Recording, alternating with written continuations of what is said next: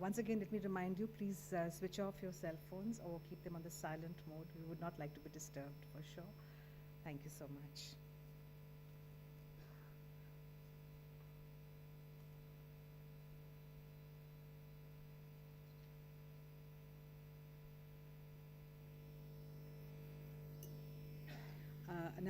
Once again, let me remind you, please switch off.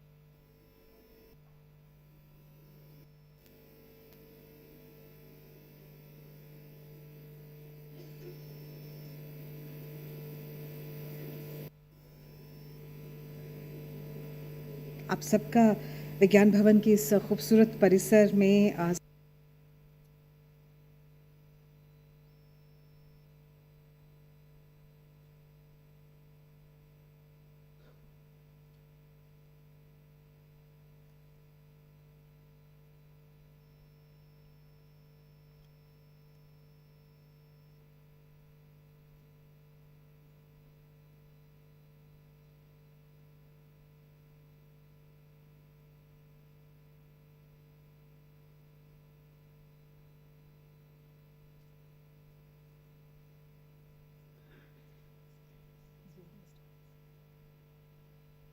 माननीय मंत्री जी अभी स्टॉल्स का दौरा कर रहे हैं and he is having a look at the stalls then he will come and sign the pledge board outside that's in written form a kind of a formality adds a bit of a spice to the programme but actually we are all here together आप लोग बहुत दूर दूर से आए हुए हैं तो एक बार फिर से आपको हम आपका स्वागत करते हैं और आज हमारा एक ही लक्ष्य है एक ही चीज़ पर मनन करेंगे कि भारत को कैसे लिम्फेटिक फाइलियाराइसिस से मुक्त कराएं तो उस पर आज पूरा दिन मनन होगा बहुत गहरी बातें होंगी और we hope that the takeaways will be useful to you and our country because at the end of the day our goal is to get take the country forward. We are now the 5th largest economy in the world. We are making great strides in many areas, many sectors, particularly economy, when other countries, particularly our neighbors, are going downhill. We are going strong.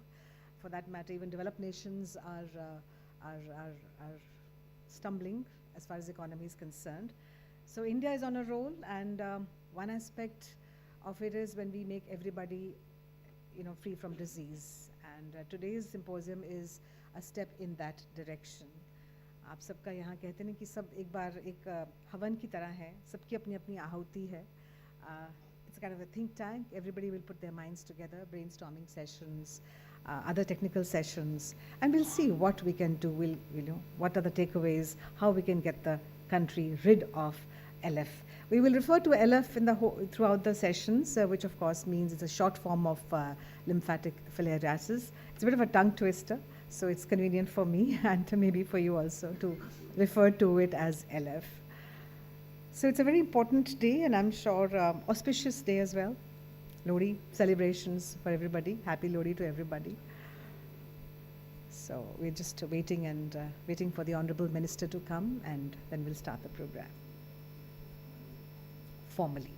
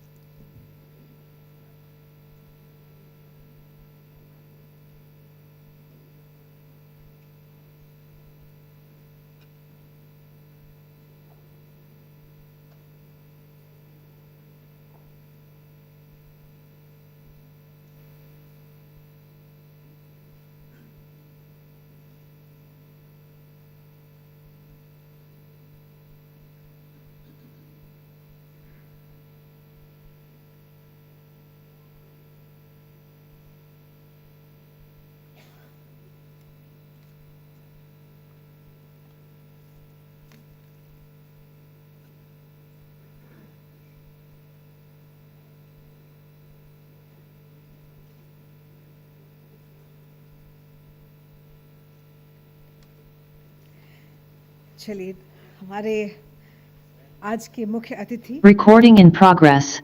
Doctor Mansukh Mandaviya, माननीय केंद्रीय स्वास्थ्य और परिवार कल्याण एवं रसायन व उर्वरक मंत्री पधार चुके हैं। जोरदार करतल ध्वनि से उनका स्वागत किया जाए।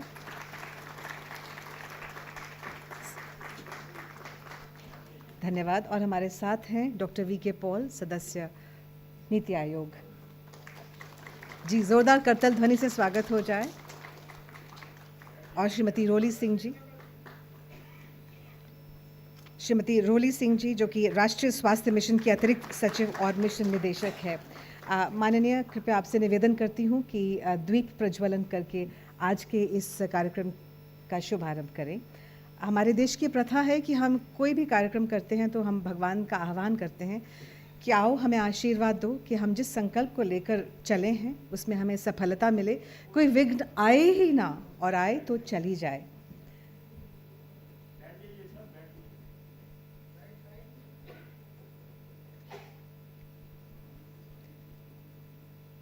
जी, द्वीप प्रज्वलित हो रहा है। हमारे मुख्य अतिथि मंत्री जी कर रहे हैं। असतो माँ सद्गमया, तमसो माँ ज्योतिर्गमया, मृत्योर्मा अमृतम गमया। ओम शांति शांति शांति ही।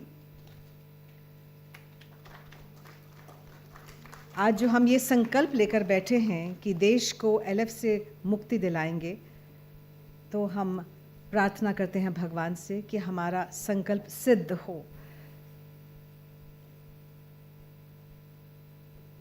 हमारे मंत्री जी और हमारे विशिष्ट अतिथि और आप सब अपना बहुत बहुमूल्य समय निकालकर यहाँ पधारे हैं, तो और भी ज़्यादा हमारी प्रार्थना दिल से है कि हमारा आज का संकल्प पूरा हो। बहुत बहुत धन्यवाद सभी अतिथिगणों का, बहुत ही धन्यवाद।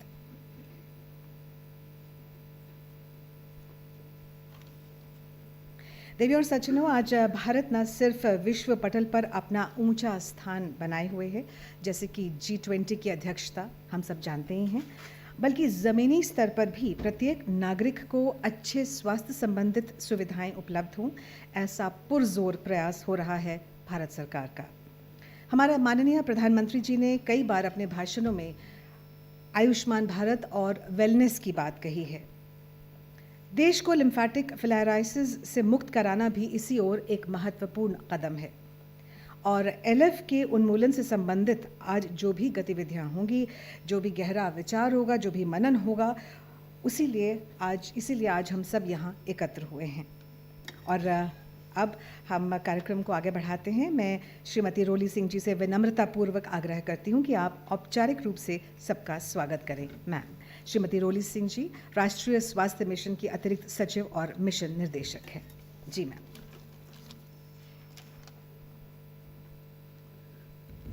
Namaskar. It's my privilege and honor to extend my sincere and heartfelt welcome and gratitude to our Honorable Union Minister of Health and Family Welfare and Chemicals and Fertilizers, Dr. Mansook Mandviya ji, on the occasion of National Symposium for Elimination of Lymphatic Filariasis. I would also like to welcome Honorable Dr. V.K. Paul, Member Niti Ayog, who has kindly agreed to grace the occasion. I would extend my sincere welcome to Shri Rajesh Bhushan ji, Secretary Health and Family Welfare, Government of India, for his gracious presence virtually. I extend my welcome to all the dignitaries present on this occasion from various ministries of Government of India, officers from ICMR, faculty of various medical colleges from the LF endemic states. I welcome the mission directors, regional directors, and all other LF warriors from the states who are fighting for the elimination of lymphatic filariasis from our country. After the last such symposium in 2019, we are again together in a watershed moment to consolidate efforts to end LF in India in line with the global goals. The objective of this national symposium today is to highlight a roadmap for India towards eliminating this disease. A revised strategy for the elimination of LF has been developed under the guidance of Honorable Minister of Health and Family Welfare, Dr. Mansook Mandviya ji, and our Secretary, Shri Rajesh Bhushan ji. The revised strategies for enhanced LF elimination comprise a 5-pronged approach. There is going to be a mission mode MDA campaign twice a year with a grand launch which are synchronized with the National Deworming Day, with a mega launch on the 10th of February this year. This is in line with the high-level advocacy which is the other pillar of the campaign that we are proposing to start from today. The Morbidity Management and Disability Prevention MMDP will be launched by ensuring availability of at least one MMDP clinic per IU in all endemic states for lymphedema care and active engagement of medical colleges. Vector control, surveillance and management through intersectoral coordination with other ministries and departments like the Ministry of Water and Sanitation, Ministry of Panchayati Raj, Department of Education, Ministry of Housing and Urban Affairs, Rural Development and the communities themselves. There will be the fifth pillar is the innovative approaches that we wish to explore, which are alternative tests for current filaria test strip and microfilaria. The detection tools that would ensure real-time reporting through the national LF dashboards. There are around 1,40,359 pending hydrocele surgeries in 2022. There would be an all-out effort to remove this backlog by the end of 2026.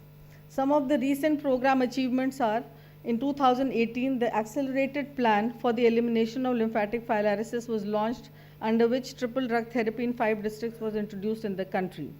In 2022, IDA has been further scaled to 33 districts with at least one round of triple drug therapy in 7 states, namely Bihar, Gujarat, Jharkhand, Karnataka, Maharashtra, Telangana, and Uttar Pradesh. The implementation unit under the program has been shifted to the block level from the current district level.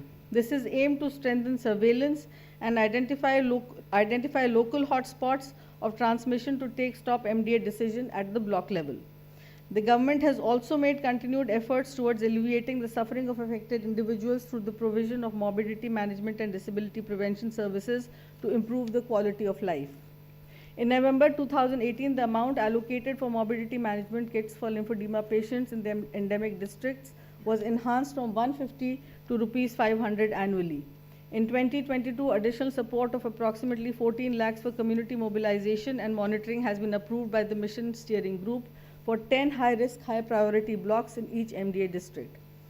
The Ayushman Bharat Pradhan Mantri Jan Arogya Yojana also has provision of rupees 5,000 and 10,000 for unilateral and bilateral hydrocelectomy, which can be utilized by the affected persons. Now, with the learnings from COVID-19 pandemic, it is time to prioritize such diseases which have no business being in developed India. It is the perfect time to focus all our financial resources towards elimination of lymphatic filariasis. As we all know, LF tends to afflict the poorer and the marginalized sections of the society. So by eradicating LF, we break the cycle of deprivation and illness, reducing poverty and thus boosting equitable growth. The revised strategy hinges upon a multi-sectoral coordination to adopt a holistic approach towards elimination. It will help improve early case detection, sustained case management, optimize use of resources, and strengthen interlinkages with sanitation, nutrition, child health, and integrated vector control. The interministerial coordination will also ensure NTD control efforts are integrated into broader public health programs and addresses challenges in reaching the end game targets of disease elimination that will eventually build an LF-free India. There is much to accomplish, sir, and there is no doubt that the journey ahead will continue to bring challenges on our path. But I'm confident that our unified action will lead us to an LF-free India by 2030. I once again welcome Honorable Minister and Dr. Vinod Paul and our Secretary and all the participants for guiding and assisting us in this endeavor. Thank you very much. Thank you, ma'am. Yes, indeed. Our Prime Minister's vision is to make this country a developed one very soon, and LF has no place in a developed nation. Very well said. Thank you very much, ma'am.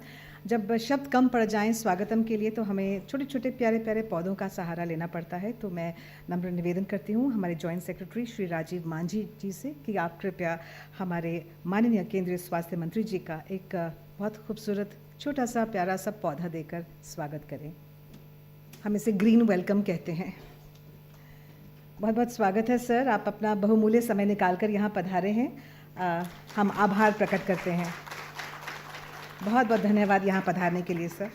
मैं doctor Nupur Roy जो कि head हैं LF की NCV BDC की, तो उनसे आपसे निवेदन करती हूँ कि आप डॉक्टर वी के पॉल का ये प्यारा सा पौधा देकर स्वागत करें.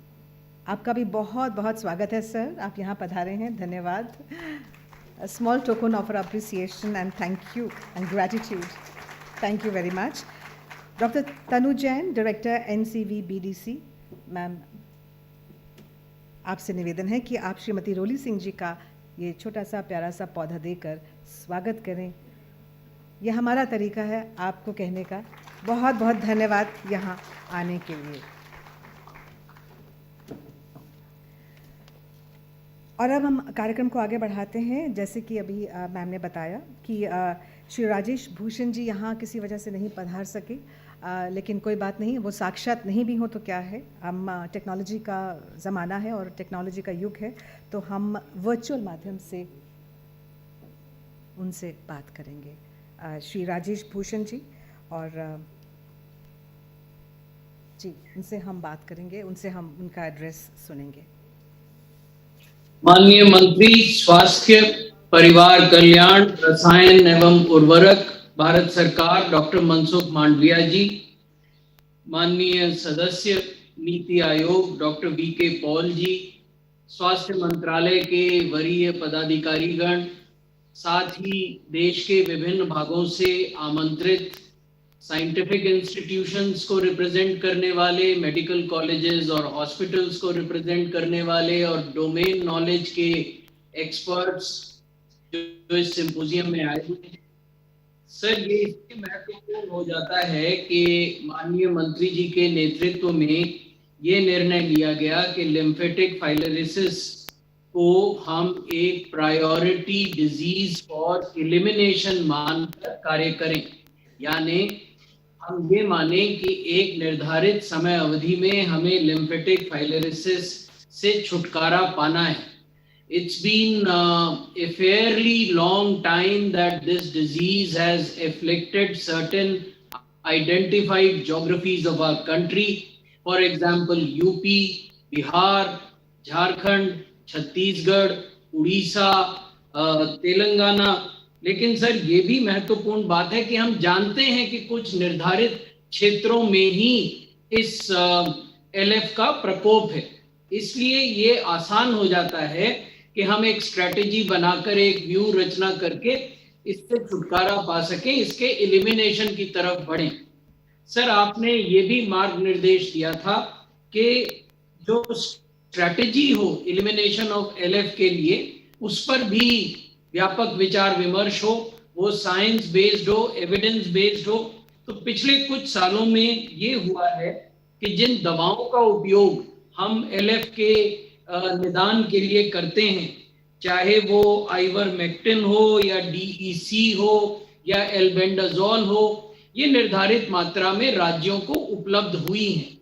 इन दवाओं के मास ड्रग एडमिनिस्ट्रेशन के लिए या इससे पहले जो क्यूलेक्स मच्छर है वो ब्रीड न करे, उसके लिए जो सर्वेलेंस और प्रिवेंशन करना है, वो मैन पावर भी राज्यों को उपलब्ध हुई है. तो दवाएं उपलब्ध हैं, मैन पावर उपलब्ध है. इसके आधार पर एक 5 pronged स्ट्रेटेजी या 5 स्तंभों पर आधारित एक नीति बनाई गई है एलएफ के एलिमिनेशन के लिए. उसका जो पहला स्तंभ है वो ये है कि बड़े पैमाने पर मास ड्रग एडमिनिस्ट्रेशन किया जाए, जो साल में 2 बार हो. दूसरा स्तंभ एक बार फरवरी में, दूसरी बार अगस्त में. दूसरा स्तंभ ये है कि जो मॉर्बिडिटी इस बीमारी की वजह से होती है उसका मैनेजमेंट, और जो डिसेबिलिटी होती है, क्योंकि इससे लिम्फोडीमा होता है, इससे हाइड्रोसील होता है, तो वो डिसेबिलिटी के मैनेजमेंट की व्यवस्था की जाए. ये दूसरा स्तंभ है. तीसरा स्तंभ है वेक्टर कंट्रोल. जैसा मैंने अभी निवेदन किया कि क्यूलेक्स मच्छर न पनपे, पानी और गंदा पानी अलग अलग जगहों पर एकत्रित न हो, उसमें जो मल्टी स्टेक होल्डर कोऑर्डिनेशन हो सकता है उस पर काम किया जाए. चौथा जो स्तंभ है वो ये है कि बहुत बड़े पैमाने पर एक हाई लेवल एडवोकेसी की जाए, जिसमें न केवल स्वास्थ्य मंत्रालय बल्कि ग्रामीण विकास मंत्रालय, पंचायती राज मंत्रालय, शिक्षा मंत्रालय, ये सब मिलकर काम करें और इनकी भी जो मैन पावर गांव के स्तर पर मौजूद है उसका भी उपयोग हम एलिमिनेशन के लिए करें. और अंतिम और जो पांचवा इसका स्तंभ है वो है इनोवेटिव अप्रोचेस को अपनाएं, नई टेक्नोलॉजी को अपनाएं, इसमें नए point of care diagnostic test हो, क्योंकि जितना जल्दी किसी बुखार के केस को हम टेस्ट करके पाएंगे कि ये एलएफ हो सकता है, उतनी जल्दी इलाज होगा और उतनी जल्दी निदान होगा। सर, हम आशा करते हैं कि आपके प्रभावी नेतृत्व में और मार्गदर्शन में हम एक समय सीमा के भीतर एलएफ के एलिमिनेशन के लक्ष्य को प्राप्त कर पाएंगे। और अब हमें, जैसा कि आपने समय समय पर निर्देश दिया है, ये जो पुरानी सोच थी जिसमें हम एलएफ को एक नेग्लेक्टेड ट्रॉपिकल डिजीज कहते थे, उस सोच से हटकर हम इसे प्रायोरिटी डिजीज फॉर एलिमिनेशन कहें। हमारे लिए ये नेग्लेक्टेड डिजीज नहीं है, वेस्टर्न वर्ल्ड के लिए हो सकता है नेग्लेक्टेड डिजीज हो, हमारे लिए ये प्रायोरिटी डिजीज फॉर एलिमिनेशन है। और आपके नेतृत्व में, आपके मार्गदर्शन में हम इस एलिमिनेशन के लक्ष्य को पाएंगे, ऐसा हमारा मानना है। मैं एक बार शुभकामनाएं देता हूं सभी डोमेन नॉलेज एक्सपर्ट्स को जो यहाँ मौजूद हैं और सभी फील्ड फंक्शनरीज को जिनकी जवाबदारी इस कार्यक्रम को इम्प्लीमेंट करने की होगी। एक बार आप सबका बहुत बहुत धन्यवाद, और माननीय मंत्री जी के मार्ग निर्देशन में हम अवश्य इस लक्ष्य को प्राप्त करेंगे, ऐसी हमारी सोच है और हमारी शुभकामनाएं हैं। धन्यवाद सर। धन्यवाद श्री राजेश भूषण जी। आप स्वास्थ्य सचिव हैं और आपने जो ये 5 स्तंभ गिनाए उससे काफ़ी क्लियर हो गया हमारा रोड मैप क्या होने वाला है। और समय समय पर प्रोजेक्ट का रिव्यू होता है और उसमें परिवर्तन लाए जाते हैं, उसकी स्ट्रैटेजी में और इम्प्रोवाइजेशन की जाती है, और वही आज हम करने जा रहे हैं। बहुत बहुत धन्यवाद सर। हमारा सौभाग्य है कि हमारे समक्ष आज डॉक्टर वी के पॉल हैं, सदस्य नीति आयोग। सर, आपसे निवेदन करती हूँ कि आप अपने विचार हमारे समक्ष रखें। जी।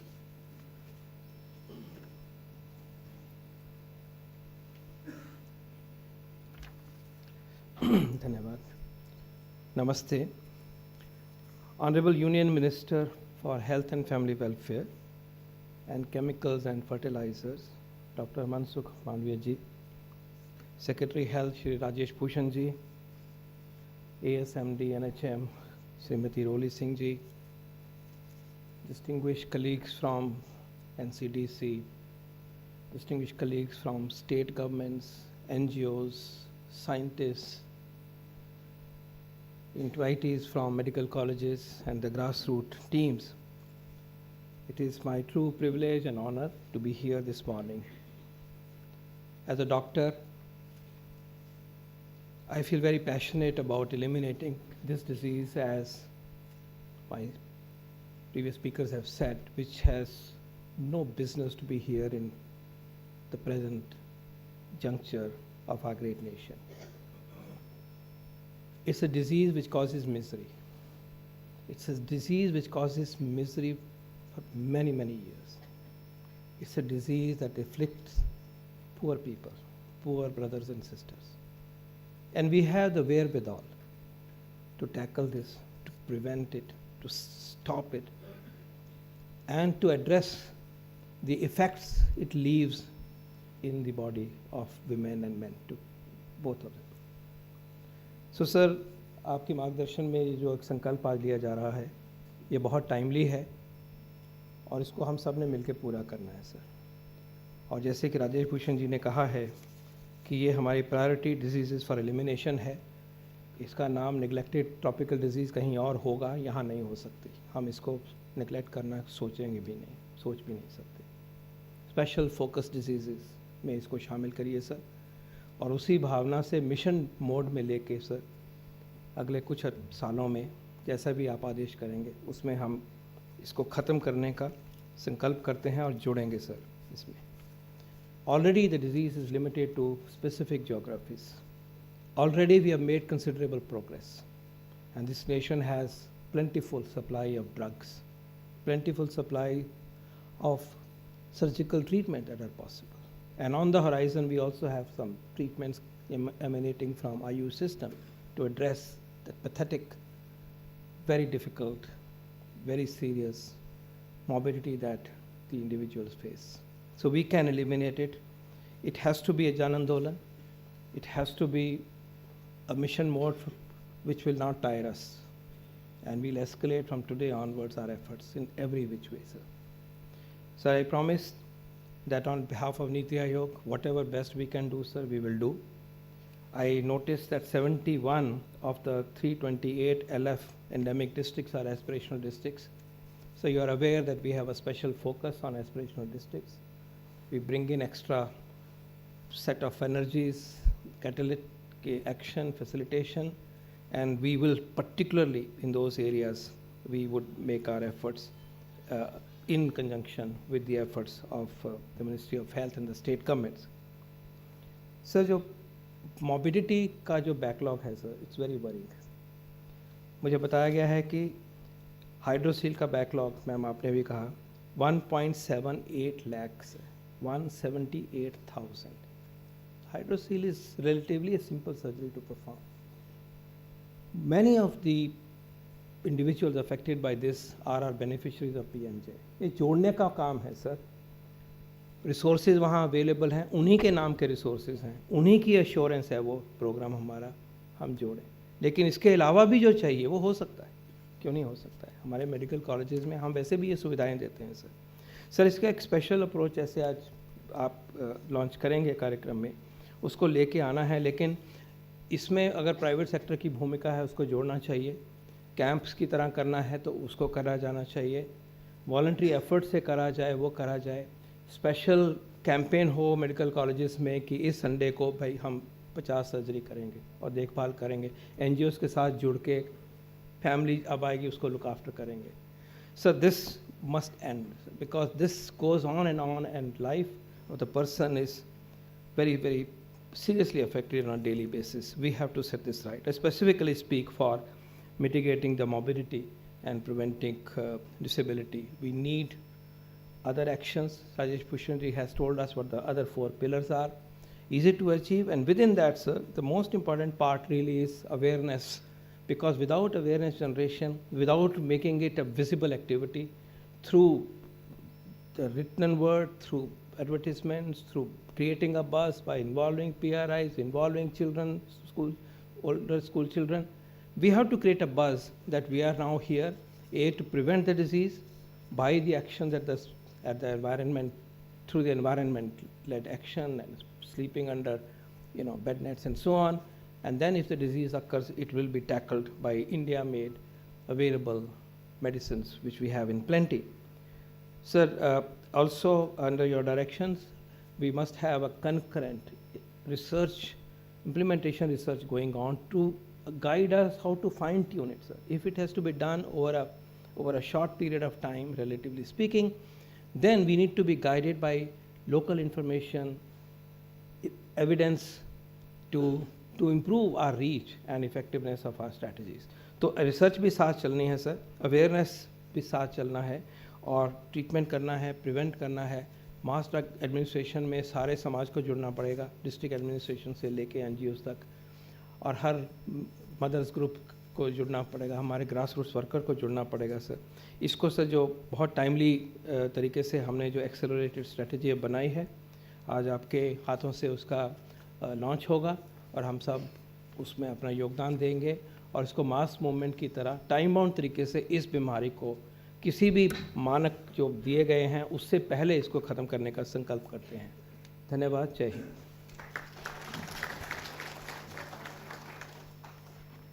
धन्यवाद सर. आपने एनजीओज़ और प्राइवेट सेक्टर के पार्टिसिपेशन की बात की, तो हम हमेशा कहते हैं कोई भी कार्य एक तरह से यज्ञ होता है, सबको अपनी अपनी आहुति देनी होती है. और we have a beautiful word, संगच्छत्वम. तो सब मिलकर जब कोई कार्य करते हैं तो वो ज़रूर सफल होता ही होता है. Thank you very much sir for your address. जैसे हमने कहा था, ये इम्प्रोवाइज्ड स्ट्रैटेजी है, रिन्यूड स्ट्रैटेजी है. तो मैं अपने माननीय केंद्रीय स्वास्थ्य मंत्री जी से निवेदन करती हूँ कि आप कर कमलों द्वारा आज की इस नई स्ट्रैटेजी, जिसे हमने एक ब्लैक एंड वाइट का रूप दिया है, फोल्डर में रखा है, उसका विमोचन करें. तो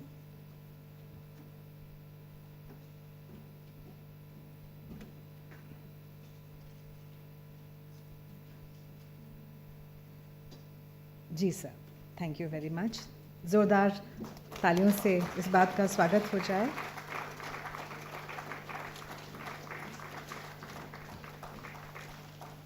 इस फोल्डर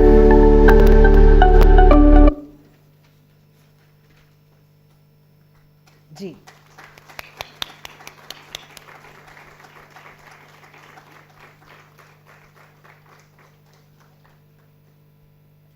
इसमें हमारी नई स्ट्रैटेजी बंधी हुई है और उम्मीद करते हैं कि हमें पूर्ण रूप से सफलता प्राप्त होगी।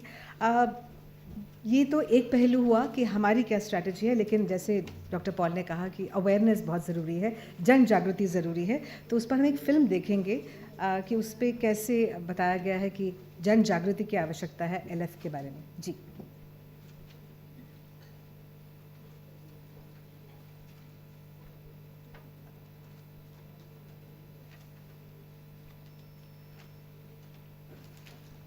अगर लोगों को जागृत कर लिया जाए तो कहते हैं कि वो आधा काम तो हो ही गया। तो हम देखेंगे कि किस तरह हम एक वीडियो फिल्म के माध्यम से लोगों में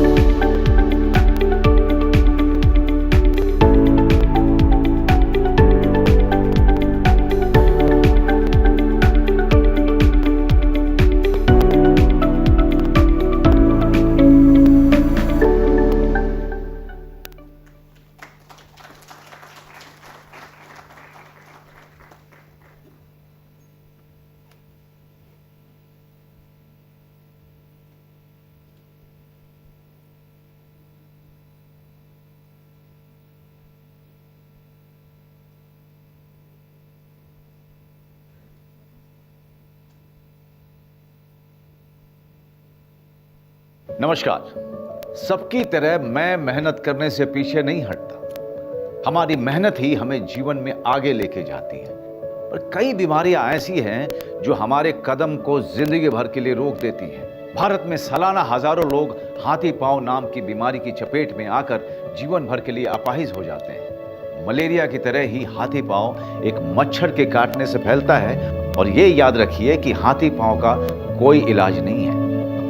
गांव, शहर, अमीर, गरीब, हर जात और धर्म की रेखा पार कर किसी को भी अपनी जकड़ में ले सकता है हाथी पांव।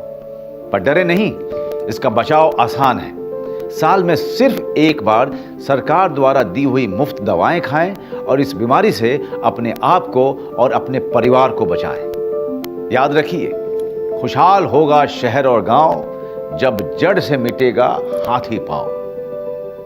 10 फरवरी को हाथी पांव से बचाव की दवा अवश्य खाएं। अपने आप को और अपने परिवार को इस दर्दनाक बीमारी से बचाएं। स्वास्थ्य एवं परिवार कल्याण मंत्रालय, भारत सरकार द्वारा जनहित में जारी। That was short and sweet. और अब बात करते हैं, कुछ शब्द बतलाते हैं अपने मुख्य अतिथि डॉक्टर मनसुख मांडविया जी के बारे में, जो कि स्वास्थ्य व परिवार कल्याण एवं रसायन व उर्वरक मंत्री हैं, केंद्रीय मंत्री हैं। माननीय आप यहाँ उपस्थित हैं, बहुत बहुत आभार प्रकट करते हैं एक बार फिर से। हम जानते हैं कि आप हमेशा कर्मठ रहे हैं, जनता के बीच जाकर जनता की भलाई के लिए आपने बहुत कुछ किया है। आपने कई पदयात्राएं भी निकाली हैं, आपने इतना काम किया है, उसे पूरे विश्व में सराहा गया है। उसके लिए यूनिसेफ ने भी आपको सम्मानित किया है और हमें ये बतलाते हुए गर्व भी हो रहा है और हर्ष भी। तो इस आपके आने से इस कार्यक्रम की शोभा यकीनन बड़ी है। तो मैं अब नम्र निवेदन करती हूँ डॉक्टर मनसुख मांडविया जी से कि आप यहाँ हम सबको अपने आशीर्वचनों से प्रेरित करें। जी आइए।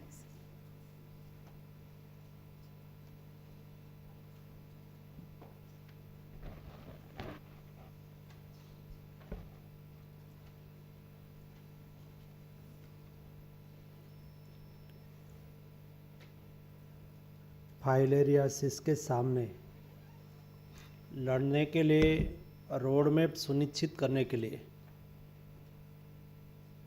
आप लोग आज जब एकत्रित हुए हैं, तब इस कार्यक्रम में उपस्थित हमारे नीति आयोग के मेंबर डॉक्टर पॉल साहब,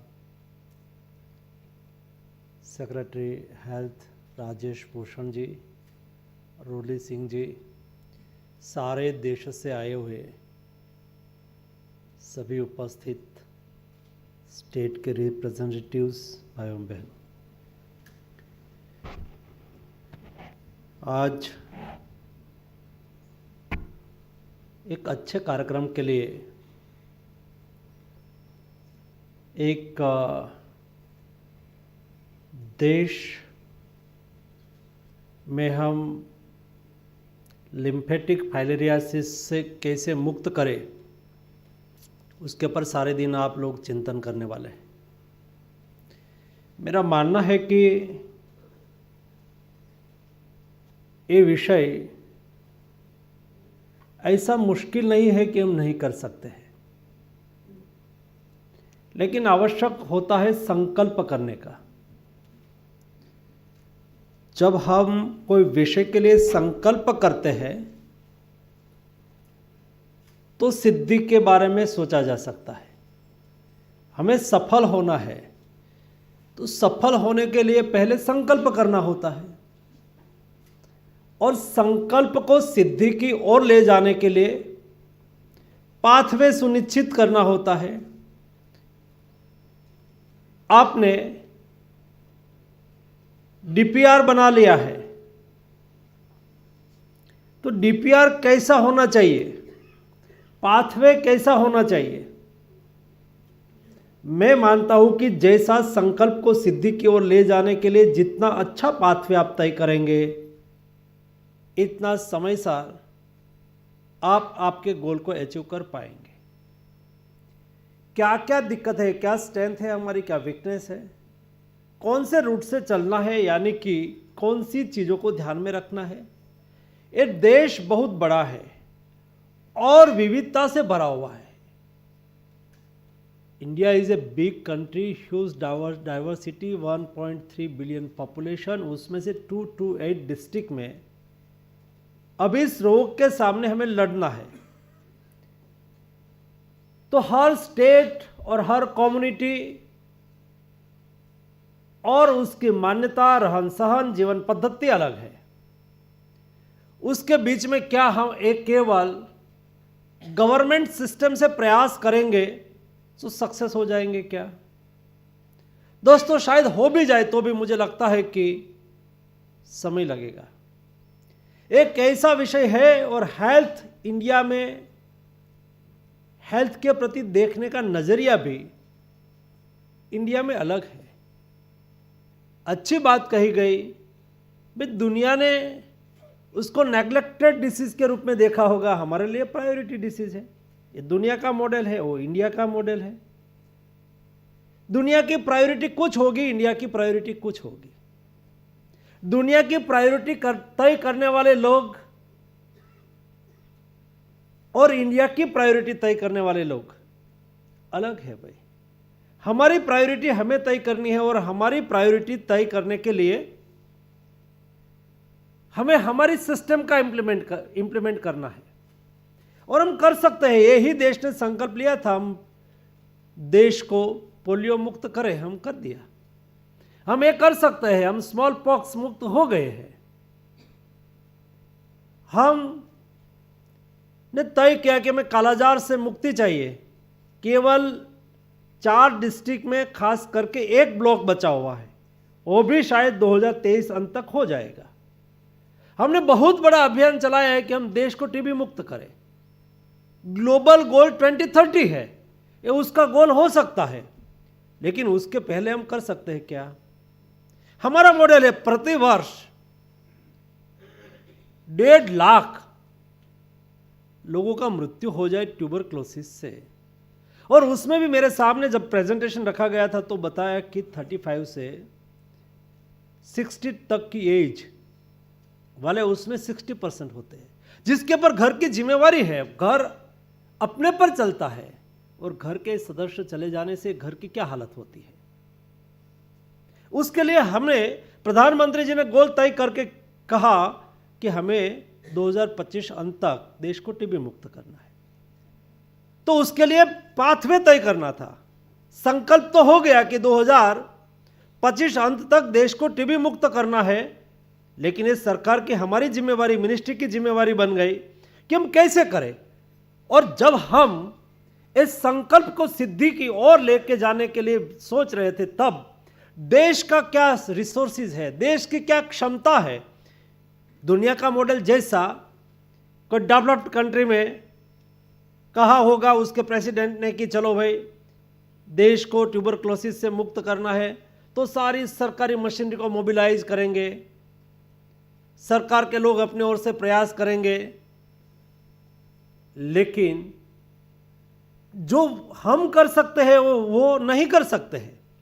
हमारे यहाँ हेल्थ के प्रति देखने का अप्रोच सेवा है, और इसलिए जब टीबी मुक्त भारत का अभियान हमने चालू किया और निक्षय 2.0 वर्जन हमने लॉन्च किया, उस वक्त हम लोगों ने पाथवे तय किया कि क्या हम लोग भागीदारी उसमें शामिल नहीं कर सकते हैं। मैंने बात राष्ट्रपति जी को जाके कही। मैंने कहा कि राष्ट्रपति महोदया जी, आपको राष्ट्रपति बनने के बाद एक पहला पुण्य का काम करना है। उन्होंने मुझे कहा क्या? मैंने कहा कि आपको आह्वान करना है और मुझे निक्षय 2.0 निक्षय मित्र योजना लॉन्च करनी है, जिसमें लोक भागीदारी के द्वारा हम देश को टीबी मुक्त करें। लोक भागीदारी कैसी? जो व्यक्ति टीबी पॉजिटिव पाए जाए, सरकारी मशीनरी पेशेंट तो आइडेंटिफाई कर लेती है, लेकिन पेशेंट ट्रीटमेंट नहीं लेता है, बीच में से छोड़ देता है। गरीबी और टीबी के साथ गहरा संबंध है। जहाँ न्यूट्रिएंट डिफिशियंसी होती है, टीबी उसको जल्दी लग जाता है। ऐसी स्थिति में क्या हम उसको न्यूट्रिएंट फूड दें? एक अच्छी किट हर महीने 6 महीने तक उसको 600-700 रुपीज़ की किट बना के हम उसके घर पे पहुंचाए। दोस्तों, मुझे कहते हुए खुशी हो रही है कि राष्ट्रपति महोदया ने आह्वान किया, केवल 15 दिन में 44,000 लोग इंडिविजुअल के रूप में, एनजीओ के रूप में, कॉरपोरेट सेक्टर के रूप में सब लोग आगे आए। 44,000 12 लाख टीबी पेशेंट को गोद ले लिया।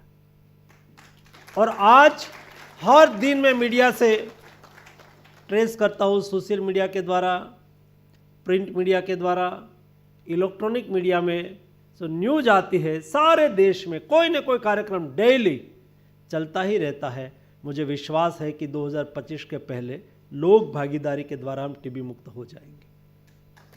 दोस्तों, ये लिम्फेटिक फाइलेरियासिस का परिघ उससे कम है, उसको तो हम आसानी से कर सकते हैं। उसमें एनजीओ को हम साथ में ले सकते हैं क्या? मैं जब छोटा था और गांव में प्राइमरी स्कूल में पढ़ता था, तो ऐसे कोई कैंपेन चलाना था तो शिक्षक हमें प्रोत्साहित करते थे और हम गांव में प्रभात फेरी निकालते थे। हमें जो पैम्फलेट देते थे और हमारे टीचर हमें कहते थे कि आपको घर पे जाके आपके परिवार के सदस्यों के सामने पढ़ना है। और मुझे पता है ऐसा कई अभियान में स्कूल के बच्चे, स्टूडेंट शामिल हो जाते थे और उसके व्यापक पब्लिक अवेयरनेस होती थी। एनजीओ के रूप में गांव की जनता को मोबिलाइज करके सरकारी मशीनरी की एक टिपिकल लैंग्वेज होती है। दोस्तों, हमें उससे बाहर आना होगा। लोकल जनता की लैंग्वेज में जनता को बताना होगा। वहां जाके आप कहेंगे कि हम वेक्टर बोर्न के लिए वेक्टर बोर्न कंट्रोल के लिए काम कर रहे हैं। क्या वेक्टर? वो कहाँ जानता है वेक्टर? उसको कहना पड़ेगा कि भाई मच्छर है, वो काटेंगे तो ये डिसीज हो जाएंगे। और मच्छर नाबूदी के लिए आपके यहाँ जो स्प्रे करने के लिए लोग आएंगे, उसको सहयोग करना है। आपके घर में स्वच्छता रखनी है, कूड़े कचरे में पानी ना भरे रहे, वो देखना है। उनकी लैंग्वेज में हमें बात करनी होगी। कौन करेंगे? मैं मानता हूं कि हमारी जिम्मेवारी है कि हम ऐसे कई छोटे छोटे छोटे ग्रुप को मोबिलाइज करें, तैयार करें, गांव गांव तक तैयार करें, उसको एजुकेट करें, सिखाएं। जनता को आप सीधा सिखाने के लिए जाएंगे, देर लगेगी, समय लगेगा, लेकिन जब जनता के लोग ही जनता के बीच में बोलेंगे तब उसका आउटपुट बढ़ जाता है। गांव के सरपंच कोई बात करेंगे, गांव के मुखिया कोई बात करेंगे, उसका एक्सेप्शन, उसकी स्वीकृति आप कोई बात करेंगे उससे ज्यादा होगी। हम ऐसे ग्रुप, समूह, जुट, संस्थाएं, एनजीओ, स्कूल, कॉलेज, उसको साथ में ले सकते हैं क्या? मुझे लगता है कि उसको पार्टनर करना चाहिए। दोस्तों, मेडिकल कॉलेज हर डिस्ट्रिक्ट में है। जो पैसिफिक 228 डिस्ट्रिक्ट जहां फाइलेरियासिस है, वहां की मेडिकल कॉलेज को हम कैसे साथ में जोड़ें?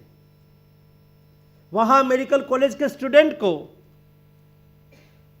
हम 4-5-6 गांव में क्यों न लगाए? हमारा हेल्थ एंड वेलनेस सेंटर के द्वारा, एक हेल्थ एंड वेलनेस सेंटर में 5 से 6 हजार पॉपुलेशन होता है, उसको स्ट्रेंथन करके मेडिकल कॉलेज को उसके साथ लगाए और medical college to health and wellness centre and health and wellness centre to public mobilisation. ये रास्ता सरल होगा।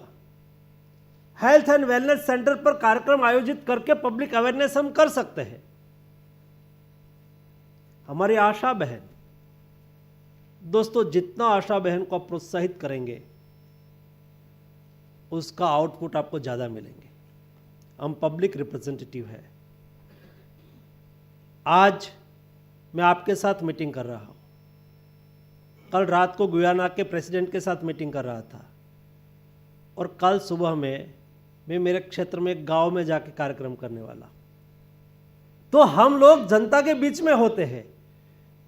जनता से हमें वोट चाहिए, इसलिए जनता की भाषा हमें समझनी होती है, उसकी डिमांड और उसकी रिक्वायरमेंट और उसकी कार्यशैली और उसकी समस्याएं भली भांति हमारे संज्ञान में होती है।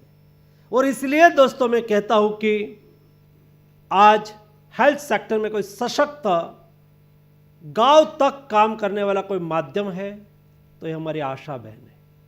उसकी ताकत है गांव में। 1000 पॉपुलेशन पर एक आशा बहन, कोई इतनी ताकत से किसी को नहीं जानते होंगे। मुझे पूरा पता है कि एक आशा बहन 250 फैमिली, 1000 पॉपुलेशन यानी कि 250 फैमिली को वो भली भांति जानते हैं कौन सी फैमिली में क्या डिसीज है, कौन सी महिला को क्या समस्या है, और सभी को नहीं बताएंगे, आशा बहन को बता देंगे।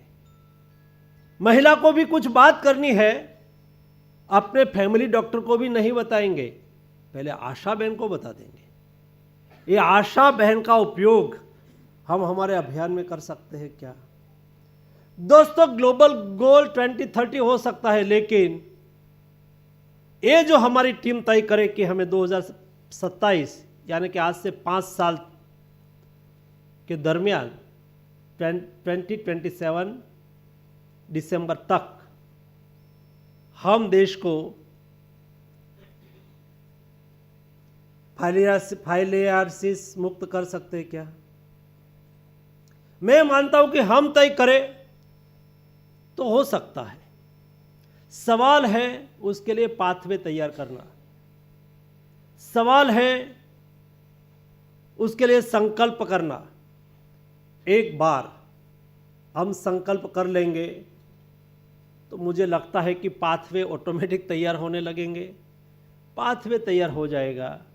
आपको कोई डेस्टिनेशन तक जाना है तो गाड़ी आ जाएगी, कौन से रूट से जाना है तय हो जाएंगे।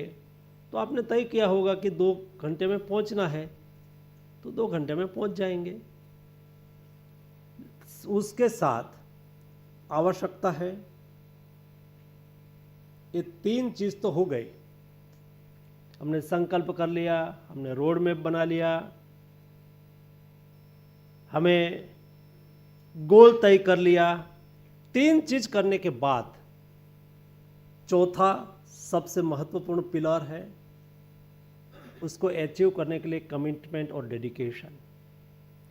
दोस्तों कोई भी संकल्प करो सिद्धि की ओर ले जाने के लिए, उसमें हमारा कमिटमेंट और डेडिकेशन होना चाहिए।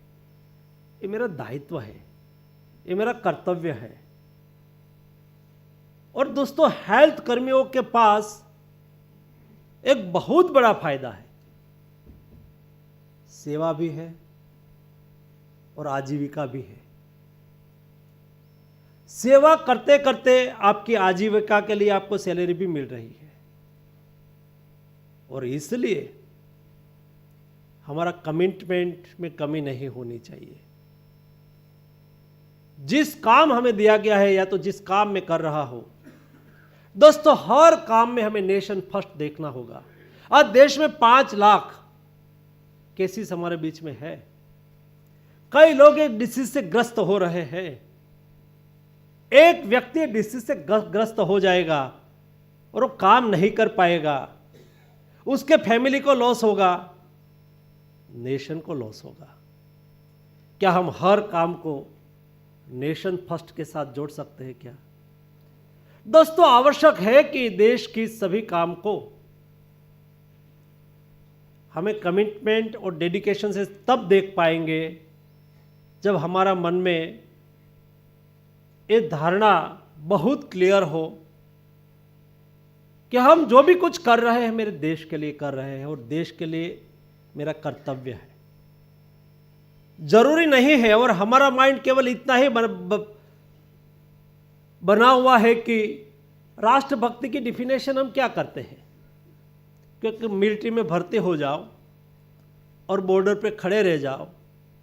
दोस्तों ये राष्ट्रभक्ति की एक परिभाषा है, लेकिन हर व्यक्ति अपने जगह पे नेशन के प्रति अपना कर्तव्य अदा कर सकते हैं, राष्ट्रभक्ति कर सकते हैं। एक सामान्य नागरिक भी देश के प्रति अपना दायित्व अदा कर सकते हैं। जब हम देश के एक रिस्पॉन्सिबल सिटीजन के रूप में बिहेवियर करें, मैं मिनिस्टर हूं, मेरा दायित्व है कि मुझे जो दायित्व मिला है मेरे लेवल में मैं कैसे पूरा करूं, प्रायोरिटी तय करके। और इसलिए दोस्तों यहां मेरा अफसर बैठे हुए हैं, 9:30 को मैं ऑफिस अटेंड करता हूं, रात को 9:30 के पहले जाता नहीं हूं, मेरा कर्तव्य है। मैं कभी लंच करने के लिए बंगलोज पर नहीं गया, मेरा कर्तव्य है। मोदी जी ने अपनी जिंदगी में, मैं इतने साल से उसके साथ काम कर रहा हूं दोस्तों, बहुत गुजरात में मैंने मोदी जी के साथ काम किया, यहाँ उसके मंत्रिमंडल में सरकार बनी, तब से मोदी 1 मोदी 2 में मैं मंत्री रहा। दोस्तों अपने जीवन में कभी छुट्टी नहीं ली है, और अपना माता जी का देहांत होने के बाद उन्होंने कैसे अपना दायित्व अदा करके फिर नेशन के प्रति अपना दायित्व चालू किया, आपने देखा होगा। मैं मानता हूं कि ये हमारा दायित्व है, हमारी जिम्मेवारी है, नेशन के प्रति हमारी रिस्पॉन्सिबिलिटी है। और दोस्तों मैं ये भी मानता हूं कि कोई व्यक्ति कमिटमेंट और डेडिकेशन को छोड़ देता है ना, कमिटमेंट से काम नहीं करेंगे, जिस पोजीशन पर आप हैं, 1 साल 2 साल 3 साल ट्रांसफर हो गई, दोस्तों 3 साल के बाद और कोई दूसरा आएगा तो आपने कमिटमेंट से काम नहीं किया, तब तक वो काम थोड़ा प्रभावित होगा, फिर चलने लगेंगे, उसकी गति थोड़ी रुक के चलेगी, काम को थोड़ा नुकसान होगा। लेकिन जब व्यक्ति का कमिटमेंट और डेडिकेशन खत्म होता है, तब लापरवाही चालू होती है। और लापरवाही मतलब हम नहीं करेंगे तो भी हमें क्या फ़र्क पड़ता है, हमारी कहाँ कोई सैलरी काटेंगे, ये भाव बन जाता है, तब आप लापरवाह बन जाते हैं। लापरवाह बन जाते हैं तो आपका कमिटमेंट खत्म हो जाता है। उसकी नेगेटिव इफेक्ट ये आती है, व्यवस्था को तो नुकसान होगा ही होगा, लेकिन एक बार आप अपने काम के प्रति, दायित्व के प्रति आपका कमिटमेंट छूट जाएगा, या आपका जीवन की आदत बन जाएगी, तो आपके स्वयं के प्रति भी आपका कमिटमेंट खत्म हो जाएगा और आपका जीवन बर्बाद हो जाएगा, व्यक्ति अपने जीवन में फेल हो जाएगी। इसलिए सफलता के लिए, स्वयं के लिए भी आवश्यक है कि हम हमारे जीवन के प्रति भी, कार्य के प्रति भी, नेशन के प्रति भी कमिटमेंट रहे, उसमें से ही आउटपुट निकलेगा। सजा से किसी को आप पनिश कर देंगे, किसी के सामने एक्शन कर लेंगे, दोस्तों it's not solution. Solution is that commitment and dedication.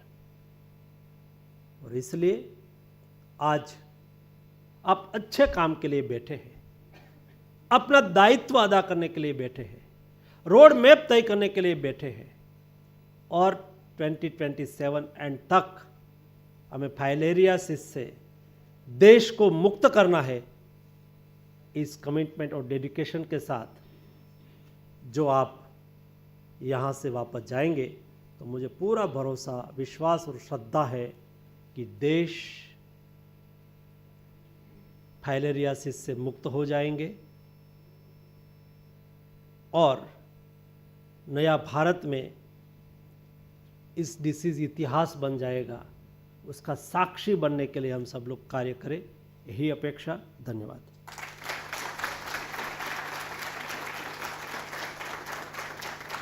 बहुत बहुत धन्यवाद सर.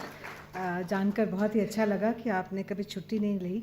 हमें इतना तो मालूम था कि कोविड के समय आपने बहुत बहुत मेहनत की और बहुत लोगों को आपने बचाया.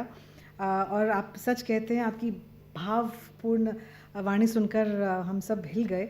आपने सच कहा कि जब संकल्प एक सात्विक माहौल में होता है, सात्विकता के साथ जिया जाता है, पुरुषार्थ उसमें डालते हैं, तो वो सिद्ध होता ही होता है. उसमें कोई दो राय नहीं. आप खुद इसका एक जीता जाता उदाहरण हैं. बहुत बहुत धन्यवाद सर. हम बहुत ही प्रेरित हुए आपको सुनकर, और आपकी बातें सुनकर मैं मजबूर हूँ दो लाइनें कहने की. कल ही हमने स्वामी विवेकानंद जी की 12th बर्थ एनिवर्सरी मनाई थी कल के दिन. तो उन्होंने कहा था, एंड आई कोट, पीछे की ओर देखने की आवश्यकता नहीं है, आगे बढ़ो. अनंत शक्ति, अनंत उत्साह, अनंत साहस तथा अनंत धैर्य चाहिए, तब कहीं महान कार्य संपन्न होता है. अनकोट. तो इन्हीं शब्दों के साथ अब मैं आगे डॉक्टर तनु जैन, जो कि निर्देशक हैं NCV BDC की, आपसे निवेदन करती हूँ मैम कि कृपया धन्यवाद प्रस्ताव रखें. जी मैम. नमस्कार. फाइलेरिया उन्मूलन की दिशा देने हेतु आयोजित इस राष्ट्रीय संगोष्ठी में माननीय स्वास्थ्य एवं परिवार कल्याण और रसायन एवं उर्वरक मंत्री भारत सरकार डॉक्टर मनसुख मंडाविया जी का हम बहुत बहुत हृदय से आभार व्यक्त करते हैं. सर, आपने अपना बहुमूल्य समय और इस बैठक की अध्यक्षता करने के लिए जो सहमति प्रदान की, उससे हम बहुत ही प्रोत्साहित हैं सर.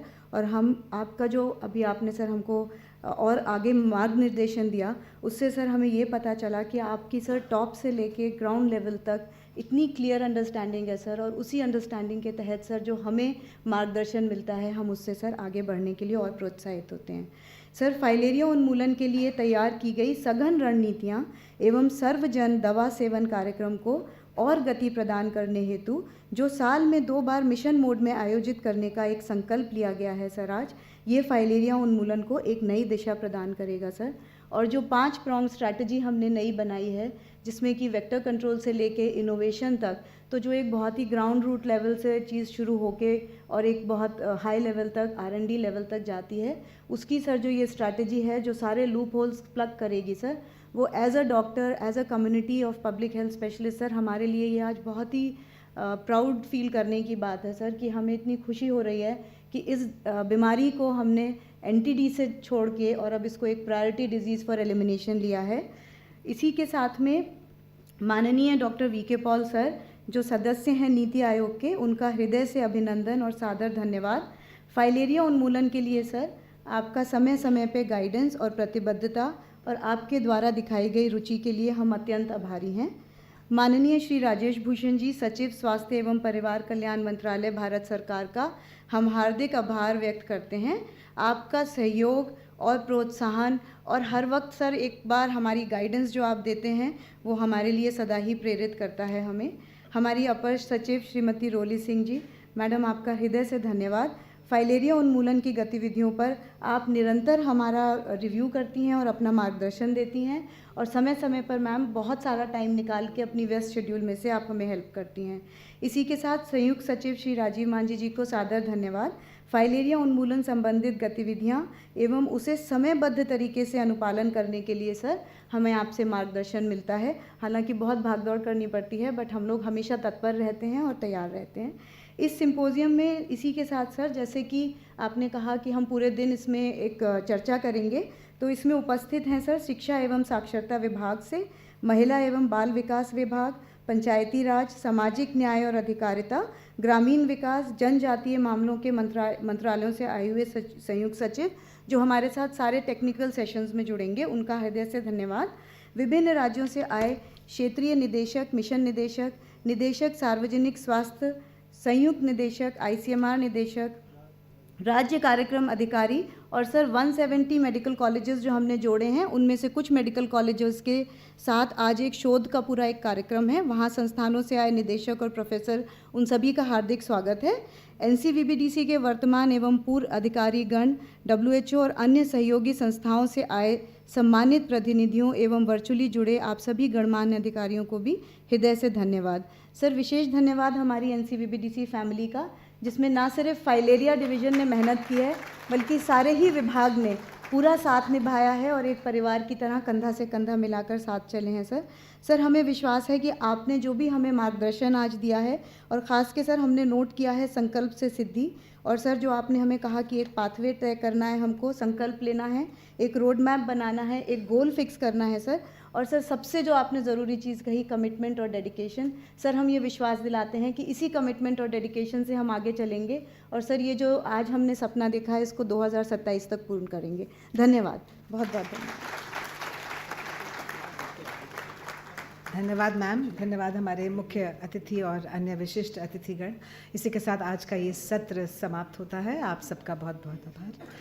यहाँ आप सबके लिए जलपान की व्यवस्था है, तो एट्रियम ग्राउंड फ्लोर में एट्रियम में आप कुछ चाय वगैरह ले सकते हैं, चाय नाश्ता। हाँ, बाहर एक प्लेज का बोर्ड है, प्लेज सिग्नेचर का बोर्ड है, जिसमें लिखा है कि हम देश को LF से मुक्त कराएंगे, तो वहाँ पर आप अपना साइन कर सकते हैं, और एक तरह से एक वो कहते हैं जो मन में जो भाव है उसको एक रूप रेखा दे सकते हैं। तो वापस हम यहाँ 11:15 बजे एकत्र होंगे। वक्त थोड़ा कम है, लेकिन माफ़ कीजिएगा। तो जलपान करने के बाद 11:15 बजे हम यहाँ फिर से एकत्र होंगे। धन्यवाद। ग्राउंड फ्लोर पर एट्रियम हॉल में जलपान की व्यवस्था है। नमस्कार।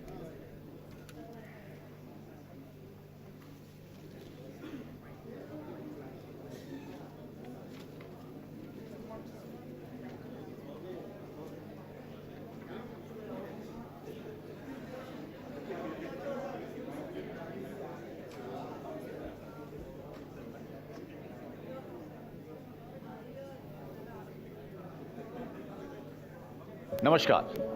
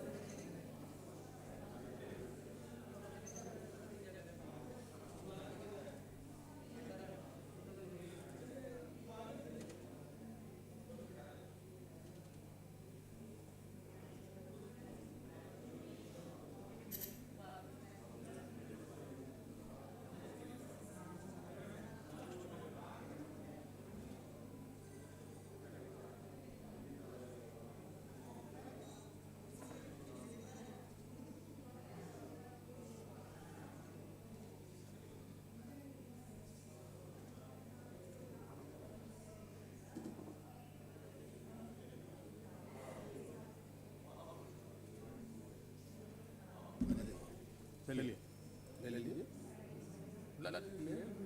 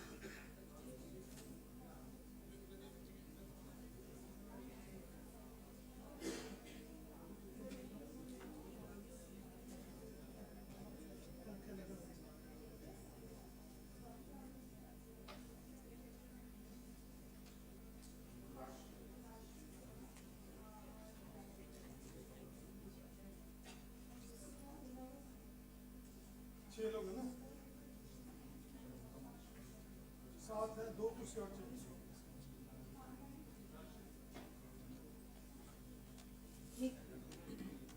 अब ये वाली यूज कर सकते हैं क्योंकि अभी मैं कह के नीचे उतर सकती हूँ, जगह नहीं है। हालांकि ये थोड़ी अलग है देखने में।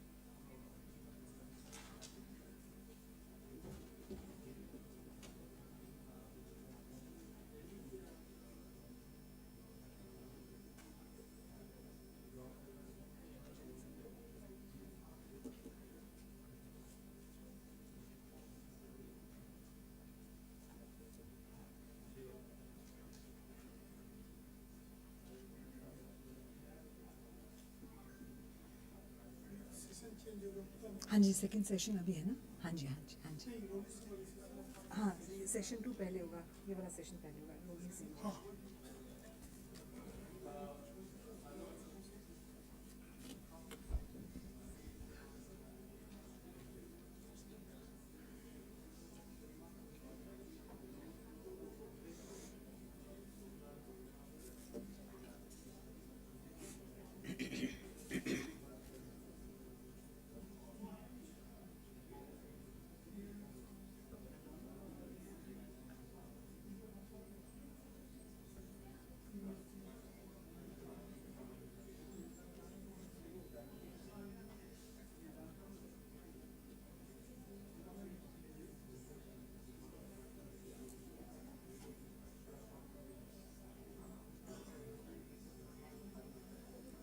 Yes, ma'am.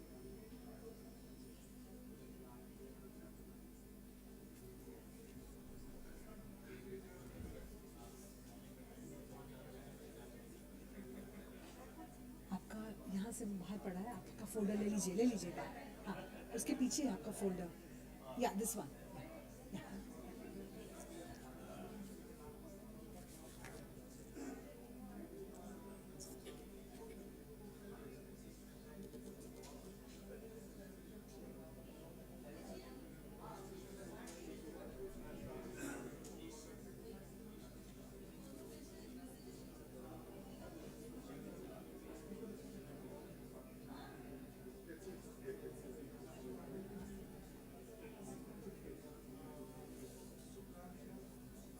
Yes. All right, shall I announce? Yeah. Okay. Welcome back again, friends. I just want to check if our panelists are here. Shri Sukhlal Meena ji. Shri Sukhlal Meena ji, are you here? Shrimati Prachi Pandey ji, are you here? Shrimati Prachi Pandey ji, are you here? Shrimati Sangeeta Gupta ji, are you here? No, none of them here. Shrimati Rajshri Das ji. All right, great. Dr. Kyla Lazerson. Okay, hi. Great. All right. Yeah. Shri Suklal Meena ji.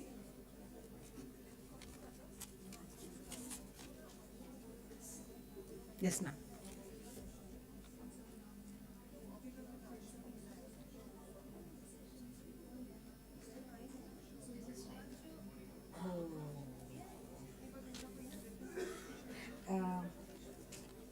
She just came and said this is session.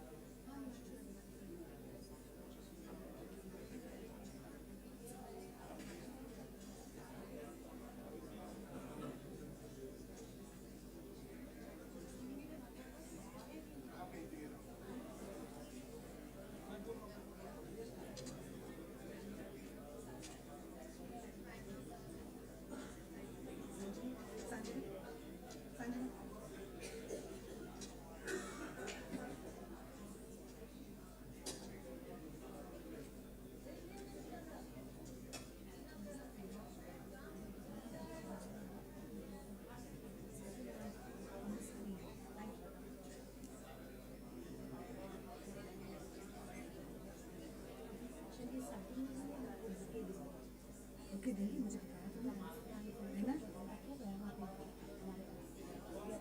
नहीं, पूछ लो कि देने हैं panelist आखिर में देना।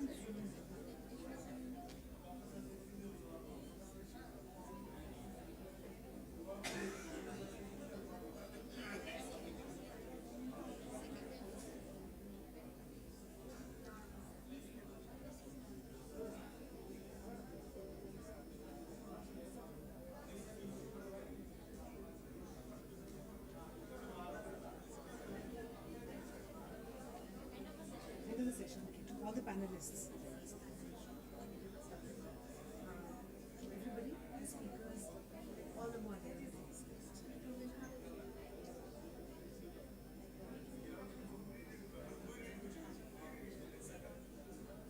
आप ही दे देना, नहीं? किसी से पक्का कर लीजिए, संजना ने सब कौन देगी?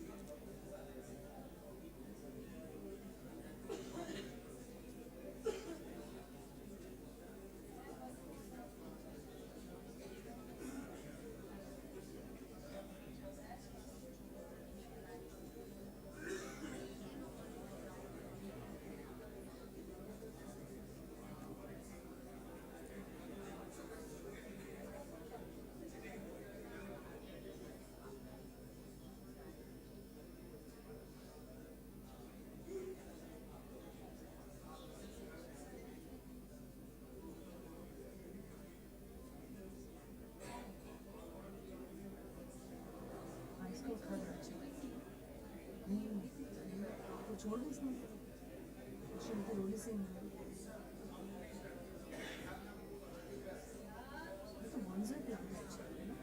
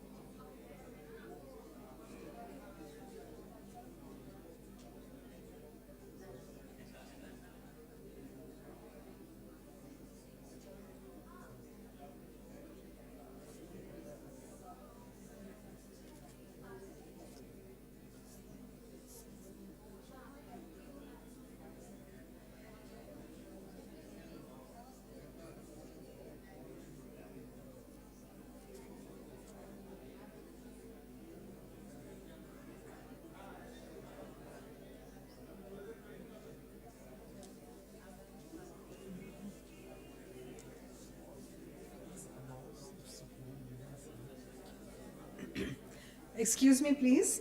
Is Mr. Sukhlal Meenaji here? I want to find out. Mr. Sukhlal Meenaji, are you here in the audience? No? Okay.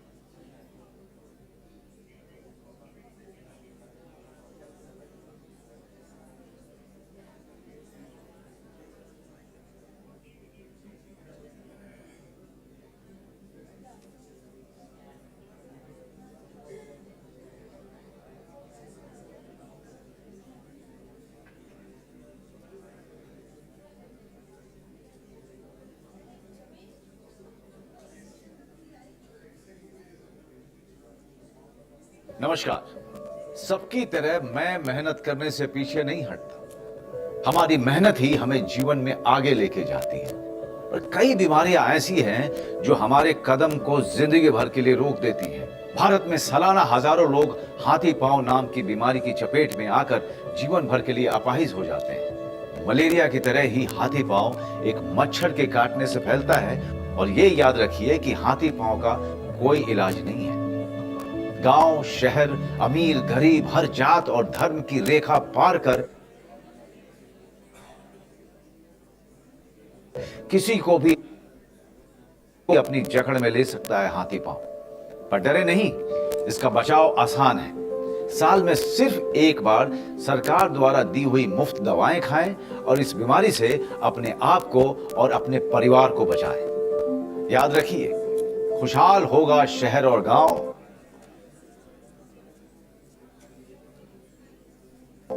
जब जड़ से मिटेगा हाथी पांव। 10 फरवरी को हाथी पांव से बचाव की दवा अवश्य खाएं। अपने आप को और अपने परिवार को इस दर्दनाक बीमारी से बचाएं। स्वास्थ्य एवं परिवार कल्याण मंत्रालय, भारत सरकार द्वारा जनहित में जारी।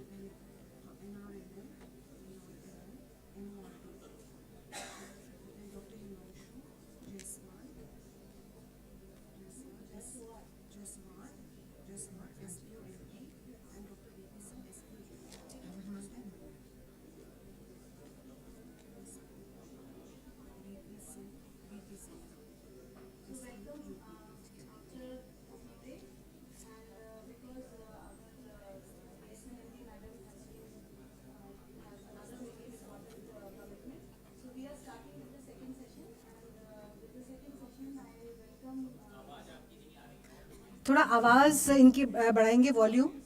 Yeah, I think better. थोड़ा नीचे था तो इसकी वजह से शायद नहीं आ रही थी. So I welcome Ms. Roly Singh, who's ASNMD and Mission Director for National Health Mission in the Ministry of Health and Family Welfare, and under her able, dynamic, and a very mature and very core ma'am understanding के साथ जो आप हमें guide करते हैं. So with that we have planned this session as a multi-sectoral action for elimination of lymphatic filariasis, and if you all will be. We had a session before to familiarize everyone with the national program, but because of this, I will just say a brief background of the program. You are all aware of it. You are all working in the field.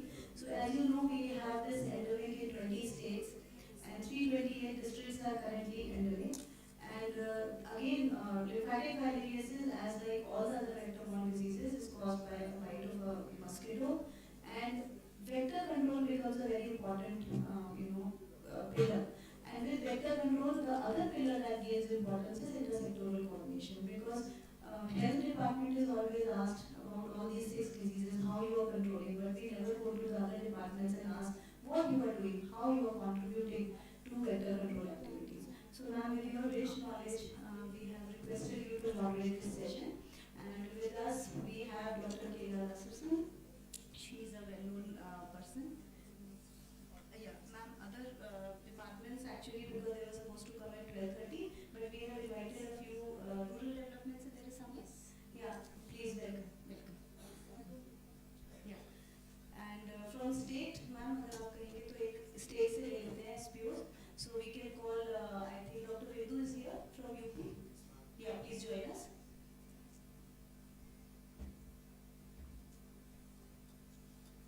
please join us.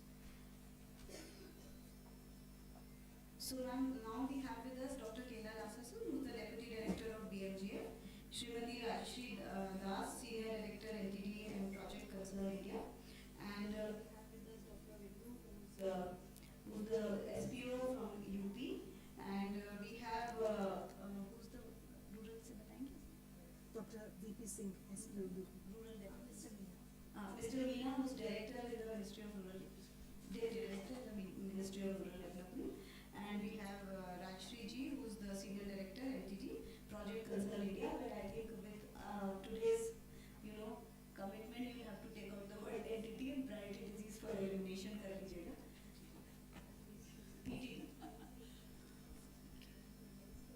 Thank you very much, Tanu.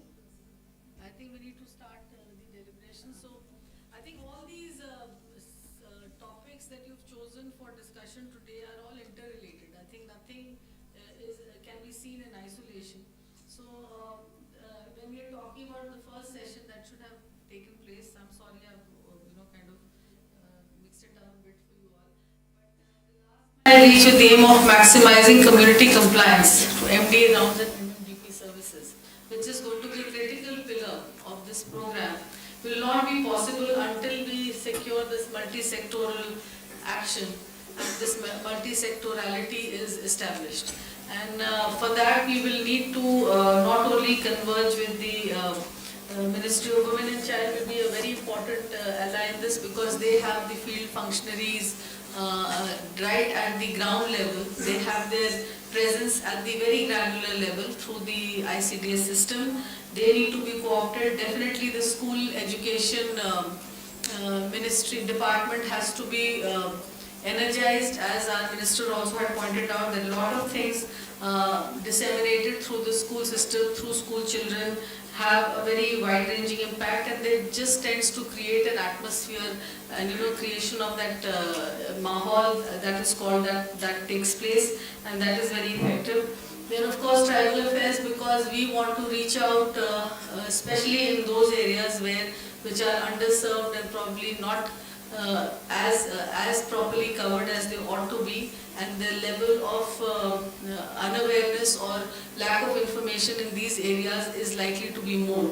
So how do we co-opt the efforts of the ministries like tribal affairs, and how can they help us reach out better? Then of course we will have to we look forward to support from our various development partners. So I would like to start this discussion by requesting Dr. Kela Larsensen to give her views on this. She's from the BMGF. She's Deputy Director BMG. Thank you so much. You can hear me? Okay, great. Thank you so much for the opportunity to be here. And this is a really exciting day and launch of a really important program. And I was really excited today to hear kind of the priority disease framing versus neglected tropical disease, because clearly LF and VL, Kala-Azar are really a priority for the Indian government. So, working with NTDs and multi-sectoral convergence is of course very important, and India has a long history of doing this. I think in polio, one of the key factors in success of polio elimination from India was the multi-sectoral convergence between government sector, non-government sector, the community, academic institutions, philanthropy, etc. And so it was really a multi-sectoral action plan that led to polio elimination. And we saw the very same thing with COVID, that intersectoral convergence for testing scale-up, response, reporting, vaccine development, and vaccine deployment. So it's clear that India can do this also with lymphatic filariasis. It is already doing it with lymphatic filariasis, but can do more. And I think all the different ministries that are here today and are here as part of this story really can contribute so that a child or a person is treated, that care is provided for those who have the disease, diagnosis is done in the right way, and ultimately leading to universal health care for everybody through this multi-sectoral convergence for NTDs or priority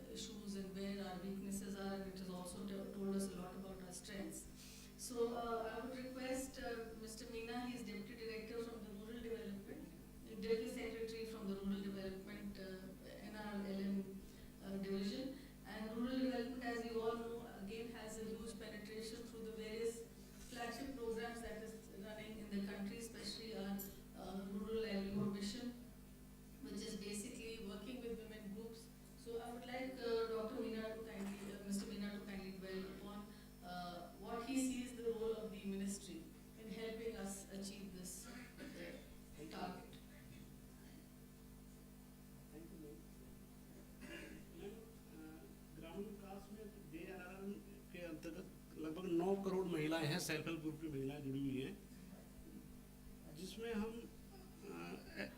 लगभग 723 जिलों में हमारा programme चल रहा है। इस समय हमारे पास 5 लाख ग्राम संगठन और 31,000 क्लस्टर लेवल फेडरेशंस हैं। मैम, एज ए स्पेशल इंटरवेंस के रूप में हम food, nutrition, health and wash पर एक स्पेशल इनिशिएटिव के माध्यम से ऐसे जो वुमेन को हम जागरूक कर रहे हैं इस समय, जिसमें मुख्य रूप से diet diversity, first 1000 days of mother and child, anaemia testing और कई हेल्थ से इश्यूज के बारे में हम एसएचजी वुमेन को जागरूक करते हैं। मैम, एसएचजी वुमेन्स को ग्रुप मीटिंग में सोशल एक्शन कमेटी के माध्यम से भी हम उनको जागरूक कर रहे हैं। Village health sanitation and nutrition day के बारे में, पोषण माह, पोषण पखवाड़ा और योगा डे पे और हेल्थ मेला पर भी हम चर्चा करते हैं इस बारे में। इस समय एसएचजी वुमेन द्वारा लगभग 1 करोड़ 25 लाख न्यूट्री गार्डन चलाए जा रहे हैं, जो कि हेल्थ के लिए बहुत इंपॉर्टेंट है। इस मैम, कोविड एप्रोप्रिएट बिहेवियर के लिए हमने 15,000 मिशन स्टाफ को ऑनलाइन ट्रेन किया गया था, जिसमें मुख्य रूप से vaccination, health seeking behaviour and immunity building measures and management of mild symptomatic cases को होम में कैसे ट्रीट करेंगे, उसमें एसएचजी वुमेन की रोल काफ़ी इम्पोर्टेंट रहा है। मैम, हमारे सीआरपी लगभग 6 करोड़ महिलाओं को कोविड के दौरान अवेयरनेस का काम किया था, जिसमें मोबिलाइजेशन ऑफ कोविड वैक्सीनेशन का कार्य भी था। हेल्थ मिनिस्ट्री के अनुरोध पर हमने ये काम किया था। मैम, आशा और एएनएम वर्कर यदि हमारे ग्राम संगठन और क्लस्टर लेवल फेडरेशन की मीटिंग में पार्टिसिपेट करें तो एलएफ उन्मूलन में काफ़ी जागरूक हमारा उसमें एसएचजी का काफ़ी योगदान रहेगा। Village health and sanitation nutrition committee को भी स्ट्रेंथन करने की जरूरत है, ताकि उस सोशल एक्शन कमेटी के माध्यम से ग्राम संगठन और सीएलएफ के मेंबर इस डिजीज को उन्मूलन के लिए जागरूक किया जा सकता है। Thank you. आपने बहुत ही महत्वपूर्ण इंटरवेंशन किया है मीना जी, बिकॉज मैंने प्रत्यक्ष रूप से राजस्थान में महिला शक्ति का ये प्रदर्शन देखा है, जहाँ पे महिला ऑर्गेनाइज हो जाती हैं और जहाँ पे वो एसएचजीज फॉर्म करके वो नेक्स्ट लेवल पे एडवोकेसी में और थोड़ा सा राइट्स के उस पे जब आती हैं लेवल पे, तब they can be very powerful tools for reaching out, and they also can become not only advocates for the program, for understanding how this disease emerges, इसकी रोकथाम कैसे की जाए, इससे बचाव कैसे किया जाए। तो as you rightly, I mean very I think topically you pointed out कि COVID appropriate behavior में आपने 50,000 ऐसे लोग तैयार किए हैं जिन्होंने इस पे काम किया है। So I think we need to co-opt people who are already working with the health issues and make sure that they then start working on these areas which are somewhat related and allied, because ultimately जिन्होंने एक certain level of understanding achieve कर ली है कि health के बारे में कैसे बात करनी है, कैसे approach करना है, community से कैसे इंटरैक्ट करना है, उनको ही हम एक उस लेवल पे लाने की कोशिश करेंगे तो हमारे लिए ईजियर होगा। तो आई थिंक एक बहुत सशक्त नेटवर्क है जिसको हमें कोऑप्ट करने की आवश्यकता है। This should not be any issue of debate on this, but how we do it, that is the road map we would like to know. तो आपके जो ये दिवस आप बता रहे हैं VHSNC वी आर अवेयर ये होते हैं, तो आपने इनके साथ किस तरह से इंटीग्रेशन का बनाया, हम उसी में प्लग इन करना चाहेंगे। We would not like to disturb the flow of things as they are in your way of doing things.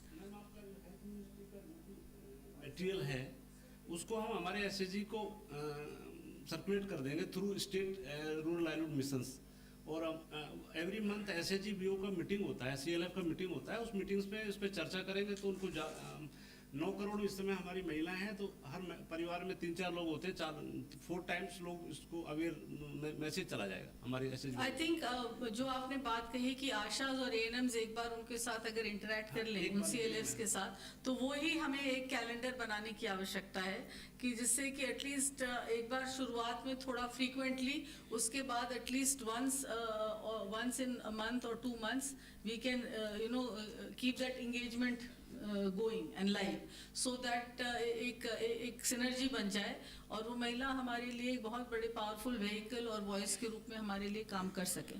तो ये एक बहुत बड़ा platform है, एक बहुत बड़ा network है, and इसका एक multiplier effect जो होगा उसको हम use करना चाहेंगे.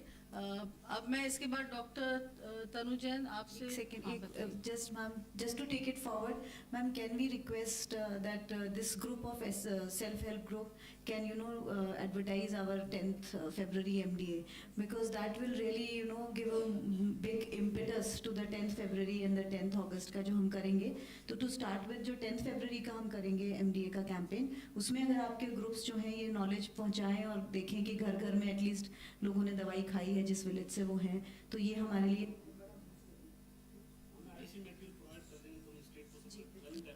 बिल्कुल.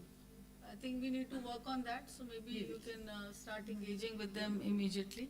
Now I will request Dr. Bindu Prakash. He's from UP. He is the state program officer looking after LF. Thank you, Dr. ma'am. Bindu Prakash ji, yes. Ma'am, carrying forward from the learnings of polio, because we all have been a part of that in a very integrated way. I was also a SMO in Jharkhand at that time.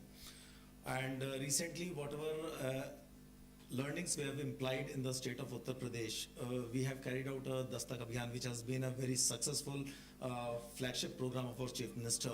And in that, the way we have integrated all the departments, so that is very useful in the learnings, that how we can make use of this multi-sectorial approach, ma'am. Especially when it comes to, I'll just go, especially 3-4 departments which are very pertinent to our program are, like education, I'll take up first. So once we engage the education department in any of our programs, especially the vector bond, we have a nodal teacher appointed in each school who is sensitized through our health workers or through our medical officers in a coordinated way or on the Zoom meetings. And then they address their children in the assembly. And that leads to a multiplying effect where this messages through the children goes to their respective houses. So whether it was JEAS success or whether it is LF or any other program, once the messages reach their house, the consumption of the drugs, especially when it comes to LF, becomes much easier because they understand the importance of the program and they go ahead with that. So in that way, once we engage our education department, it's an ongoing activity, it is not one time. So we use them even for our other programs in the vector bond. And in that way, it has been integrated for JES and all of our other programs in UP, ma'am. Next would be the ICDS department, ma'am, because they are the people who work in a very informal way with the children and the women of the villages. And once they are sensitized and they are working with the coordination with the health department program and they go ahead with that. So that way, once we engage our education department, it's an ongoing activity, it is not one time. So we use them even for our other programs in the vector bond. And in that way, it has been integrated for JES and all of our other programs in UP, ma'am. Next would be the ICDS department, ma'am, because they are the people who work in a very informal way with the children and the women of the villages. And once they are sensitized and they are working with the coordination with the health department, village leaders, once they are engaged, I think it becomes very easy for our health teams to go and carry on their activities, to administer the drugs, to carry on the MMDP activities, whatever activities are to be carried out at that level, that all the kind of support we get from them. So the resistance that was initially observed and is being observed currently in administration, that is also being broken to some extent. And in that, ma'am, I'll definitely like to mention here the role of PCI in UP. They have been very instrumental in integrating this department in our activities. And as a result, we were able to make more than 25 to 30% of refusal conversions during MDA itself, ma'am. Apart from that, as sir has already rightly said, the SHGs, they have been also actively involved in our program, ma'am, and with their help, we were able to not only generate awareness among the people, but we were also helped to increase the consumption among the eligible population for the drugs, ma'am. Apart from that, ma'am, our partners have been extremely helpful and instrumental in carrying on all these activities, right from technical support from PATH, WHO, then social mobilization, other support from PCI, CFAR, GHS. So, ma'am, overall the success that we accord in the UP, as we have reached from the evaluated, if I talk especially of the LF, we have reached the evaluated coverage from almost 28% to 78% now over the last 3 to 4 years. So, it has been a coordinated effort of all our partners and all the departments, ma'am. Thank you, ma'am. Dr. Prakash, just one, I would like you to just clarify, where do you think now to reach the last mile? What additional efforts you think you need to make? Can you throw some light on that? Ma'am, although that was a part of my first session, but I'll just put light on that also, ma'am. Actually, whenever we concluded our LF program, MDA program, we made sure that before conducting the mop-ups that we had for 4 to 5 days, we used to analyze the family register. And the main focus was on finding out the pockets that had low coverage, pockets which had high resistance, and the pocket which had low socio-economic development, and because of that, it was having a large burden of the disease. But carrying forward from this today's meeting, ma'am, there are certain other lessons that we are going to do in the upcoming round in the February that we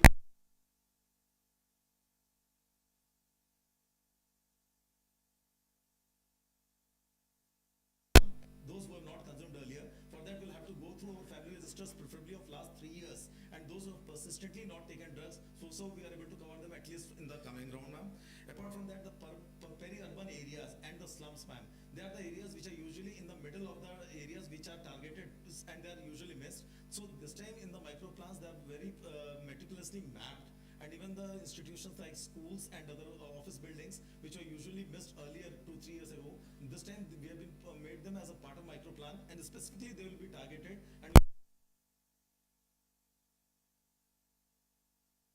And so what we have decided that as we go home to home, and we have got a target that they have to cover about 125 people. On the same lines, we'll be making provision for funds for these booths also, so that the activities can be carried out smoothly for all the 10 days if need be, ma'am.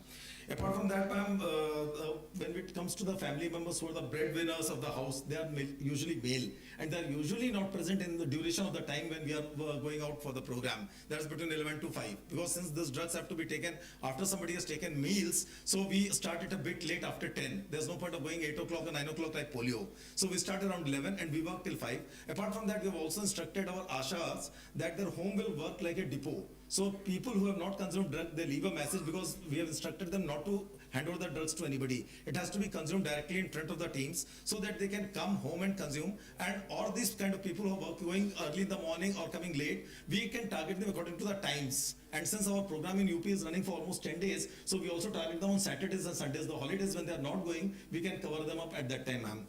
Apart from that, ma'am, in MMDP, the kind of patient care that we have started after we had a training in Kerala with the help of ma'am, we have almost covered more than 50% of our population who had lymphedema, and we have provided them not only the kits but also with the care, ma'am. And apart from that, ma'am, this patient network group, which has been formed by CIFA, they are like brand ambassador for us. They tell the people that what are the problems they have suffered because they have not consumed the drugs, and they are coming forward to support us. And ma'am, one of the best examples which I have seen myself in MMDP care, just with 6 months of care, ma'am, that lady has reduced 15 kgs of her weight, and she is able to do her activities. I think we cannot have a better live example by more than this what we have actually seen ourselves, ma'am. So with all these things and incorporating these components, ma'am, I'm sure that we'll be able to easily reach more than 85 to 90% of our MDA target, ma'am. And if we are able to do that, we'll be able to eliminate that, ma'am. And one more thing, ma'am, to bring to your notice, ma'am, the 12 districts of UP that have gone for IDA, we have completed 2 rounds. We have already finished with the pre-task activities, and more than 70% of blocks have passed both night blood survey as well as pre-task, ma'am. UP does it, then there is hope for rest of the country.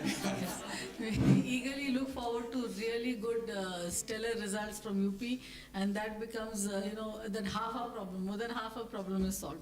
Thank you so much. There is something, I think, in urban areas, maybe there needs to be some focus. Yeah, I wanted to just ask how you are tackling the urban areas. In urban areas, we have just changed the strategy this time, that since we will have less of reliable manpower, so we are going to extend their program. Instead of 10 days, we will allow them if you want 20-25 days, but we want that plan should be spent out in the micro plan. So with less number of workers, we'll go for more days so that we have a better quality. So that will be a change in this round, ma'am. Ma'am, another thing probably what they can do is like urban area outreach. I think the schools which are in the urban areas, the children of those schools have to be tapped in so that they can go and they talk to their parents that this is important, that this has been told, and if there is some visitor. I think that will be very important, because we just keep on focusing the rural areas and villages, but the schools, like the bigger schools in that areas, maybe universities, colleges, they can be tapped in so that urban areas are better involved. I think your public representatives, if you involve the local MLAs, MPs, your wards, your ward representatives, the ward the municipal officials. I think that there is no other way. I mean, it's like, though I believe that we'd have less structures and less platforms available in urban because we haven't focused so much, like SHGs would not be available so much in urban areas. There'll be very few. Very few. I think, so I mean, there are certain missing pieces are there, but yes, you'll need to make special efforts. So thank you so much, Dr. Vindu Prakash. Now I would request Dr. Himanshu from MP, who's looking after filaria in the state of Madhya Pradesh, to tell us. Yes, ma'am. Good morning. And I hope most of the things have been covered by SPO, UP. But I think media plays a very important role. So we are focusing as an MP and as a state, we are focusing more on the IC part, because media plays a very important and vital role in improving the health-seeking behavior of the persons. So as we are doing MDA from last 10 to 15 years in some of the districts, some group of people and some people are still adamant to take medicine because they are asymptomatic. So media plays an important role. So we have a continuous flow of important messages on what is MDA, what is filaria, and what is this worm, and what is being these disabilities caused due to these factors.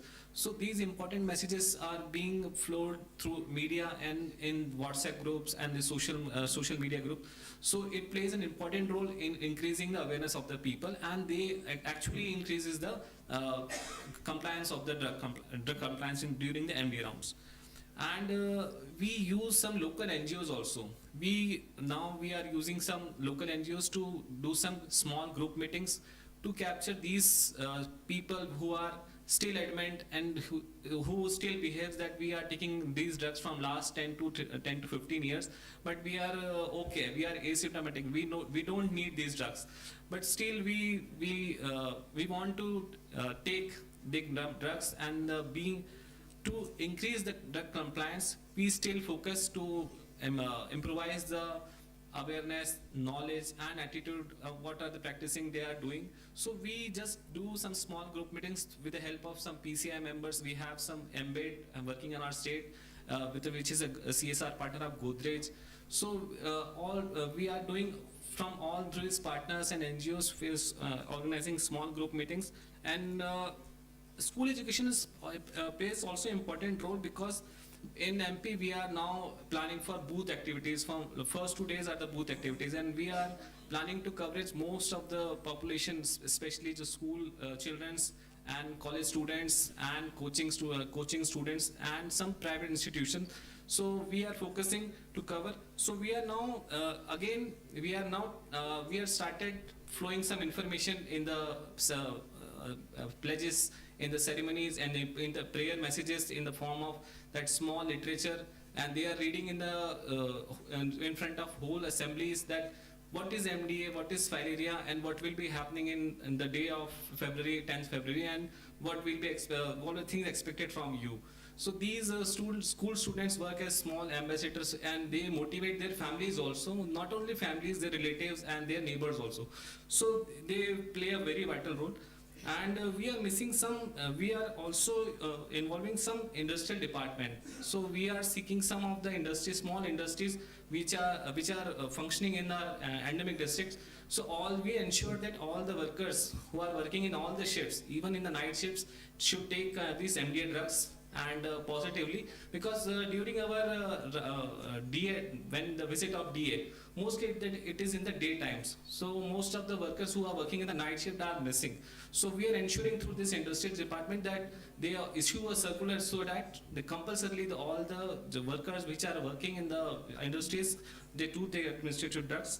And we are also using tribal and urban department, so that some of the areas of the urban department are missing because of the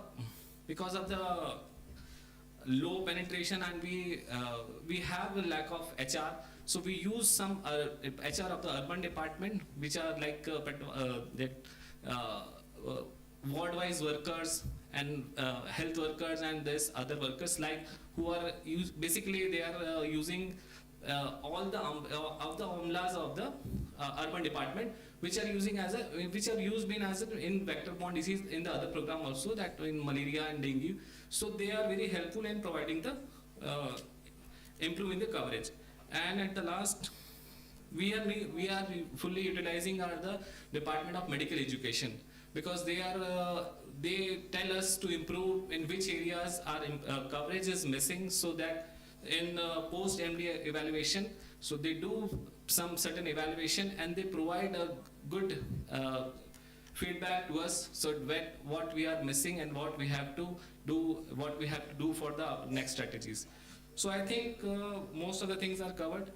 We are trying to improve our coverage in the next upcoming days. Thank you so much. Thank you, Dr. Manshu.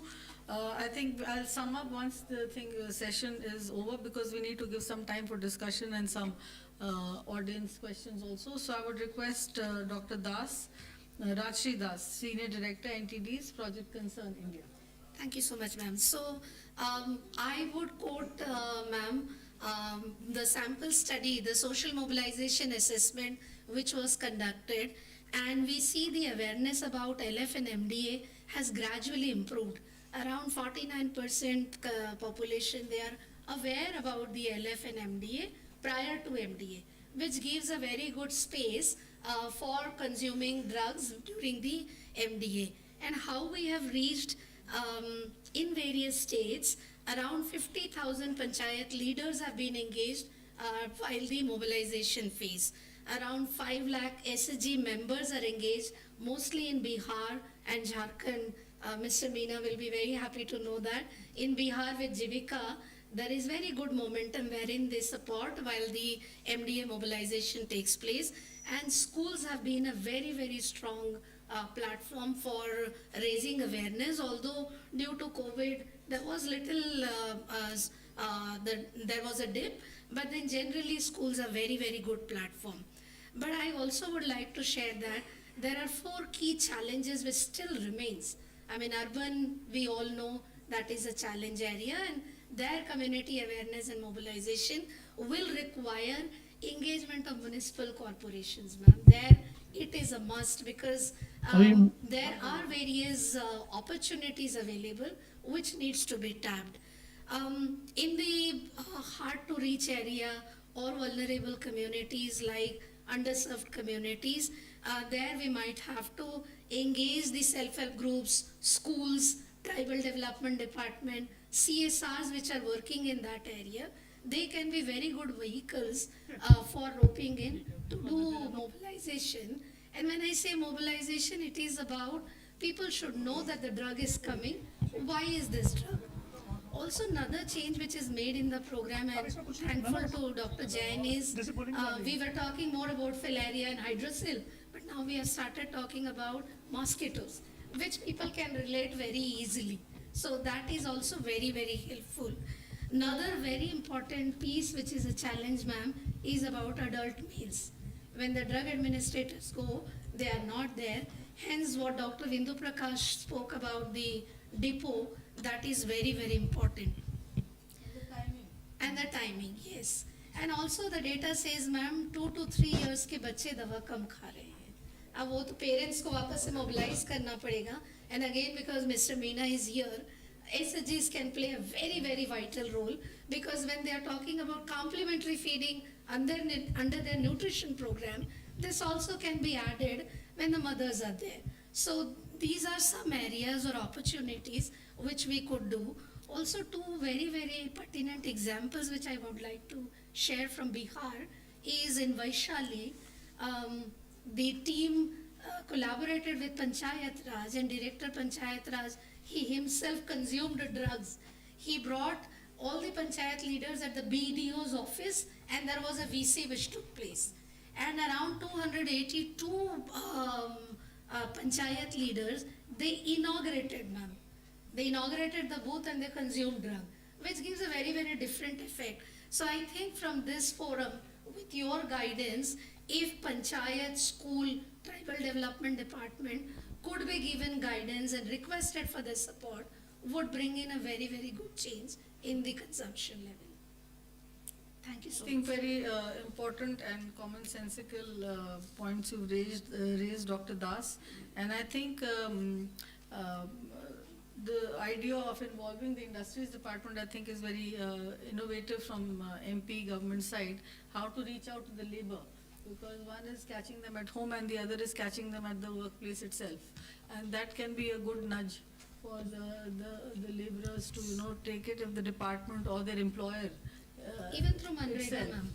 itself gets co-opted in the process. So yeah, wherever you have your construction sites or you have Manrega works going on, that could be a good place to tap those people. And even we know in cities we have areas where the labor comes from the rural areas, wo wahan baiठते हैं and people come and so I don't know, there is a name for it. There is a kind of a chokdi जहाँ पे लोग बैठते हैं.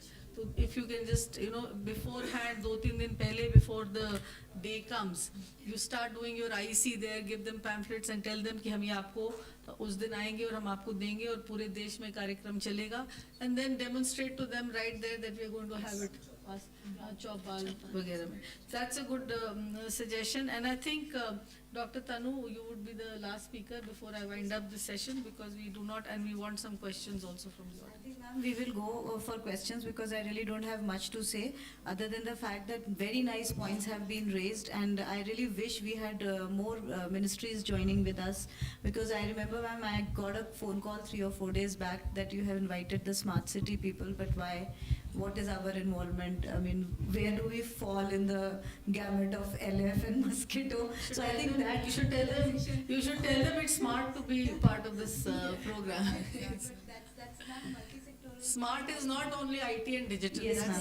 So, ma'am, we really need to reach out to other ministries more frequently, and I think that has to be done at all levels. Like from the center, we will be doing it under your guidance, but at the state level also, and at all levels, I think multi-sectoral action plan is the really need of the day, ma'am. We can have questions with your permission, ma'am. Yeah, please. Any suggestions, any interventions from the audience? आप बताइए. Please introduce yourself and. Yes, ma'am. It's Dr. Syam from Odisha. I'm working as a consultant for WHO, ma'am. So I think one part we have missed here is involving IAP and IMA members, because most of the parents, they used to like to consult their physicians before providing drugs to their child. So without involving this type of stakeholders, it will be very difficult. It is not a problem in urban area, it is also a problem in the rural areas. And secondly, as Dr. Ma'am Das ma'am has already highlighted, 2 to 3 years child, they are facing some problem in consuming the drug. So it might be because the drug is in the tablet form, and it will be very difficult to convince someone to give his or her child a form that is in a tablet form. Because in NDD, we used to provide albendazole in syrup form for 5 years, and it had a good compliance. But since the integration of MD and NDD,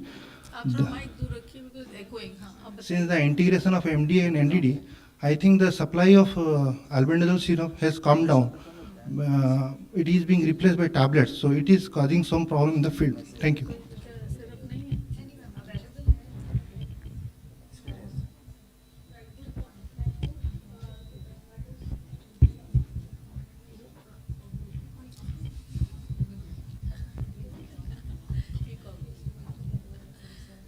Ma'am, myself Dr. Kamlapurkar, BS from Maharashtra.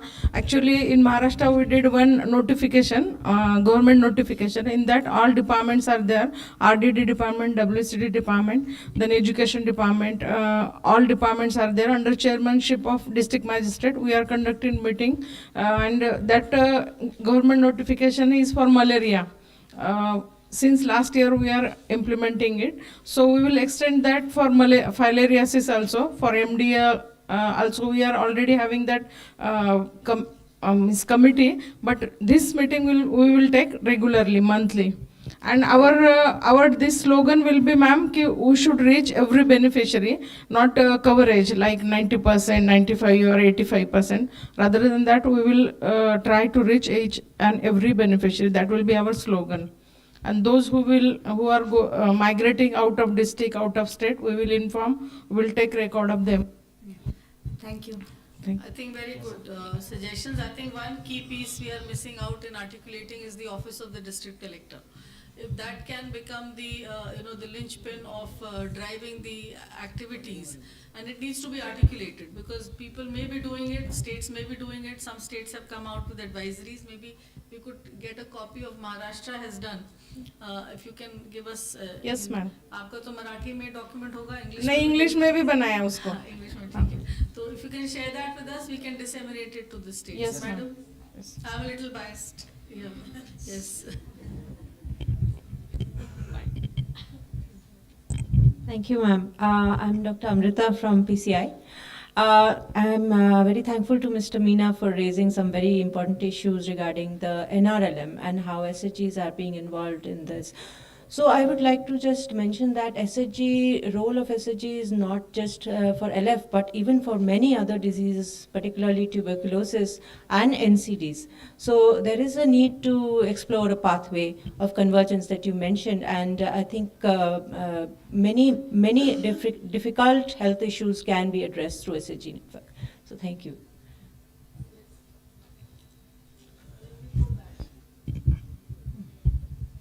Thank you, madam. In fact, I have been in the program actually 35 years. Now it's 40 years in program. I'm happy to note here that at least the one pillar which is very important, now the government is considering, that is vector surveillance and vector control. And that was neglected because of the WHO guidance given earlier with the two pillars only, MD and morbidity measurement.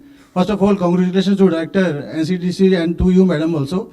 And because this is the pillar, without this we can't get success. The other point I want to highlight, madam, we already have national, state and even district level task forces on the vector control. Why we are not able to now tap them? Since you are now giving priority to the filaria, which has never been the priority in the program, let me tell you, even the vector-borne diseases. Now with the madam's directorship and your leadership, madam, at the center, let actually the collector, district magistrate also be part of it. Unless they are there to involve it, we are not able to achieve it. That's my humble submission, sir. Intersectoral coordination is a very difficult challenge. Let us take it as a challenge and take it a priority also to move forward, sir, in this direction, madam. Thank you very much. Thank you. Your good name, please? I'm Dr. S. N. Sharma, working as a consultant now, actually after 66 years in the NCDC, madam. Thank you. It is a little surprising that we were not talking about vectors. I mean, for me, commonsensically speaking, we have to come to address the root, before we start talking about, treatment, and because everything starts with prevention.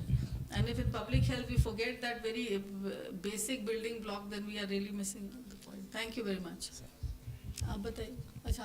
Yes. How you first, then behind you. Okay. Good afternoon, and I'm Dr. Kamble Krishnamurthy from Chhattisgarh, Senior Regional Director. Chhattisgarh में और बाकी सब शहरों में अभी smart city की बात चली है, तो हम लोगों ने जो हम फील्ड पे जब जाते हैं तो बेसिक इनकाउंटर वही होता है कि जहाँ पर हाउस है वहाँ पे नालियाँ भरी पड़ी हैं, और वो जो इशू है मैडम, वो जो अर्बन में तो खैर ठीक हो सकता है कि अगर आप स्मार्ट सिटी वालों से बात करके कि ये टाउन कंट्री प्लानिंग वाले लाइसेंसिंग के पहले मैंडेट कर दें, क्योंकि ब्रीडिंग आज है, 10 साल बाद भी ब्रीडिंग होगी, वेक्टर कंट्रोल करना बहुत कठिन है, स्वास्थ्य के महकमे पे हर बार लोड आता है। तो मुझे लगता है कि ये वाला जो पार्ट है वो कंक्रीट अप्रोच ऐसा बन जाए, कोई नियम बने, ताकि मैडम आज हम फाइलेरिया एलिमिनेट कर भी पाए अगर, और क्या उसके चांसेस ऐसे रहेंगे कि हमको ये बाद में भी फिर आने वाली जनरेशन को कुछ ऐसा हो, क्योंकि वेक्टर कंट्रोल करना बहुत कठिन है। तो ये कुछ लॉ ऐसा बने अर्बन डेवलपमेंट में।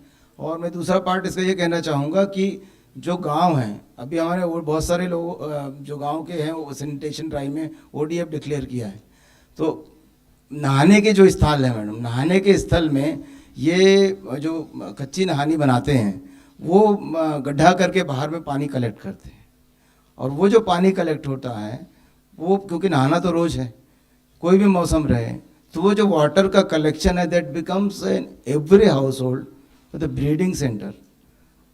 सो सैनिटेशन ड्राइव में ये क्या संभव है कि नहानी भी उनको बना के दे दी जाए, या उसमें कुछ ऐड दिया जाए डिफरेंट प्रोग्राम से, चाहे रूरल डेवलपमेंट हो, चाहे मिनिस्ट्री ऑफ सोशल वेलफेयर हो, तो वो जो नहानी है, पानी का जो निकास है गाँव में, हर घर में मच्छर का ब्रीडिंग सेंटर ना बने, क्योंकि पक्की नहानियाँ बहुत सारे गाँवों में नहीं बन पाई हैं। यही मेरा निवेदन है। Thank you. Yes, ma'am. As we are talking, myself, Dr. Samadhan, I am a WHO State Coordinator for State of Chhattisgarh.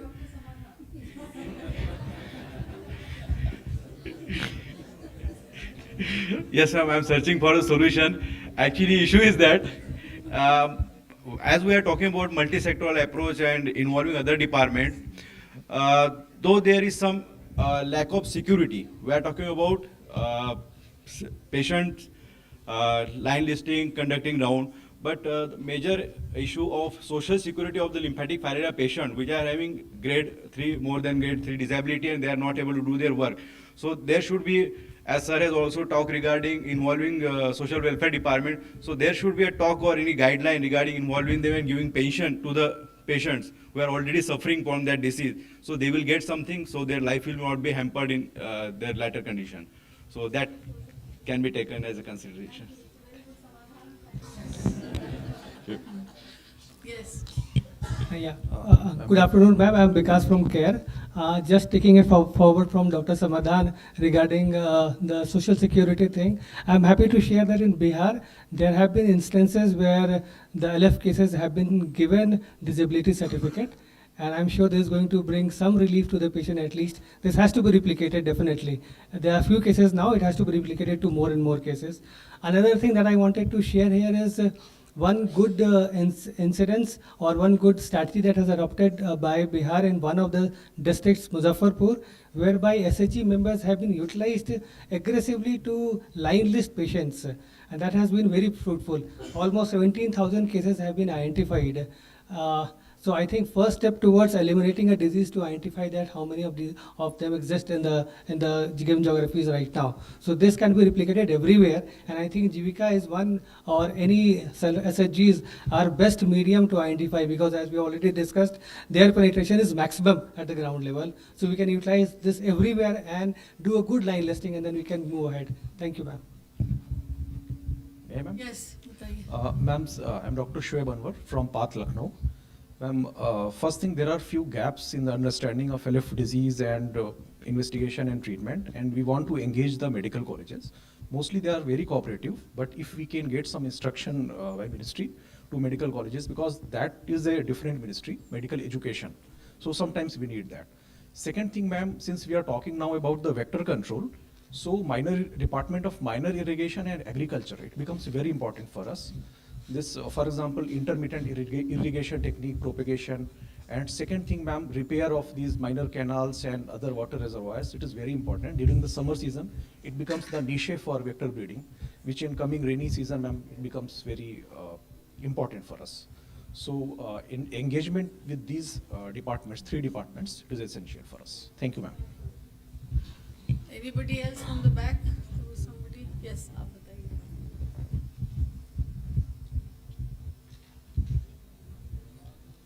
Morning, ma'am.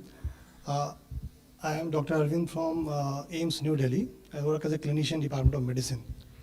So, ma'am, I have no doubt about the success of MDA that most of the officials have talked on the dais. I am involved in the management of complicated cases of filariasis. So my question is in the form of a suggestion also, that do we have some insights or observations of those who are involved in ground level working, that with MDA that consists of 3 drugs without doxycycline, that the problem in many cases which are occult or in early filariasis, they becomes overt. The palpable mass, which is very meager, it at times become very fulminant, because we don't consider something which is called as Wolbachia, which is endosymbiotic.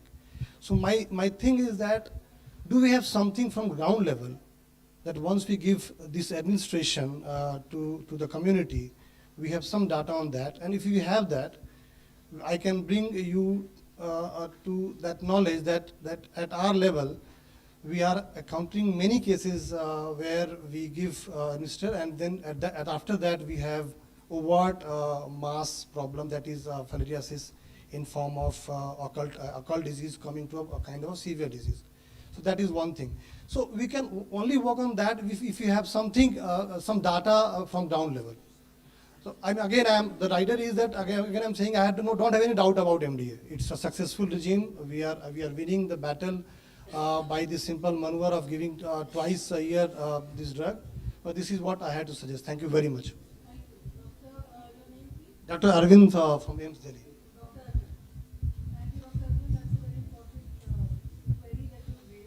Would somebody like to respond to it, or is there some other? Ma'am, actually, I'm not very much aware of this because I haven't really visited much of field as of now.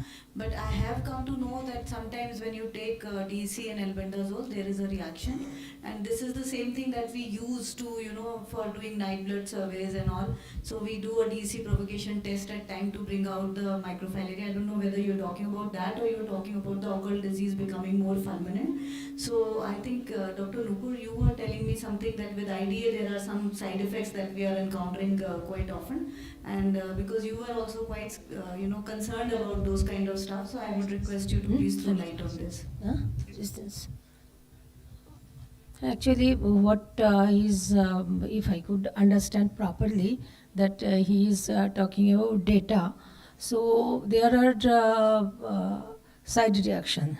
Every drug has side reaction. Even paracetamol is also having some drug reaction. So basically, when we get side reaction, if the patient is filariamic, because the reaction is due to the dying of the microfilaria which are circulating inside our body. And about data is there, and data travels from the village level only, village, then block, then district, then state, then to us. And we are having with us all data, including the adverse reaction data as well. Thank you, sir. Dr. Suma will also be. Please take this question. Ma'am, Dr. Suma is, ma'am, please introduce yourself. Good afternoon, everyone. First of all, I'll talk about that question. I don't think, having worked for about 34 years in this with the MDA as well as MMDP, I have not seen any disease, LF disease, manifesting or becoming aggravated with MDA, following MDA. But as Dr. Nupur has rightly said, if there is a patient with microfilaria, which may be hidden, which we might not have taken out, known about it, and they can have reactions like fever and other things which everybody is familiar with. And apart from that, they can also have what is called as a string side, where the lymphatics get taut and can produce pain and all that. Otherwise, I have not seen the LF disease being manifested or has aggravated. I have some other points. Shall I finish it or I'll come back? Okay, the thing is that I think I'll be the happiest person standing here today because I have seen a lot of people, including SPO UP, coming and telling me that about the MMDP program and how it has been taken forward. And I would congratulate the three ladies from NCBDC for bringing out that training and the effect which is being seen. Huh? Sorry. Okay.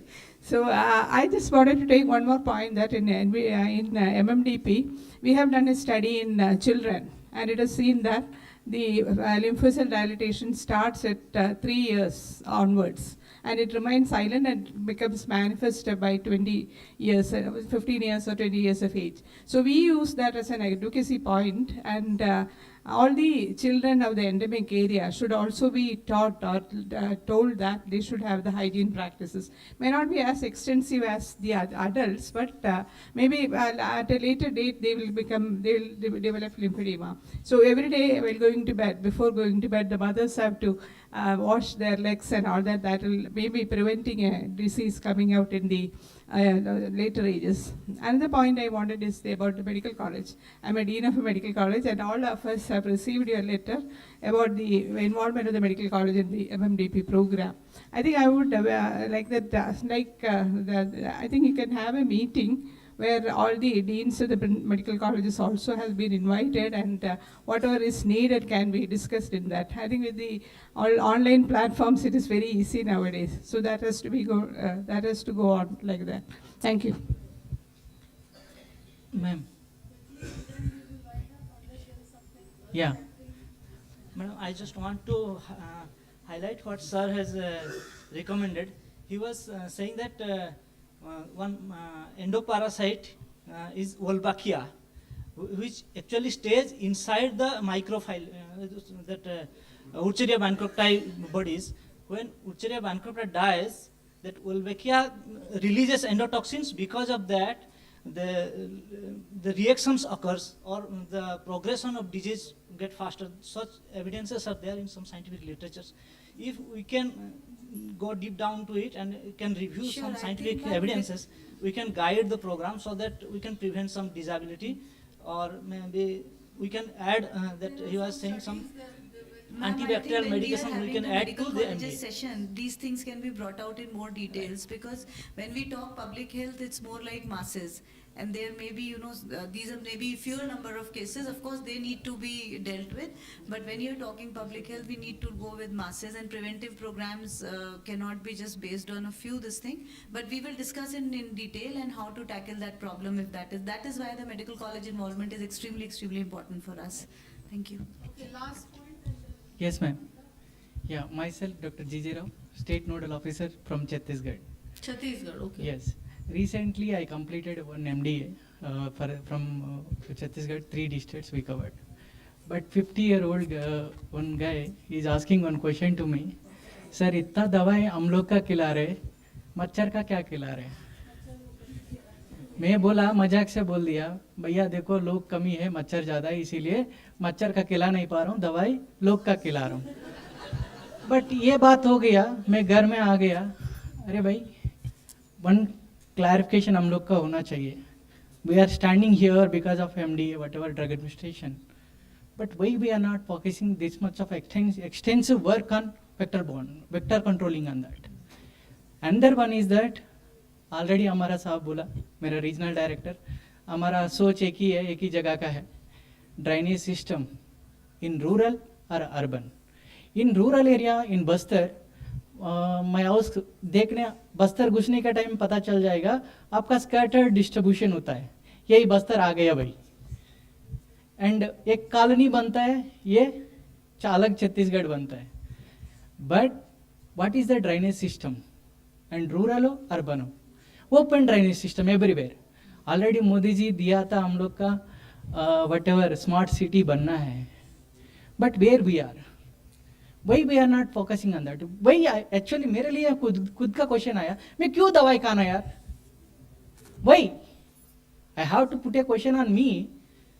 मेरे लिए क्यों दवाई खाना? मेरा छोटा बच्चा का 2 दवाई खिलाना है, अभी आइडिया करना है, नियरली 4 गोली 3 गोली देना है. Why? इट इज थोड़ी ना प्रसाद है, सब लोग का बांटेगा तो ताकत बढ़ेगा. No, I think we needn't get into rhetorical debates. Yes, ma'am. Actually, my concern is that I think the focus on vector has already yes, been madam. brought in. Actually, and we will need to work with multiple agencies. Yes, ma'am. The Swachh Bharat campaign needs to re-energize its energies, focus in these areas, especially where there is a problem of water logging, water retention, drainage, and these are real issues in the rural areas wherever water has reached. In fact, I come from my cadre is Rajasthan. When there was no water, there were less diseases. We never heard of malaria in many parts of Rajasthan earlier, but now we do, because there are canals, there is piped water supply, and people frankly do not know how to dispose of wastewater. So there is a real issue. You flagged it. Thank you very much. And we will now, I would just like to wind up because I don't want to eat up into the time of the next session. The JS, would you like to say something towards the end? Though we are looking at all these issues, but technically we'd look forward to the interventions that come from the specialists and the eminent researchers who are here, who are looking into this area, and look for more nuances that can be brought into the program for better understanding of people who are the public health people who are delivering this program, and also to make our regimes more effective and more, what should I say, sensitive to the geographies in which they are to be delivered, and to also increase awareness of the people about it. So in the end, I would just like to say, with all the interventions that are being done by various states, one thing that we should not lose out on is documentation. So whatever has worked in each of your states, even every small intervention, do not think that any intervention is big or small. Anything that has had an impact, please document it, give data, give the right evidence, give us numbers, so that we can, create, I think when we start reaching elimination, which I think we will have learnings for the world at large, we will have learnings for ourselves, and we will not have to keep reinventing the wheel also. So whatever little intervention, big or small, any intervention, it's valuable to have a documentation of all these interventions, be it on the administrative side, on the implementation side, on the managerial side, and how you have worked with data, how you work with people, everything matters. So with those words, I would like to thank everybody here today, especially the team from the Vector Disease Control Program, the Joint Secretary, all the officials from the ministry who are sitting on the dais from the state governments, and BMGF and all the partners who are here today. Thank you very much for organizing this, and let's hope we have very useful, fruitful discussions, and at the end of it we'll have a very clear-cut strategy and a way forward, and we'll plug all the holes, loopholes that have been there so far in the system. Thank you very much. Thank you, Dr. Khalid. Thank you very much, ma'am. Sorry. Before we wind up this session, we would like to thank all the panelists by giving them a planter as a token of appreciation and here. So I request please come. I request Dr. Tanu Jain to kindly give a planter to Srimati Rajshri Das. No, I've already got a plant. From a planter to Srimati Roli Singh ji. Thank you, ma'am. Thanks so much. I'm going by the list. Dr. Kaila Lezasan. Thank you, ma'am. Srimati Rajshri Das. Thank you, ma'am. Mr. H.R. Meena.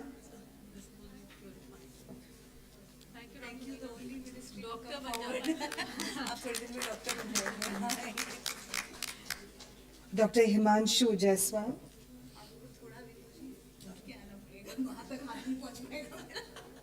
Thank you very much, sir, for being here. Last but not the least, Dr. V.P. Singh. Thank you very much, sir, for being here.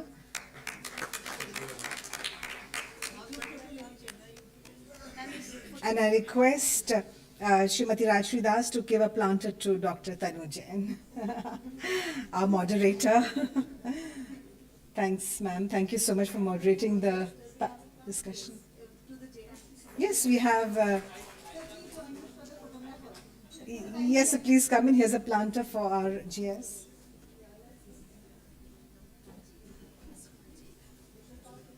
Mr. Manji is here, our Joint Secretary. Thank you, sir, for being here with us. Thank you very much. Honored to have you. All right, so this is for the album. Say cheese.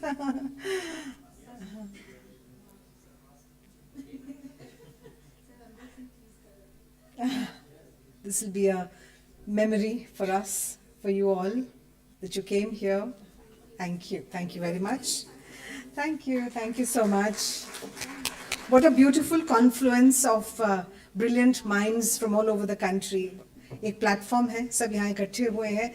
इतनी geographically diversity है हमारे यहाँ, लेकिन सब आज एक ही कमरे में. जो The announcer also deserves a round of applause. She has handled the... Thank you, ma'am. Thank you. Thanks. So we move ahead to the next session. Thank you, everybody. I invite Dr. V.P. Singh, Mission Director, NHM, Government of Uttar Pradesh, to kindly come on the dais. We will be joined by Dr. Niranjan Mishra, Director, Public Health, Government of Odisha, virtually. Dr. Dipankar Manji, Joint Director of Health Services, PH and CD Government of West Bengal. Please come on the dais, sir. Again, virtually, we shall be joined by Shri Sanjay Kumar Singh, Mission Director, NHM, Government of Bihar. And I request Dr. Anil Kumar, State Program Officer, Government of Jharkhand, to kindly come on the dais. Let me invite our chair for this session, Dr. Nupur Roy, Head of Kala Azar, Lymphatic Filariasis, JEAES, ICBCC and Trainings, National Center for Vector-Borne Disease Control. And a moderator for this session is Dr. Po Lin Chan, Team Lead, Communicable Diseases, WHO India Office. Ji. Ji, ji, ji, आइए. So I invite you all.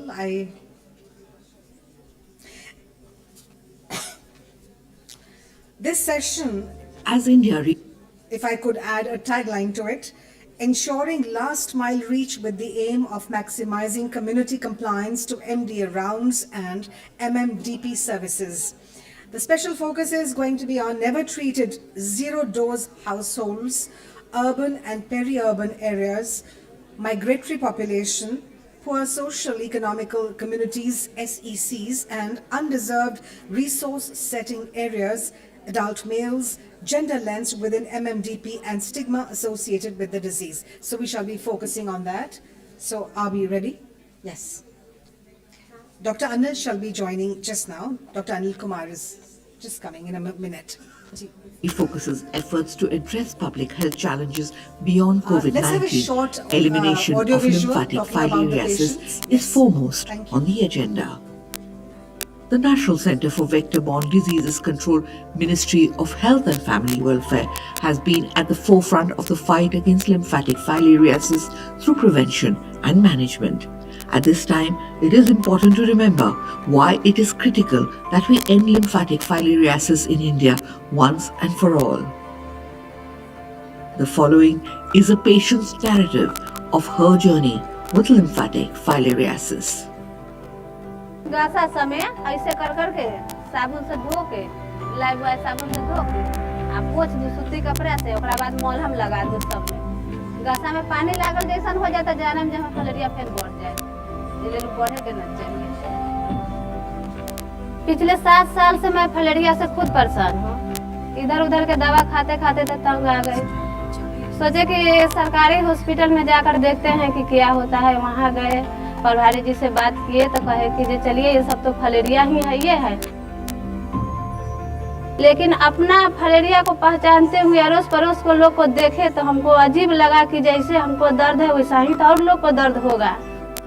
ये group बना करके और check list जो भरते हैं, महिला सबको ले गए वहाँ, चेक लिस्ट भरते आवर में ले गए सरकारी हॉस्पिटल में। उसके बाद हम सोचे कि जब ये लोग के ठीक है तो और अड़ोस पड़ोस में और अपने पंचायत में ये चीज को फैलाते हैं। तो आंगनबाड़ी केंद्र में गए, स्कूल में गए, ईंट भट्ठा में गए कि वहाँ मजदूर लोग रहते हैं, आंगनबाड़ी में बच्चा सब है, स्कूल में भी बच्चा सब है, तो एक दूसरे का बात सुनेगा, गार्जियन को लोग कहेगा तो वो लोग भी सुनेंगे। वहाँ जब हम गए ईंट भट्ठा में तो कहे कि देखिए सब आदमी फलेरिया से गिरफ्त मत होइए कि हमको फलेरिया है तो इतना परेशान है और दर्द बहुत बेकार होता है फलेरिया का, कि वो लोग आएंगे सरकारी हॉस्पिटल के माध्यम से दवा खिलाने, तो दवा जरूर खाइएगा ताकि ये फलेरिया का दर्द हमको है लेकिन अब किसी को न फैले।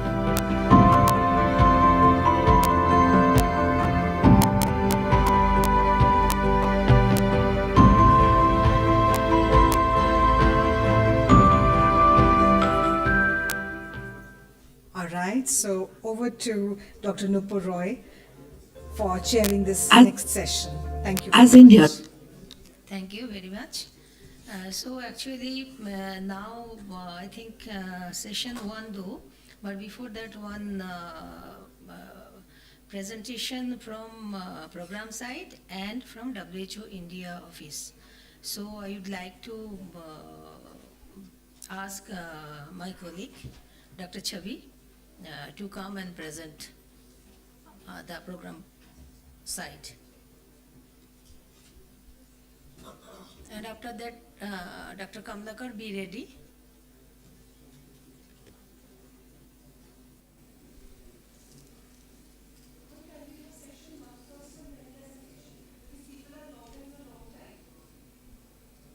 Okay. Because actually, after seeing the presentation, there will be flow, na? So only 15 minutes, so try to be in time. 7.5 minutes for you and 7.5 minutes for Kamlakar.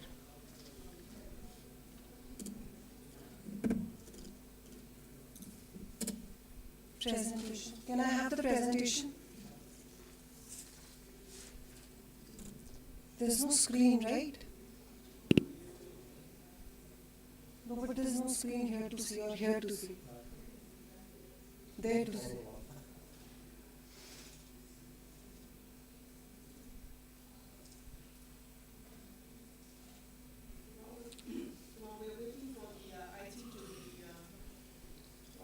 For IT to be set up. Dr. Chari will be presenting on the operationalization of the biannual mass drug administration across all the endemic states. And that will be followed by Dr. Kamlakar, NPO from WHO India office, with his perspective. Okay, so we are, I think, back to the same filaria family, and I don't think there is anything new basically. So it's, for us probably it's a new bottle of wine and with some similar contents. So I would like to tell you that I think what I really took from HFM's, Honorable HFM's message today in the morning was he talked about pathways.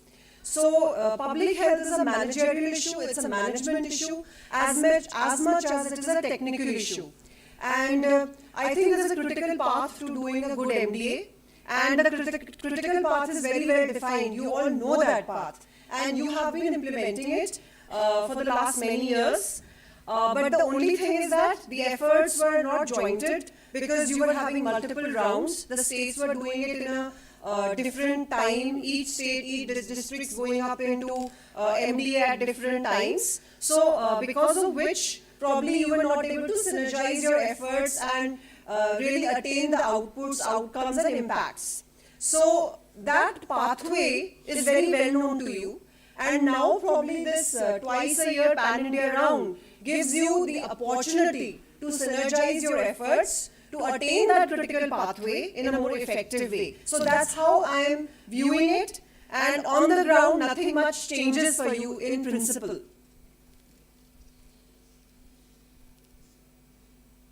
Where's the next slide? Okay.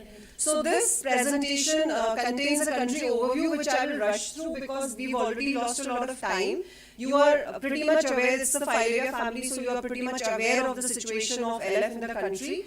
Then I will talk about the existing strategies, then the Pan-India, the revised strategy as well that we have launched in the morning today, the Pan-India MDA campaign, the biannual initiative, the pre-MDA preparedness activities, the critical pathway activities that we need to attain to ensure that you are able to get a good quality MDA, then morbidity management and disability prevention, vector control and high-level advocacy and innovative approaches.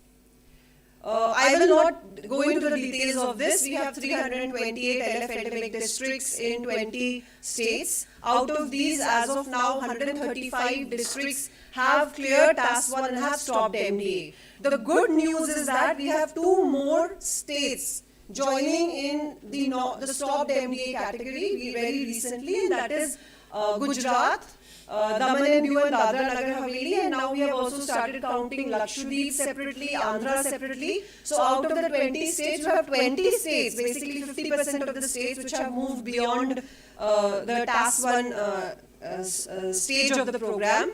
Then there are 5.2 lakhs lymphedema cases, as has been emphasized in the presentations in the morning, in the speeches in the morning, and there are around 1.7 lakh backlog of hydro-C, which is very easy to operate in the facilities that we have in the country as of now. And we are right now in the process of data reconciliation for 2022, so we do not have the 2022 data available with us, but for 2021, 1.7 lakh MDP kits were distributed. So these are the MDA states you are aware of. This is the situation of TAS, 135 districts, and the TAS failure status. This is the burden of lymphedema, and you can see that the largest burden is contributed by Bihar, Uttar Pradesh, Odisha, Telangana, Jharkhand, the top states we have been talking about since morning. and this is the distribution of MMDP kits over the states. So this is the existing strategy. So what changes for you essentially? So right now also you are doing MDA, and going forwards also you will be doing MDA, and MMDP services, which are anyways nascent, need to be stepped up. Now what changes is this. So we have an enhanced strategy which becomes 5-pronged. So you have a mission mode MDA, which is pan-India, and it is supposed to be done twice in a year. Every district still does MDA just once in a year. Now you are also moving towards block level strategy, so you will have possibly lesser number of blocks going into MDA going forwards. So that is one benefit you will get out of doing a campaign mode MDA. And morbidity management, wherein there is a lot of talk about involvement of health and wellness centers. There is a talk of creating centers of excellence in medical colleges, linking them to district hospitals, and linking them through telemedicine to health and wellness centers, so that you have a hub and spoke model and the facilities are available close to the patients. The next strategy is vector control. Vector control was, if any one of you have been associated with the older program, NFCP had vector control activities. It was limited to urban areas, but it was not. It was found to be very resource intensive. Doing vector control and managing vector is tedious and difficult.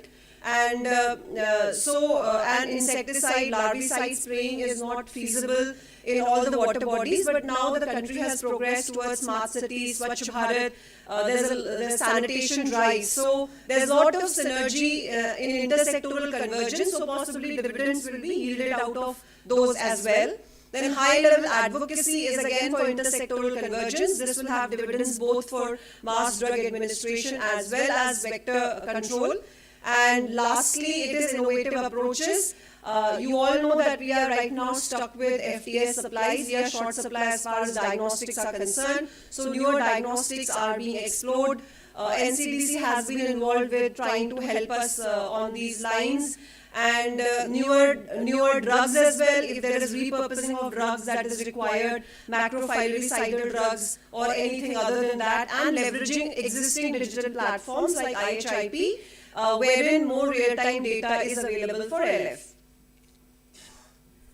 So why the two-phase MDA? Because it allows you adequate time for preparation of MDA. You know that it is, since it is a managerial issue, and it's a critical pathway that you need to attain, and this critical pathway minimally to be effective and implemented well requires 3 months.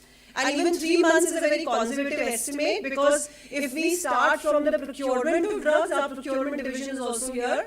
If we start from the procurement of drugs, the cycle has a lead time of a year. So that is how you have to plan your critical pathways and everything, so that things are in place at time. We largely do not feel shortages of drugs, but sometimes we do feel the pinch. Sometimes, ivermectin is not in place for triple drug and things are not falling in place. But logistics is an important part of our program. Then this also synergizes with the National Deworming Program. Both the days are the NDV days. So there is lesser drug load in the community as far as albendazole is concerned. Then we have brought in the block level strategy, wherein block level implementation, block level review of coverages, and compliance, as well as block level MBS is being monitored. Now when you are able to do it in a smaller geography, you are able to take decisions at the smaller geography, and then for the leftover areas you are able to do a better campaign. So that is how it helps you. And finally, focused MDA in urban area. It has been highlighted that urban area is a challenge, and many states have come up with innovations as far as MDA in urban area engagement is concerned. This is the critical pathway of MDA. So you have to have funds in place, you have to have drugs and logistics in place. Then the state and district task force meetings have to be conducted. Then the state advisory, technical advisory committee and the district advisory committee meetings have to be conducted. The IC toolkit and dissemination plan has to be in place, and all the staff, especially the drug administrators, the state level trainings have to be conducted.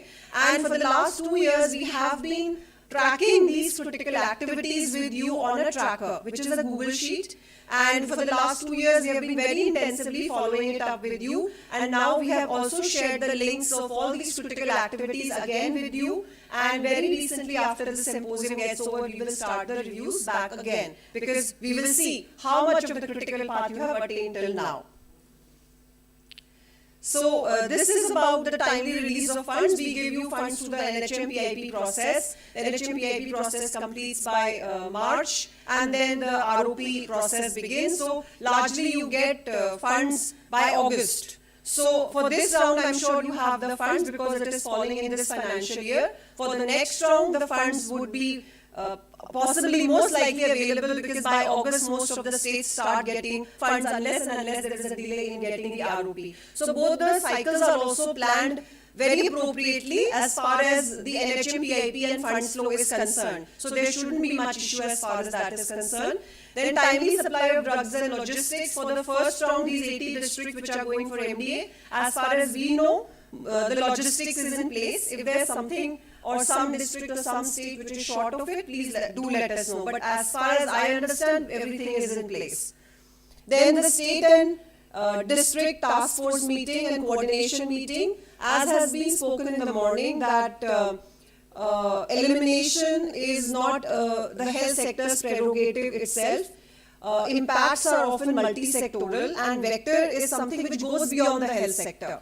So there is a need for very high-level administrative ownership for elimination to be brought about, just like there was in polio. So for the last 2 years also, you have been engaging with the highest level of bureaucracy at the states. So continue to do that, and you can now leverage all the minutes of meeting that happen with the NITI and with HFN even further to give more visibility to the program on the ground at the state and at the district level.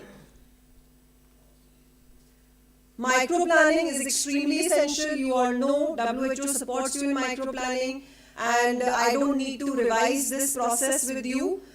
Your partner is there and you have to take use of it. When we go in the field, often we find that consolidated district micro-plan is not available, and often it is not reviewed. So, and we are normally going at the beginning of the MDA or 2 days after MDA. So that is the situation when MDA is about to begin. So I would request the partners also to please facilitate this exercise. I would request the states to take ownership of these micro plans at the district level so that this process is complete, and the micro plans are also available with the DAs when the MDA is about to begin. This should be supported by additional mop-up days. This should be supported by monitoring and supervisory plan and adequate review process at the district level. And it should include booth plans, house-to-house plans, transit, this all you know, high-risk areas and all.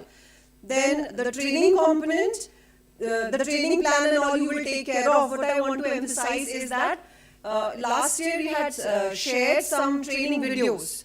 And these videos also pertain to intersectoral trainings. For instance, Panchayati Raj, public distribution system, how the ASHA can fill the ASHA register. So there was a whole bunch of these training modules that were developed, but unfortunately there is not much uptake or use of this on the ground.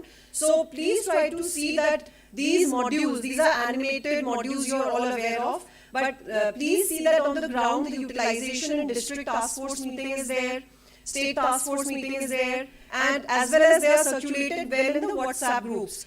Right now we are on 13th January, and 13th January you have approximately a little less than a month now, so all these activities should have already started in the field for the 80 districts that are to go on 10th Feb. Dr. Chevi, please. Yeah, I'm just... So then a 360-degree IC is planned. We are right now developing a social media toolkit, and we will be sharing that shortly with you. And so this will re-emphasize messages. The Manoj Bajpayee video you have already seen. These are the training videos I was talking about. Then monitoring and supervision. you are supposed to ensure that there is a monitoring supervisory plan. Then further, another thing that we have already shared with you is that we have additional MSG support of 13.95 lakhs for every MDA district for 10 high focus, high priority blocks. This is for social mobilization as well as for monitoring. So the staff, the kind of manpower you can engage in this for 3 months period around MDA has been communicated with you, and you are aware of it. I am not going into the details. Morbidity management, it has been already told that medical college involvement has to be done. And what are the areas? Hydrocele surgeries as well as referral of complicated cases. For primary health care, there has to be an MMDP clinic per block. And this MMDP service has to be integrated with primary health care, health and wellness centers so that it is available close to the patient and ongoing continuum of care can be maintained. And this should also ensure early diagnosis of grade 1 patients so that they don't progress to more severe forms of the disease. Then integrated vector control. Integrated vector control was always envisaged to benefit from the collaterals that come out of malaria and dengue. And it is very well known that the area which are malarious are also area which are co-endemic for filariasis. For instance, Odisha, Jharkhand, Chhattisgarh, these have saturation of bed nets. So what is transpiring there for the malaria vector is also the same thing is happening for the filaria vector as well, which is a night biting vector. So there is a synergy already flowing from the interventions being implemented by other programs. Then dengue is one of the fastest spreading infections that is spreading rapidly into the rural areas, and if you go into the field, there is a lot of buzz about dengue, but what is missed is that when the monitors go out in the field for dengue, they are taking dengue in isolation. Nobody ever sensitizes the person talking about dengue that you can also take up or pick up filaria information at the same time. So those synergies are also required as far as integrated vector control is concerned. And another component of vertical of NCVBDC is entomological division. So there are entomological zones. The strengthening of that is already happening, and human resources provision for those zones under the PIP process. And post-MDA surveillance, entomological surveillance is a very important component. It is happening to some extent in the southern states. The northern states are falling behind as far as entomological monitoring is concerned. Then these are this is the high-level advocacy. Various platforms need to be now engaged and various departments like education, civil supply, state, rural livelihood, Panchayati Raj all need to be engaged to high-level advocacy. Probably this was such a platform. The LF Symposium, then we also utilized the World NTD Day to bring about such synergies and initiate a talk and dialogue about cross-sector work. And the CSR engagement is also something that can be explored under high-level advocacy. This is the innovation on the side of drugs and diagnostics. So FTS is something we are already exploring. There has been a grant challenge that has been funded by BMGF. That is also underway. Possibly something will come out of it. And the existing digital platforms like IHIP need to be leveraged. And I think WHO will provide us support in using those kinds of platforms for integrated vector information. So that is from our side, and this is how you already know how a good MDA is conducted. It's only about getting the efforts together on one date and then for the next 2 weeks together. So that's from our side. That's it. Thank you. Thank you, Chavi, for briefing the biannual mass drug administration in very detail what we'll be doing in the coming years. Now I'd like to request Dr. Kamlakar to come and present as the partner's perspective.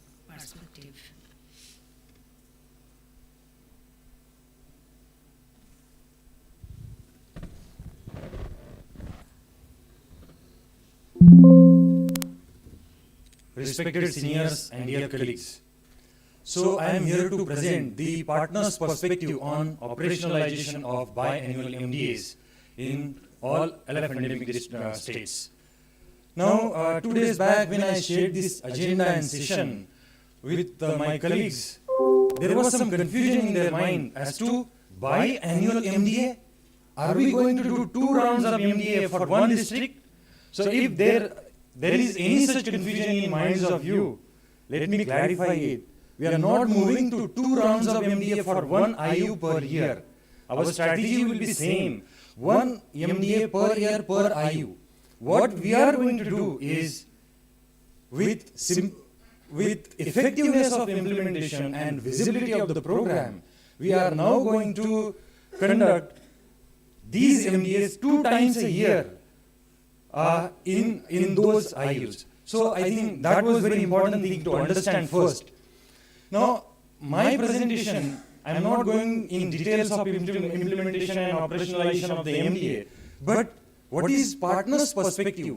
How this biannual or 2 MDAs at selected point of time in a year will going to help partners in delivering, in providing their support more effectively and with more quality. So I think that is what I am going to highlight here. My presentation is very brief. So if someone is not aware of which all are the partners supporting Government of India and CBDC for LF elimination, let me quickly take the names of these partners. Along with WHO, there is a GHS, PCI, PATH, CARE, CHAI and CFAR. There is a division of work for all these partners, and these are the main areas of support. I am very quickly going through these areas of support of each partner. Since to ensure the proper collaboration and coordination of the activities, we have divided these main areas of support. But these are not watertight compartments, and there is certain overlap of the activities between all the partners. So WHO is providing technical guidelines to the national program, technical assistance for implementation of the program at the ground with dedicated network of state and zonal coordinators. WHO also coordinates drug donations for albendazole, ivermectin and DEC donation from national program. And also WHO is involved in ensuring the supply of LF diagnostics, that is FTS, for national program. PATH is supporting technically for implementation, on ground implementation of the program in state of UP. CARE is also providing similar support for implementation of the program. GHS is providing support for high-level advocacy, that is sensitizing and involving political and bureaucratic stakeholders for this successful implementation of the program.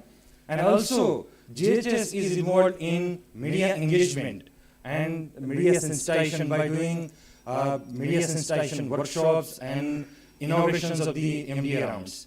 PCI is solely involved with the social mobilization component of the program. So they are leveraging various government platforms to sensitize communities for making them understand this program and for better compliance of the program. CHAI is providing secretarial support, which is also technical support to NCBDC at Delhi, and they work in day-to-day coordination with director, joint director, program head, and also they coordinate with the states and districts for implementation of various strategies of the LF elimination. And CFAR, the last partner, supports through their network of patient support group in certain districts of UP and Bihar, and they ensure that these patient gets the whatever services are being offered by Government of India, they are reaching them effectively. Also, they are, along with GHS, they are also involved with engagement with the media persons and highlighting the LF program activities at various platforms. So these are the main areas. Geographically, I think I must say that all these partners are providing support to, most of these partners are providing support to all LF endemic states as and when it is required. But we have some dedicated network of state coordinators and zonal coordinators functioning in these 8 states I have mentioned here. And also we have support at NCBDC. PATH mainly supports in state of Uttar Pradesh, CARE in state of Bihar and Jharkhand, and CFAR in Bihar and certain districts of Bihar and Uttar Pradesh. GSS PCI supports in all the LF endemic states as per the requirement of the state, and if there is any certain activity happening in those states, they are always there to support. So with that background, now let me go to the main topic as to how having these EMDA rounds at one particular time through in a year will support the partners in ensuring this. I think very important issue which we faced earlier was visibility of the program. Because these EMDAs used to happen throughout the year in different states and in few districts of a state throughout the year. And that was the main challenge in achieving the right kind of visibility to the program, the way polio program achieved it earlier. So I think by this particular strategy, this was the main issue in getting people more aware about the LF program, and that's why it was neglected for nearly 13 to 14 years so far. So that was one of the major issues. Another issue, I think whatever point I have mentioned here, they are all revolving around one particular issue, that is less time for preparatory phase activities. Because what used to happen previously, states all of a sudden used to give a date just 10 to 15 days from that particular declaration of the day of declaration. And I think Dr. Chibi Madam has already mentioned, it takes at least 60 days of preparation to ensure effective round of MDA. And now you can imagine, how can we implement a successful round with 8 or 10 days notice? So that was another important issue in having the staggered MDAs throughout the year. And that has been addressed with this particular biannual mass drug administration. As if some of you are not aware, WHO, though have the network of technical experts, we do lack full-time workers working at block level, working at village level. And same is the case for PCI and CARE and PATH. So we need to rely on medical colleges, paramedical colleges, and other colleges to have external monitors for monitoring and providing preparatory phase support to governments, to state and districts. So if a round is declared with very short notice, we really struggle to get the quality manpower and in their training and in their capacity building right before the round. So that was one of the major issues with earlier strategy. Also, one of the point that this IC was not effectively implemented in the community, because since there was very less time, sensitization of the community, whatever kind of IC material was printed, that was not being effectively used for sensitization of the community. So that was another important issue earlier. I think with this, having this EMD at one particular time will resolve all these issues automatically. Also, most of the energy or most of the time of these partners officials was diverted towards EMDs earlier. And other activities like MMDP, capacity building in other areas like LF microscopy, NBS, quality assurance of the microscopy, those areas were receiving less attention. Now with this strategy, I think those issues will be automatically resolved. Also, due to multiple rounds of MDA, the seriousness among the government officials and other stakeholders was not there. And it was taken as a routine activity happening every now and then. And that's why the focus on MDAs was missing earlier. And also there was duplication, since these MDAs were not coupled with NDD rounds everywhere throughout the country. There was duplication and wastage of resources. Now, with this particular strategy, I have already mentioned the program visibility will definitely increase. There will be sufficient time in ensuring good micro-planning, have various task force meetings, have good quality trainings, logistic arrangements, distribution, and very strong IC campaign. Also, there will be sufficient time in identification and selecting of the monitors and ensuring or utilizing them to their optimal capacity.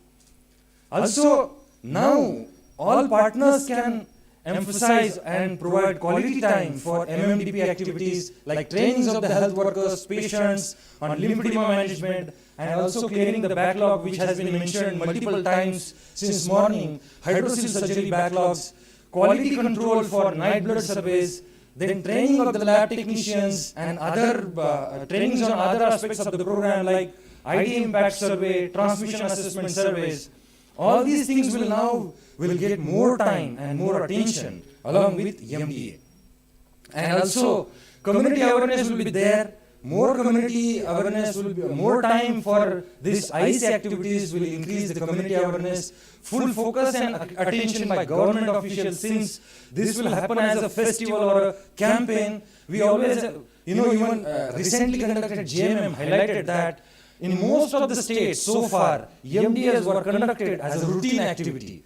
And suboptimal MDAs was one of the important reasons in not achieving the LF elimination so far. So what JMM suggested was a mission mode, MDA in a mission mode. So I think we are really very hopeful for with this strategy, something like that will happen. Yes, madam, I am reaching my last slide. I think that is the last slide. And also we will conserve a lot of resources by clubbing this program with the NDA program. So in summary, I have already highlighted all these points. Nothing more to say about it. Thank you. I stick to my particular topic, that operationalization of biannual MDA in most of the NM states. Thank you so much. Thank you, Dr. Kamlakar and Dr. Chavi, because partners, whenever I talk that WHO is not a partner, because at the end, in the end, program will be there and WHO will also be there, and definitely others are supporting us to tide over the glitches so that we can achieve the elimination. Initially, we are targeting to 2030, but all of you know that our Mananiya Health Minister, he declared that we have to do it by 2027. So there is more challenges. And whatever Dr. Chavi and Dr. Kamlakar said, that what we are already doing and what we will be doing. And not only that, nothing has been done so far. And I am very glad to say that 41% burden we have already achieved. As out of 328 endemic districts, already 135 districts has passed task 1, and that is the preliminary elimination goal has been achieved, and now we have to sustain that. With that, now we'll be proceeding on the main session, that is ensuring last mile reach with the aim of maximizing community compliance to MDA rounds and MMDP services. So here I would like to say that when I joined this program, at that time there was no mention of MMDP part. So in the year 2016 there was an MMDP conference workshop in Kochi. Suma did that, and after Dr. Dharia sent me that because we need to do that second pillar as well, because if we could have done from the inception, then it was possible for us to many of the lymphedema patients which are over grade 3, that we could have been arrested them below stage 3. So what happened, there is no time for crying over the spilt milk. So damage has been done, so but we need to repair those damages by expediting the MMDP services, as Dr. Soma also said that if we do the minimum basic home-based management, that we can give them a quality life and can prevent their disability. And now here special focus will be, and the deep down we are going, we come across that never treated zero-dose households, urban, peri-urban areas, migratory population, poor social economical communities, and underserved resource setting areas, adult males, gender lens with MMDP, and stigma associated with the diseases. So here we will discuss. I am having my friends, colleagues, all of them, and we are working together since long. So I would like to request, because Jharkhand, UP, Bihar, Odisha are the major burden. If we could do away in this state, then we are done with this. So I would like to ask Dr. Anil Kumar his view about these issues, how Jharkhand is going to address these issues, which are in this session. Thank you. Thank you, ma'am. All our participants, respected chairpersons, and all dignitaries. Ensuring the last mile reach with the aim of the maximizing community compliance to the MDA round and MFDP round services.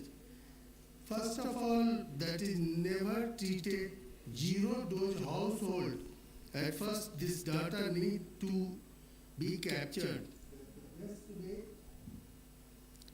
Best way to do it to us, use of the family register. Once we have data, we can do more granular analysis that who are ones or which are they that of the residing area of those particular person were never treated or zero dose household are situated. कभी किसी ने MDA के तहत वो दवा नहीं खाई अपने लाइफ पीरियड में, या उसमें मैं ये भी चाहूँगा कि एक जो फैमिली रजिस्टर बनती है उसमें ये ऐड किया जाए कि उन्होंने पर्टिकुलर फैमिली में पर्टिकुलर व्यक्ति ने कब वो दवा खाई थी, कितने बार खाई। इन चीज़ों के डाटा होने के पश्चात ही हम लोग कुछ अलग ही अपना थीमेटिक वैल्यूज या अपना वो शो कर पाएंगे। Regarding the urban and the peri-urban area, many things are fragmented strategy were discussed earlier for the urban and peri-urban area. I would strongly recommend that the time has came that we need a standard urban area action plan. The time have came to rope in the municipal corporation and the urban local bodies in the formal way, not as a best practices for any state or district. DO letter must be issued and sent to the state administration first for NBDCP, NBBDC level, and then the follow-up and action for the state. However, I would request that reaching research institutions must be roped in to come up with result that exactly which subgroup of the urban population are actual need of the prevention and preventive chemotherapy of the lymphatic filariasis. Migration of the peoples from the poor socioeconomic communities are under served resource setting area. For the migration population in the Jharkhand, we have planned and will be implementing the village level migration register as migration in the huge is a huge problem in our part of the country. 3 times migration has been going on in Jharkhand. I have implemented migration register that will be kept by the Sahiya in all 4 districts where our colors are maximally endemic, but we are just going out from endemicity very shortly, and I am sure that in the year 2023 we will get in the first phase of the elimination. If any other state is needed to have such type of migratory problem, they can take those type of registers. If a person is going to another district also for their services, Sahiya will keep those name and duration of their going out from those districts and villages and adherent villages and adherent blocks also. They will keep maintain a register from how much longer time they have been migrated from one place to another, even a state or other places. We are quite facing a lot of problems. The persons are going from our state to another state. These registers have been prepared only for the rule out those problems that if a person is going for their work to the another state also, Sahiya should have to maintain those registers when he have gone outside. Before they are going outside from our state, the person should have to make their examination regularly, whether they are seeking from any diseases that is tropical diseases. Now we have seen that a lot of nomenclature have been changed on today by our union ministers.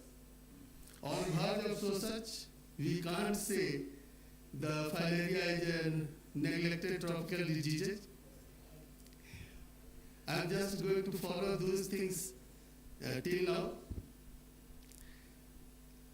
If any type of tropical diseases, patients are just moving from our state to another state, if they will confine after examination that person is suffering from, they should have to keep their doses complete along with him, and they will just go whichever they are willing to go.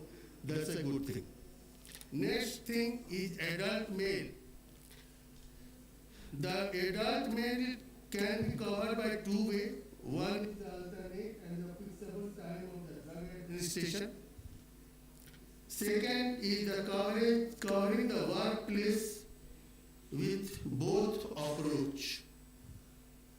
Gender less with the MMDP are the stigma associated with the diseases. This is the high time that mental health component of lymphedema cases needed to take in the accountability.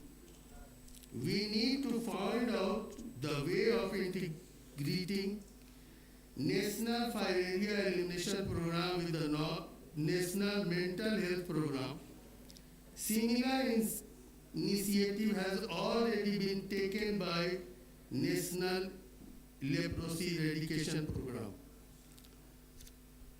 That's my ideas regarding these things. Thank you. Thank you, Dr. Rani. Now, before talking from here, I should take Dr. Niranjan Mishra, who have joined online, Director Public Health, Odisha. Dr. Niranjan Mishra. Yes, madam. Thank you very much. Good afternoon, all. Thank you, Dr. Rai, for inviting me. A lot has been talked about the mission mode MDA, and we in the state of Odisha are committed to go for a mission mode. In the last 2 years, we have done it very effectively with a very independent assessment of covering more than 80% of drug consumption. And at the present, we are having 9 districts in different stages of elimination, and we are planning for 2 rounds of MDA. In the 5th February round, we will be going with 10 districts. And I think one of the very good steps has been described by Madam Chabi, that the block-wise approach is, I think, is a very good step taken in this regard. Adequate preparation has been done to put our effort to go for a very effective round of MDA this year. There is a good level of commitment at the government level. There is a lot of involvement of the local administration leadership in executing this, particularly to see the oversee that if we can reach the last mile with a very, very wide consumption of drug. And we have strictly instructed the district that to do a gap analysis and to see that those left out last year are well covered, particularly those in urban areas, those in commercial establishments, those in factories, those in migratory population, they are to be well taken into consideration before doing a planning. We are in a very good preparatory stage, completed our work of mobilizing the drugs, the logistics and training part is going on smoothly, and we are hopeful of a very, very effective round can get this year.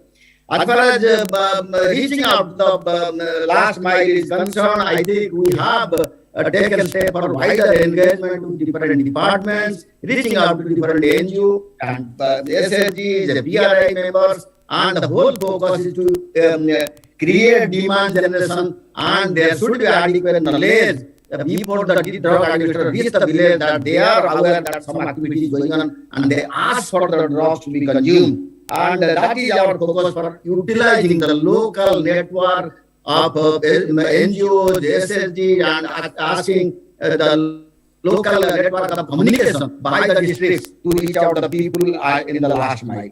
And there will be intersectoral coordination, obviously taking help of other departments like education, like WCD, like forest, SCST and all, at the, down to the level of blocks, through a block level coordination meeting, so that they can be involved in all the activities, so that we have a good round of coverage and consumption of drugs.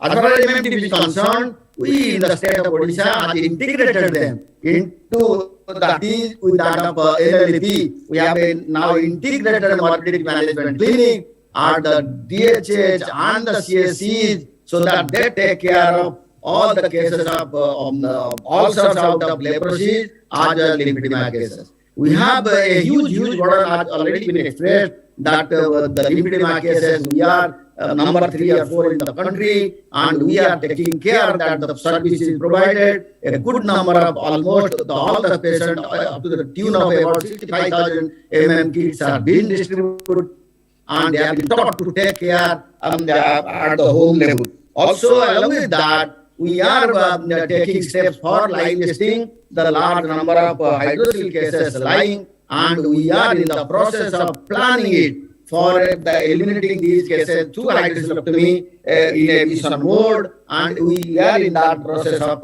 doing this. To our assessment, a lot of these have been already taken care of. We are in the process of revalidating these cases, and to our assessment, it will be around 11,000 to 12,000 cases. So we have very effectively. These are because the lymphedemas are concerned. They are affecting the mobility of the people. I will take this platform to request the government of India to take it at the appropriate level, that those with severe degree of mobility restriction should be included in the locomotor handicaps. The people with the locomotor handicap, so that they are given disability certificates and they avail the social security schemes. It should take the available. These are to be included in the list of the physically disabled persons, so that they are given some sort of security, social security. We are taking effective help of our development partners like PCI, like GHA and WHO. They are all supporting in a very effective way, not only in MDA and not only in planning the MDA, also in execution and post-MDA assessments. We are committed for a MDA vision round. We are committed to MMDP to clear all the backlog of hydrocelectomy and taking care of all those having the because of lymphedemas. And of course, integrated vector control is very, very effective in our state, because of which we have reduced the malaria caseload to about 95%. As you all know, from a caseload of 4.5 lakhs of malaria, we have reduced it around 25,000 to 40,000 in the last few years. This is because of this integrated vector control, we will be focusing again on vector control to see that they are become very, very effective again in eliminating lymphatic filariasis. Advocacy and intersectoral coordination is the integral part. We are advocating at the highest level through different activities, and we are putting it in different media, highlighting through the district and block level activities, so that we reach out to the people. And innovation and different innovative measures have been planned also. So we are in the full gamut of activity as far as lymphatic filariasis elimination is concerned. And of course, I will again take this opportunity to emphasize that there should be more investment in research, in diagnostic tools, in newer drugs for eliminating, because this is, I think, it requires, it takes a very long time to eliminate this. The process is very, very lengthy and cumbersome. We have to make it simplified and see that through this integrated approach and through these coordinated efforts of MDA, vector control, morbidity management, and advocacy, we will be in a state to reduce the burden in our state, contributing large to the national ELA burden. I think I think there is good amount of commitment from the level of government, from different levels of the districts, and all our development partners. That much I have to say on my behalf from the state of Odisha, and I really feel very, very honored and happy that we are putting in front of such a beautiful symposium and taking care of the burden of lymphatic filariasis. And we are in our state, we take it very, very seriously, and we are hopeful that in a short period of time we will be covering almost the whole state under elimination process. Thank you all. Thank you for listening. Thank you very much, Dr. Mishra, for your comprehensive intervention there. Now I'm going to move the spotlight to Government of West Bengal, Dr. Deepankar Maji. What? Reflections. What are your reflections on ensuring the last mile in the state of West Bengal? Over to you. In this gathering, I like to put two, three things in brief. First, I would talk about best practice initiative that we have followed in West Bengal. This is post-consumption event management kit, like this. I will demonstrate it to you. Post-consumption event management kit, PCEM kits. Now, we know the MDA drugs, especially the DEC, may cause some minor adverse effects. Now, those are minor and can be easily handled by some basic treatments. But truly, it's easy to say, it's easy to write in the leaflet, but not so easy on the field. Actually, in earlier years, we have seen that just one or two events of adverse effects caused even local hue and cry, resistance of the community, refusal to drug intakes. Several such incidents have occurred in past years. A survey has showed that about one third of the persons not consuming the drug given to them was due to fear of adverse effects. So we just try to hit upon this area. So what we did is we introduced this drug kit. This is nothing but a small box where we put 4 types of medicines: paracetamol, famotidine, domperidone, and levocetirizine. Now, one of this box is given to each drug administrator. When they move in the field for DEC and albendazole administration, they have this box with each of them. And in case there is any adverse event, they use this medicine. Now, what benefit is given by this box? The benefit is that these medicines for treating these ailments are now ready at the hand to mitigate these problems substantially. It boosts the confidence of the drug administrator himself or herself.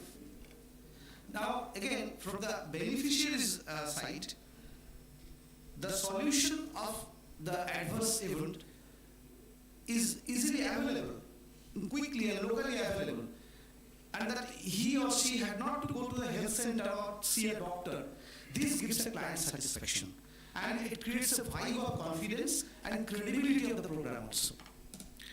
Our data also speaks in the same way. I can briefly tell you, in 2020, we had some 22,000 of adverse events reported, and out of them 19 had to be hospitalized. But in 2022, last year, we had 9,900 such adverse events reported, but only 2 had to be hospitalized. So this creates a big difference. It creates the credibility of the program in the public. And this works as a simple thing.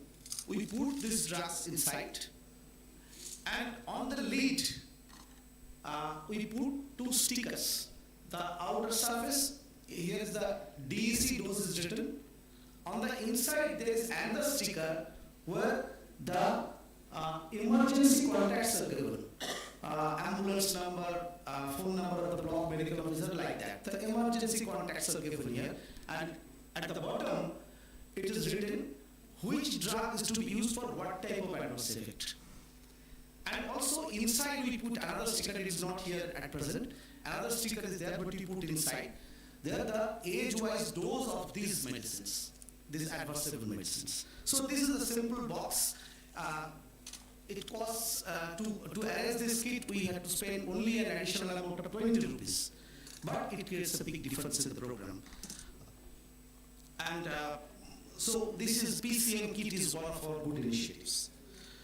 And not only this, what we do, we link it with our banners also. In the banners and posters and leaflets, we put a schematic picture of ASHA, and there is a space at the bottom where the local ASHA's phone number is written. So the banner poster clearly speaks, if you have any issue, as a citizen, if you have any issue with MDA, you can contact this particular person. The contact person, the contact points is very specifically projected there. So this PCM kit and the ASHA phone number. Now I go to another point, another initiative. Yes. That is publicity of MDA marked with Duare Sarkar. Now Duare Sarkar means the government at the people's doorstep.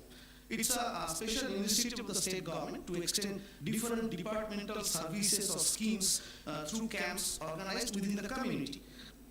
Recently, this initiative has also been awarded by the President herself. There is a widespread public interest about this Duare Sarkar camps. In a camp, in an average, there are 250 to 350 footfalls. So we utilized this platform for propaganda of MDA in last March. Later, in a post-MDA evaluation survey, it came out that this was an important source of information. I tell you, 17% of respondents said that they came to know about this MDA round from that Duare Sarkar camp only. So this is the second thing. Third thing that I like to highlight is IPC and vector control through VBD volunteers of Panchayat and Rural Development. In West Bengal, you know, we have special system. We have 8 volunteers engaged by Panchayat and Rural Development for every Gram Panchayat, and they work around the year. They are mainly for dengue control, but they are called VST, vector survey teams. They go from house to house and they do breed checking, mainly for dengue prevention, and they also do IPC for community involvement. This year, we like to involve them in pre-MDA IPC. So they will echo the same message as is given by the ASHAs, and in addition, they will be in a position to carte mark in domestic and peri-domestic vector control also. So I think this will be a new addition in our program because this vector control has now come as a pillar strategy in EF. Thank you. Thank you very much. And thank you for pointing out that it's not just only about promoting education and health literacy, but also the component of self-care. The ability for patients to understand, ask questions, but most important, control their own health care through maybe use of paracetamol for fever. Thank you very much. So over to Dr. B.B. Singh for the government of Uttar Pradesh. Thank you, ma'am. Ma'am, since almost all the things have already been said earlier, I'll just highlight the two things that have been newly introduced for this round. One is UP has a platform, digital platform by name of eKavach, where there is a listing of all the beneficiaries from 0 day till whatever age it is. So 100% listing of beneficiary is done on this platform, and more than 50% is already complete, and it has been assured by our MD NHM ma'am that before 10th of February it will be completed. So this time, apart from family register, we will be entering this data on eKavach also, and if the things go smoothly, in future we will be shifting over to this platform. The biggest advantage will be at a single click, we will be not only able to filter out the cases that have been missed, that who have not taken medicines, like we are looking for 0 doses now. Currently we are looking at this data from the family register of the last 2 to 3 years. That will be available just at a click to any program officer at the state or the district who are the beneficiaries that have been in this, number one. Secondly, the line listing of lymphedema and hydrocele cases that also been incorporated. So we have given them a list of more than 10 components which are part of a family register. All of them will be incorporated in this eKavach, and we'll be able to incorporate all those data. Secondly, ma'am, regarding that MMDP trainings, as per our instructions from the NHM, and those instructions have already gone to all the district magistrates already, that now will be providing this MMDP care through our health and wellness center. And the process of training all the CHOs is already in place. So I think in the next 2 months, 100% will be training all the health and wellness centers, and this MMDP care will be provided through them. All the ASHAs will be providing the line list of these patients to the CHOs, and at that level itself will be providing the care. If there is any verification required, it will be done by medical officer. Others will be done at those sub-center levels. Thank you, ma'am. Now I will request our Pauline to say something about this session. So we have heard a lot today. Many of you have also in the States instituted many of the strategies and approaches as well. In fact, there are more innovations at field level than we can have possibly imagined. So today is just a snapshot of it. I congratulate all of you. Every state has found ways and local solutions to try to troubleshoot. But what was important that came out very much, localizing your solutions, localizing to the state, to the context, to the systems that you work in. But the other thing is empowering your communities, but also ensuring your institutions, whether it's medical colleges, whether it's the district collector offices, whether it's the NGOs working locally in the states, and ensuring all these systems are part of your public health response. And that will make sure that we can get to elimination coverage at the end. It is coverage. The last, what came out very clearly is we have to apply very consciously a gender lens. We have to understand who is not getting to the services. We have to understand men have different schedules, and therefore will need tailoring for their hours that you want to reach them. Self-help groups of the departments could reach women and children, but men are slightly harder to reach. But this is not just about lymphatic filariasis. This has been proven time and again for TB, for HIV, for the other health programs where try to get men. In fact, men sometimes have little bit of a worse health outcome because of these differences in behavior and in employment and in migratory practices. So I will wrap up here. I think we have a very extensive session and the closing remarks. So we almost discussed everything, the good practices of all the states, and here many of you may not understand what is Duare Sarkar. It is a kind of a dastak what is being adapted by UP. And what we do not talked about regarding this MMDP is we have also already discussed about social security in the form of pension kind of a thing. But we do not speak about customized food, which is very, very important to reduce the number of ADL and thereby arrest of the disease. So we need to, all of the NMDs, we need to think this way, how to provide this customized food to our patients through CSR or through government system. And another thing is this urban area is really is a tough challenge. So we have already roped in that Rotary. So they are going to help in their collaboration will go a long way to get the compliance and get set free the urban areas from this disease. And thank you all. And this is just this is not the last mile. We are in the middle of the middle mile. So dialogue will be continuing in many a time, and any time we are here from national level. And since my tenure, I have seen all the workers are very much dedicated, including our DAs, but they require time to time this training. Sometimes there is some quality issue regarding their training, which is getting hampered our compliance. So thank you all for your patience hearing to this session.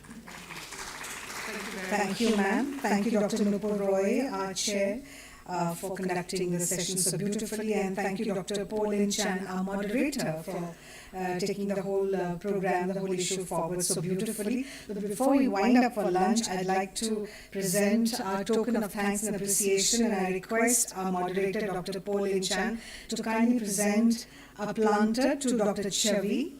Dr. Chavi, are you here? Dr. Karmakar? Yes, please. A token of our thanks and appreciation. Thank you. Let's have a huge round of applause, please. Thank you. Yes. Sure, on behalf of Chavi, Dr. Nupur will collect and give it to her. Great. A planter as a token of our thanks to Dr. V.P. Singh. Dr. V.P. Singh, thank you very much for your presentation. Thank you. Dr. Niranjan Mishra. Of course, he was virtual, I'm sorry. Dr. Dipankar Majhi, thank you so much for being here. Thank you. Dr. Anil Kumar.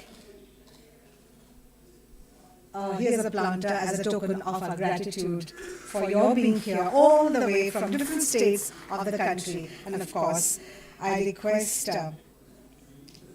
Dr. Nupur Roy to present a planter to Dr. Paulin Chan. Yes, here we go. Thank you so much. Thanks, ma'am. Thank you. Thanks, both of you. And so with that, our first half of the day gets over and done with. Let's break up for lunch. For all those who are tuned in to us live on various social media, we break in for lunch just now. We'll be back at 2:45 p.m. sharp. So thank you very much. Have a great sumptuous meal, and we collect here in the same hall.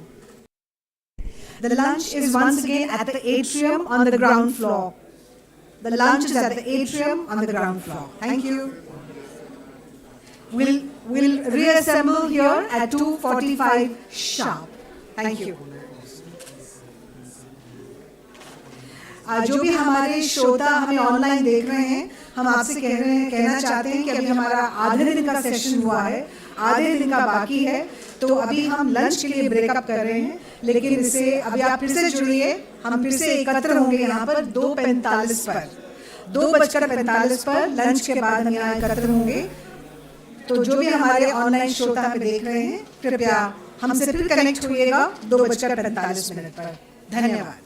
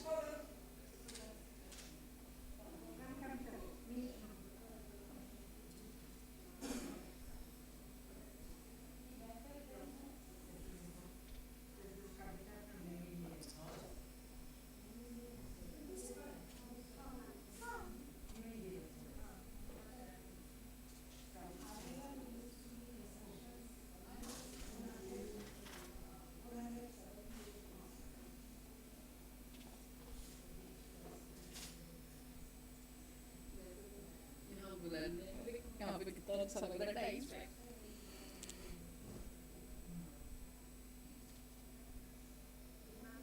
बस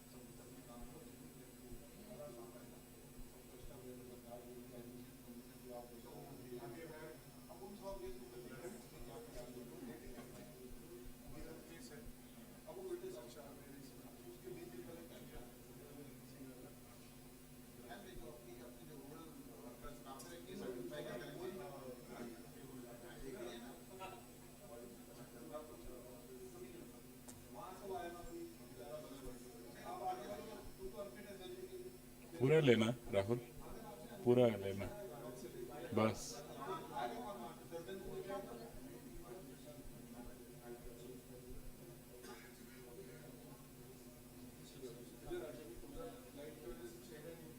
अच्छा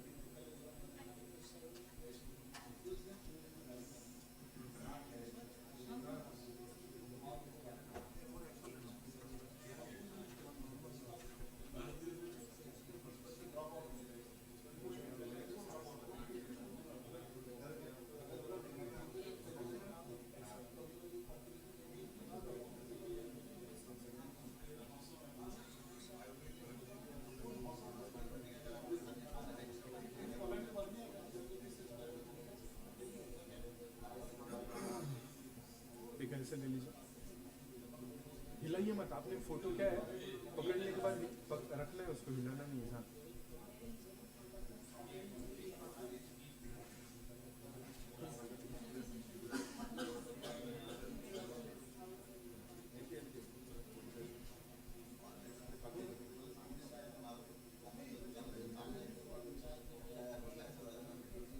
click करने के बाद वैसे ही रखना है, थोड़ा सा 1 सेकेंड।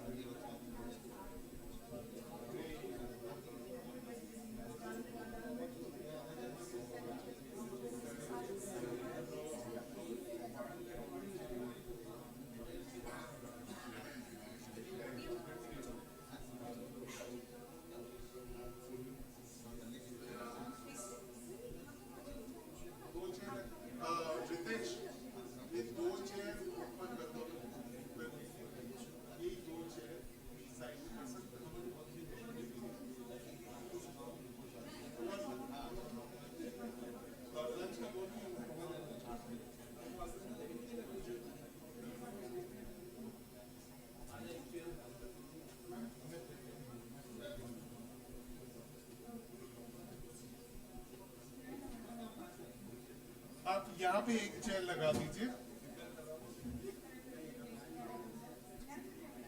हाँ अनुज ऊपर आ जाओ यार।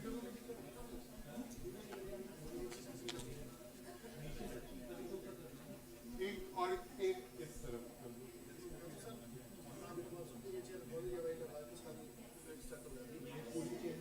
पूरी नहीं है ना, वो वाली चेयर है। अच्छा, can you just find out the virtual participants are yeah,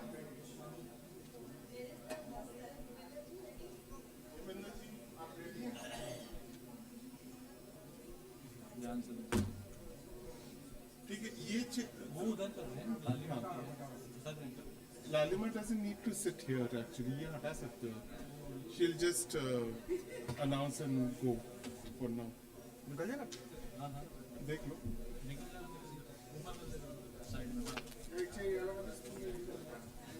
नहीं नहीं ठीक है, वो 3 हटा दीजिए, वो 3 हटा दीजिए। हाँ कर दीजिए।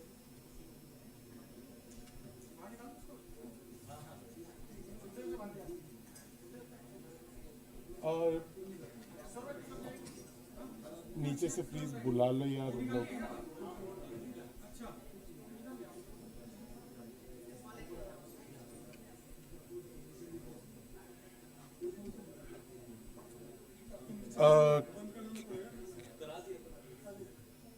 Can we can Suma Krishna Sastri, is she here?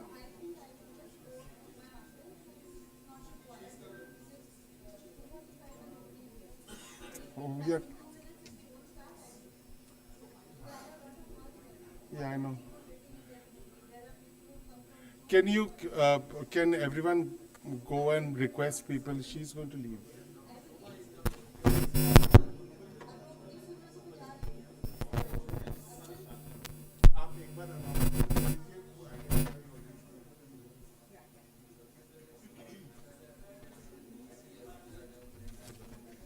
All right, welcome back.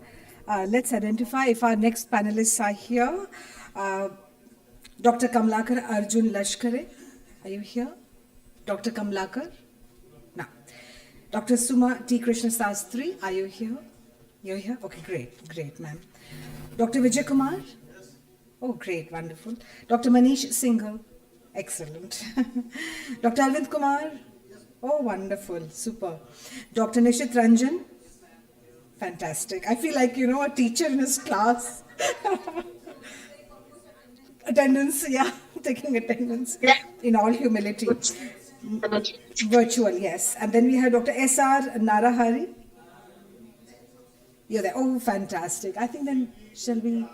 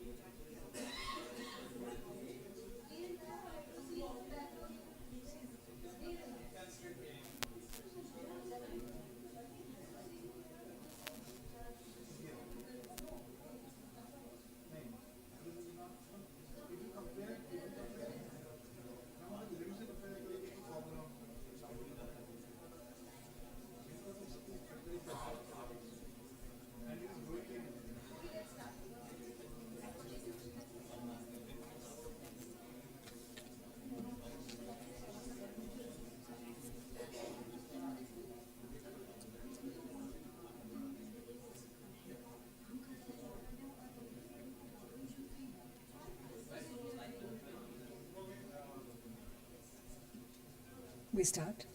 Right. All right, friends, our next session is on another very relevant topic, fast-tracking improved case management for people affected by LF. And our chair is Dr. Tanu Jain, Director, NCV BDC. And our moderator is Dr. Bhupendra Tripathi, Country Lead, Elimination Programs, Neglected Tropical Diseases, BMGF. Are we here? Our panelists, I go through them once again quickly. Dr. Kamalakar Arjun Lashkare, NPO LF, WHO India Office. Dr. Suma T. Krishna Sastri, Professor of Medicine and Director of Filariasis Research Unit at Government Medical College, Alappuzha.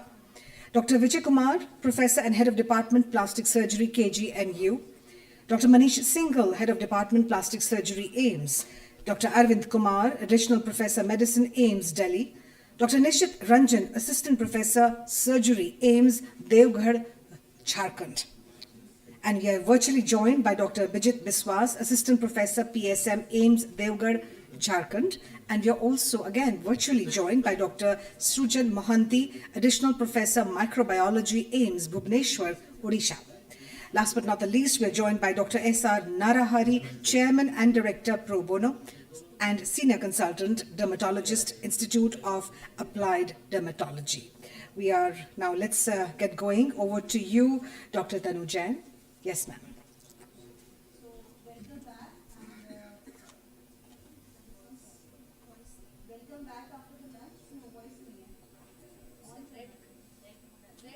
No, right, now it is red. Yeah, the key is with you. So, welcome back after the lunch. Although I can see quite a few people have not come back from the lunch, I request once again, because it is extremely important that this session is, I don't think we have ever discussed so, much in detail with the clinicians. So today, if we've got, wealth of faculty from various medical colleges. And as our Honorable HFM is saying that we have to attach the medical colleges now. So we have identified close to 170 medical colleges across all the endemic states. And they are going to support the national program in various ways. So one of the ways that we have been proposing them to help us with is tracking the improved case management for people affected with LF. So as we are all aware that there are two important things that the program division is right now looking into. One is lymphedema and one is hydrocele. We don't talk much about breast lymphedema. We are only talking about the lower lymphedema, and not much is being talked about the upper body lymphedema in the program. But I'm sure there is 1 to 2 or less than 5% of the cases which are getting affected in the other parts of the body as well. So with that, I will hand over to Dr. Bhupender to take us through the whole session. And I will request all the speakers to be a little brief, and if there is something left, we can go around for a second round. And also I would like to see the online participants on the side panel if it is possible, because we've not really been interacting with the online participants. So if it is possible, if there is someone from IT here who can do that for us. Can we see the online participants also on a side panel or on the top somewhere? Thank you. Please start. Thank you, ma'am. Very good afternoon to all of you, and welcome back to the technical session. This session is largely about the second important pillar of LF elimination, that is MMDP, Morbidity Management and Disability Prevention. So Dr. Lashkare has not joined us, otherwise I would have... Oh, please come. We have a seat. Please come. That chair is there, please come. So great, that's a wonderful news. So what we will do, we will have some policy type of thing asked from WHO, and then we will shift to the institutes which are already providing good care, followed by other institutes, how can they basically start in their areas, and are there any other therapies beyond the modern medicine. So that will be the flow of the discussion. So let me start with Dr. Kamalakar Lashkare, our WHO nodal point for India. Dr. Kamalakar, we know that for LF elimination, WHO has designed strategies to reach and get certification or validation done. So what are the key points a country should focus or keep in mind when they are working on those two pillars? We have discussed about MMDP. Maybe you can focus on the second pillar, MMDP. MMDP. Yes.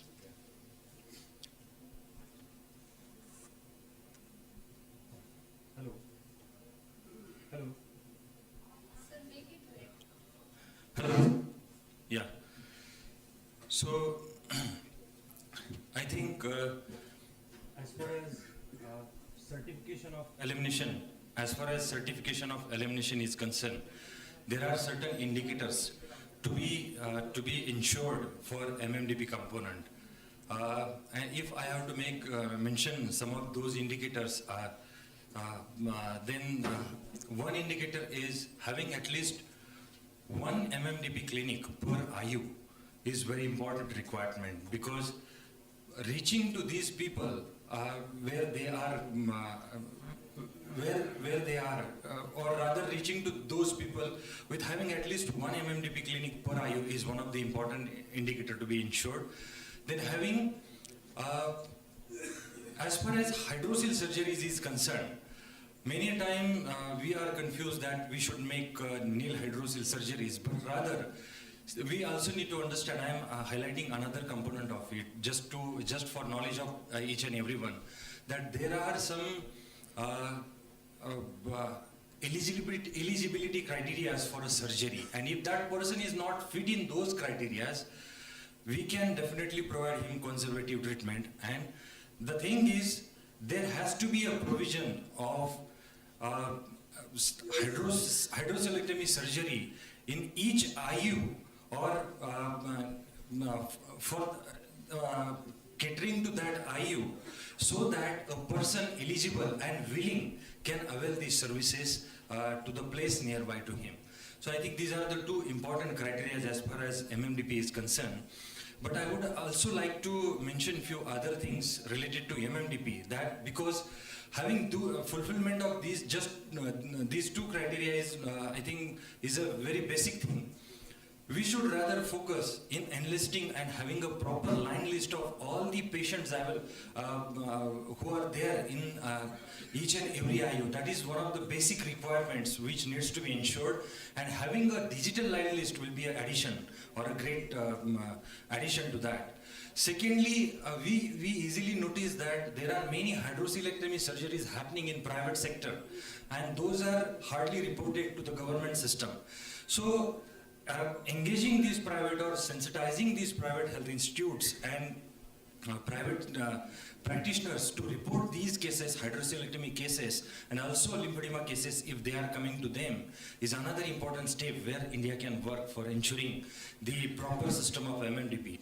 Third thing I would like to mention here is we have a very extensive network of these health and wellness clinics, and which provide excellent services to that particular subcenter, 3-4 villages of that subcenter.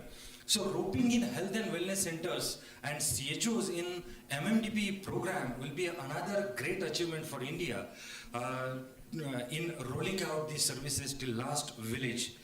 I think that is fourth and last but not the least, which has been highlighted several times since morning, involvement of the medical colleges. Medical colleges have a lot of role to play, not just in terms of surgeries for lymphedema and hydrocele, rather hydrocele surgeries, but providing basic consultations, guidance, and treatment to the acute attacks of lymphedema patients is also very important. So I think that is all from my side related to MMDP component. Thank you.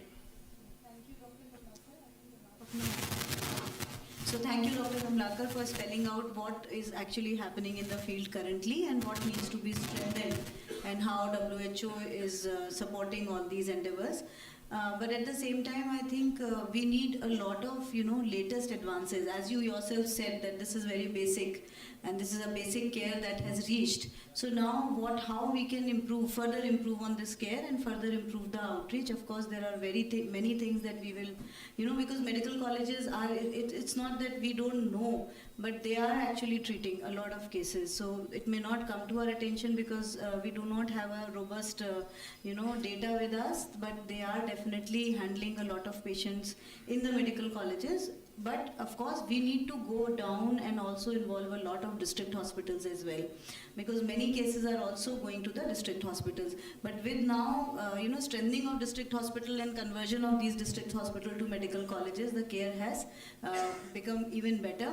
And so let's hear from the other panelist. Over to you, Dr. Bhupendra. Thank you, madam.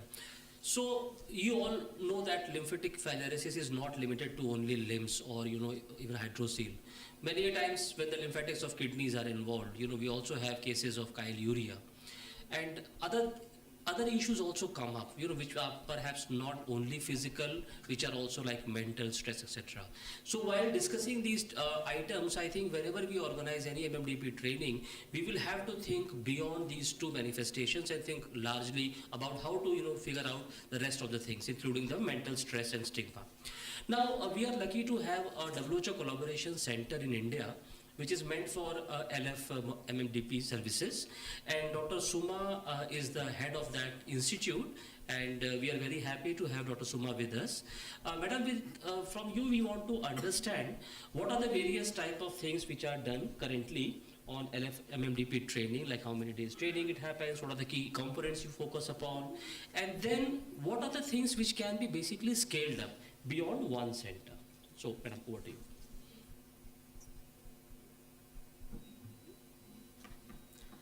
Thank you, Dr. Bhupendra. That's a good question. For us, what we have been doing, because it is the place where our medical college is at, that is Alappuzha in Kerala, was very much endemic for lymphatic filariasis. I said was. So there used to be a lot of patients. So the patient care usually happened in the medical colleges in the earlier days also. Then actually our center was started because WHO wanted to study the ivermectin. For the first time use of ivermectin in medical colleges, WHO had a center, that is for the Brugia Malai, came to Alleppey.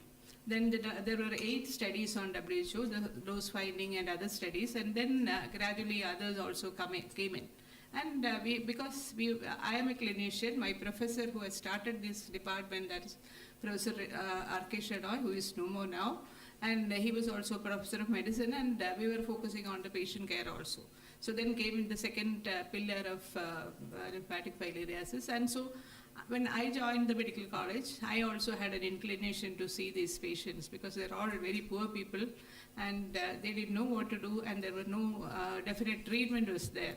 So with that, it went on, and we did many researches, many studies, and found that the MMDP is mainly due to the lymphedema is mainly due to the acute adenolymphadenitis, and we have studies where we are linking the bacteria and the adenolymphadenitis. Then we have found that it is not the antifilaral drug like diethyl carbamazepine or ivermectin has no role in the acute adenolymphadenitis. Then we have did the study in children where it was found to be the lymphocyte dilatation was found to be in 3-year-old, and also we had an EPIC study where we have found that the lymphocyte dilatation in children were reversible over a period of 6 to 8 years by the DEC albendazole itself. So because of because my professor and I was interested in that could go on. And I should say that all of us should remember that LF is a neglected tropical disease. And we used to say the most neglected part of that neglected tropical disease was the patients. And because the second pillar was not being taken up since many years, and it has. And today I'm very happy that many of the centers this is going on well. So what we should have to develop, because I'm happy that we are thinking about developing it in other medical colleges also, because now we do the international training according to the WHO regions with the help of WHO.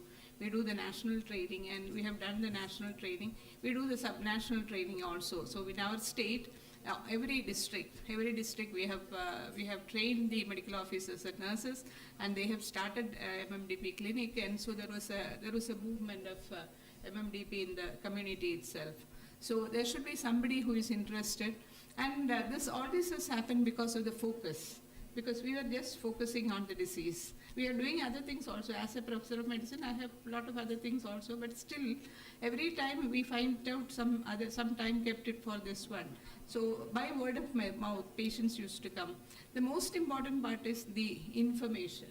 because the person sitting there or the person holding the unit should be knowing about the facts. What are the things you have to teach the patient? Because always patients and family are also stakeholder in the morbidity management and disability prevention, because the MMDP or the essential package of care should be done by the patient and always helped by the family members. Because what I found is that when the family members are also involved in the washing and other things, the stigma goes away. The stigma is the main important thing which prevents patient to coming over to the centers or coming in front of others. So that decreases when the family is involved. So we train the patients and family. So there should be a key person who will be able to understand everything about it and to impart it. And impart it means that the LF patient is not only the lymphedema, they have a lot of other things like mental health issues, social issues, and economic issues. Because if there is a breadwinning person of the family, once they get acute adrenal lymphangitis, they will not be able to go for work about the 1 week or 10 days or such like that, and that family suffers. So the person should be able to understand all this and convey this and educate these patients, because patients should get the confidence. And I have heard from here itself that the SPO from UP was saying that the patient is told that there is a reduction in the weight of the leg. So what we have also seen is once you train the patients, they do it, and after some time, may not be immediately, maybe after 1 or 2 months or 3 months, the ideal attacks comes down. So the patients become happy because they are able to move around.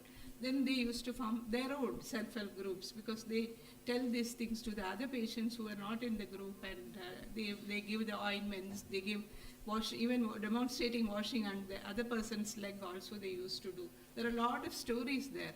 So that also happens. So for that, the patient should understand what is this, why we are doing it, and also what is the benefit. But that the patient will themselves will understand after a period of time, and that will carry on. And it should be uninterrupted, and the patient should know that there is a place to go when they are they have some problems. So by that, there will be a lot of patients. After sometimes the number of patients may decrease because they may not get the adrenal lymphangitis.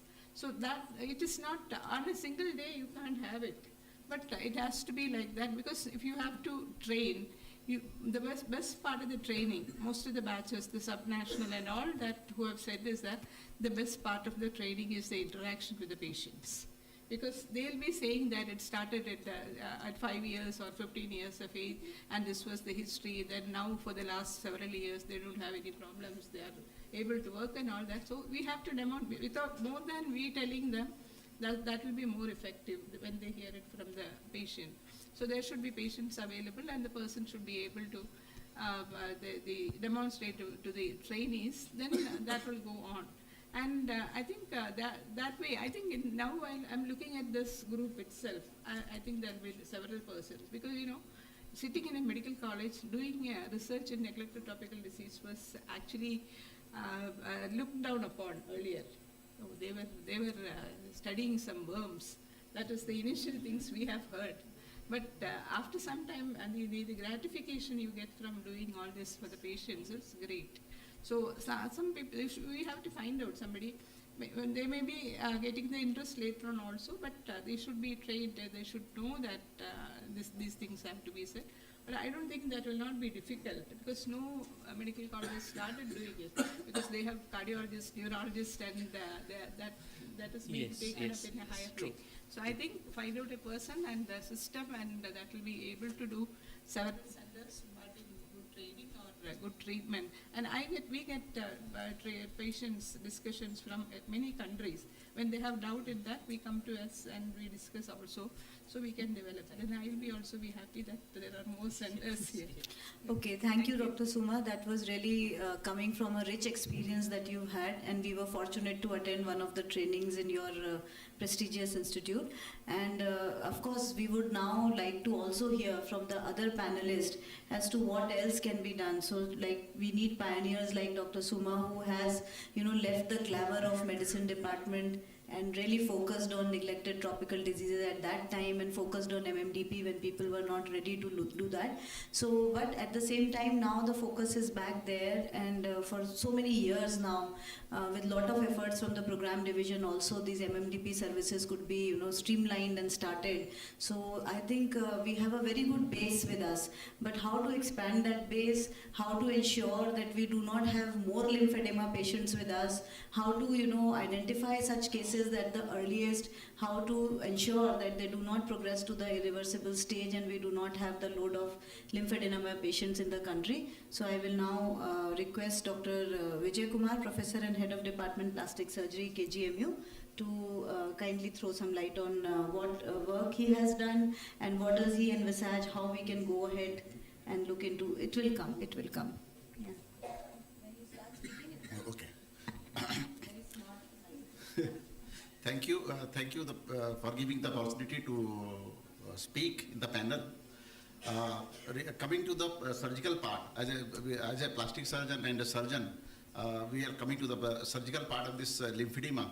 So lymphedema, initially the cases we can manage with initial cases with homemade, home-based management, like dressings. If the wounds are there, you can do the dressings and cleaning and applying the emoluments, oil and coconut oil like that, and doing the compressive dressing. And we have to teach the patients how to use the compressive dressings, crepe bandages, and then we can manage initially those cases.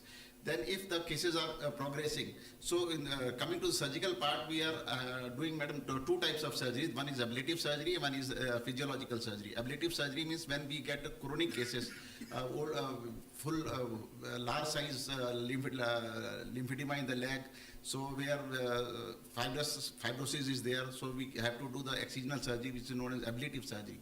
If we get early cases, especially starting of this lymphedema cases, in those cases we do physiological surgery. Physiological surgery means we are able to create a channel, like we will take a lymph node from the supraclavicular region or axillary region and give a microvascular surgery and put the lymph node there in the foot. So they can act like a channel, and the edema initial cases can be reduced. So this comes in doing a vascular lymph node transfer is a physiological surgery which we are doing, and ablative surgery is reduction surgery. Large cases where we have to do this lymph node transfer is not possible there because a lot of fibrosis there. So initially we have to reduce the fibrous tissue. We take the skin graft from that tissue or part only and keep the skin graft aside, and then we reduce excise the things, and when the remaining raw area is covered with the skin graft, and the swelling and this deformity is reduced. And coming to the part of hydrocele, which is much discussed, in our center, the hydrocele is being managed by general surgery department, simple cases, and this can be easily managed at the PSC level by surgeon or at the district level by surgeon. But because this hydrocele, the people want to hide, and when they become marriageable age or when their marriage happens, then they come to us. I have seen this.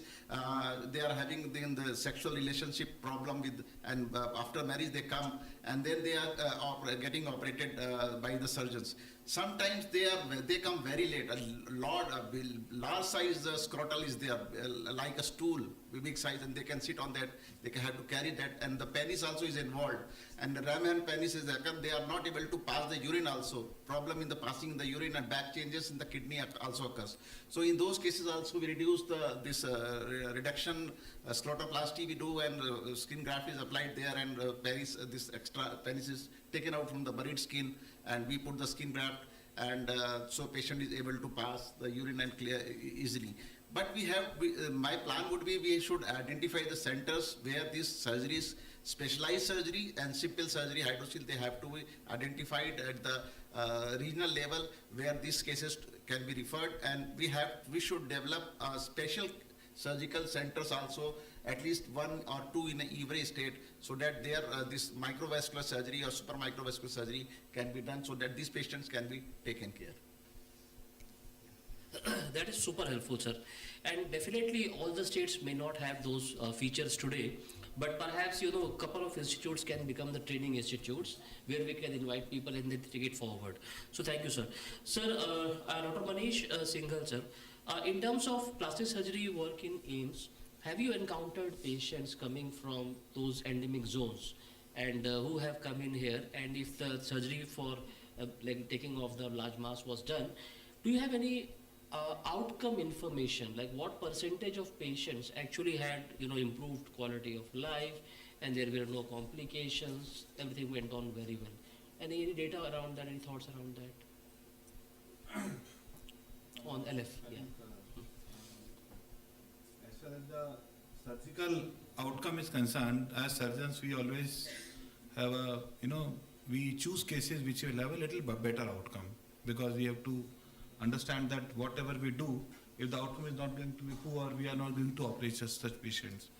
And believe me, the outcome in these patients, with, I think we have a very high level of skill set, and believe that even we are very skeptical of operating most of the patients, because the surgery is not that simple. And once we talk about the deformity management or deformity reduction, I am not sure that how many centers in India can actually do the entire package of surgery. If you say the essential surgery or minimum work, I think most of the places it will be possible.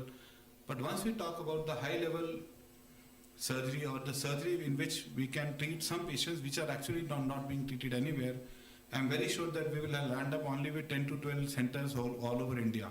This is what my experience is, because we are usually taking up such cases, and actually with so much of dates and so much of postponement of surgery, only those patients who are not getting anywhere treatment are coming to us. And moreover, the amount of investigation which is needed with them, the lymphoscintigraphy, the investigations are very complex, and it is very complex to read them also. So once we talk about surgeries, we have to think that we have to not only reduce the number from 1,78,000 to maybe 10% per annum, but there has to be some places where everything can be done. Unless until you think that, you will not be able to, because what is happening, let me take 2 minutes extra. So I have some experience. I have understood that the only disease which I think that which has been very nicely handled by surgery is cataract. That I have seen, and I have gone through that program very well to understand that how surgery can be introduced into any public program.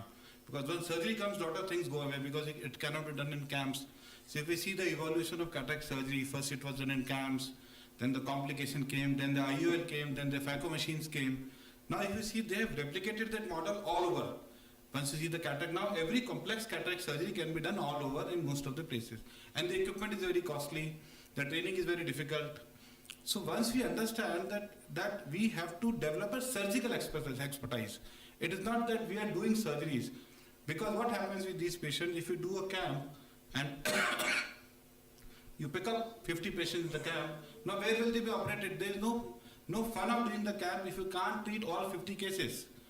And most of the cases they will never come to you. The patients who actually require surgery, the aim was for the cataract surgery was to go to the village and then find the patient. If in a hospital I am trying to treat filariasis and I think it will be over, it will never be happen. So the patients who actually require the surgery are not coming to us, and they will never come to us, believe me. They will never come to us, and they are always worried about the complications. If you select 50 patients, one patient will have pyocele, the entire 50 next time will not come to you. The entire village will not come to you. So till we understand that if we are doing surgery, we have to select cases that the surgical complications have to be less. You can increase the number on board, but you will not be able to offer surgery, because these surgeries are not life-threatening. People will try to manage. They will try to manage. They will say that instead of doing the surgery, let at least find this way. So till we have an exact timeline and exact method that what surgery are we offering, what is the grade of surgery, grade 1 surgery can be offered at 20 medical colleges or 50 medical colleges, grade 2 at this, and how will they stay? I think the plan will not work, believe me. It is very difficult. These surgeries are not that easy. That is what I think.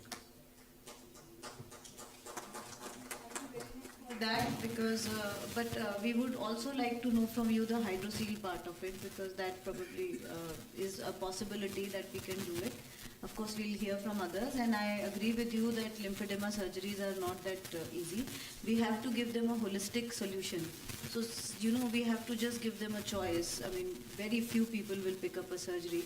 But the problem is that the awareness has to be there. We cannot deny people the awareness that there is a possibility that something can be done. So that is probably what we are looking at. We are not thinking of, having surgery for 5.5 lakh people or even more if they are. So we are only looking at a package on how we can manage their, deformity or this disability and this situation and have a better quality of life for them, and especially talking about hydrocele also. Hydrocele is very low-hanging fruit. It is not that difficult to treat hydrocele, but I think within the curriculum, within the surgical curriculum, if AIMS or maybe Alappuzha wants to train people for surgery, we can have a 3 months or a 2 months course or something for willing surgeons to at least come and be acquainted with the entire range.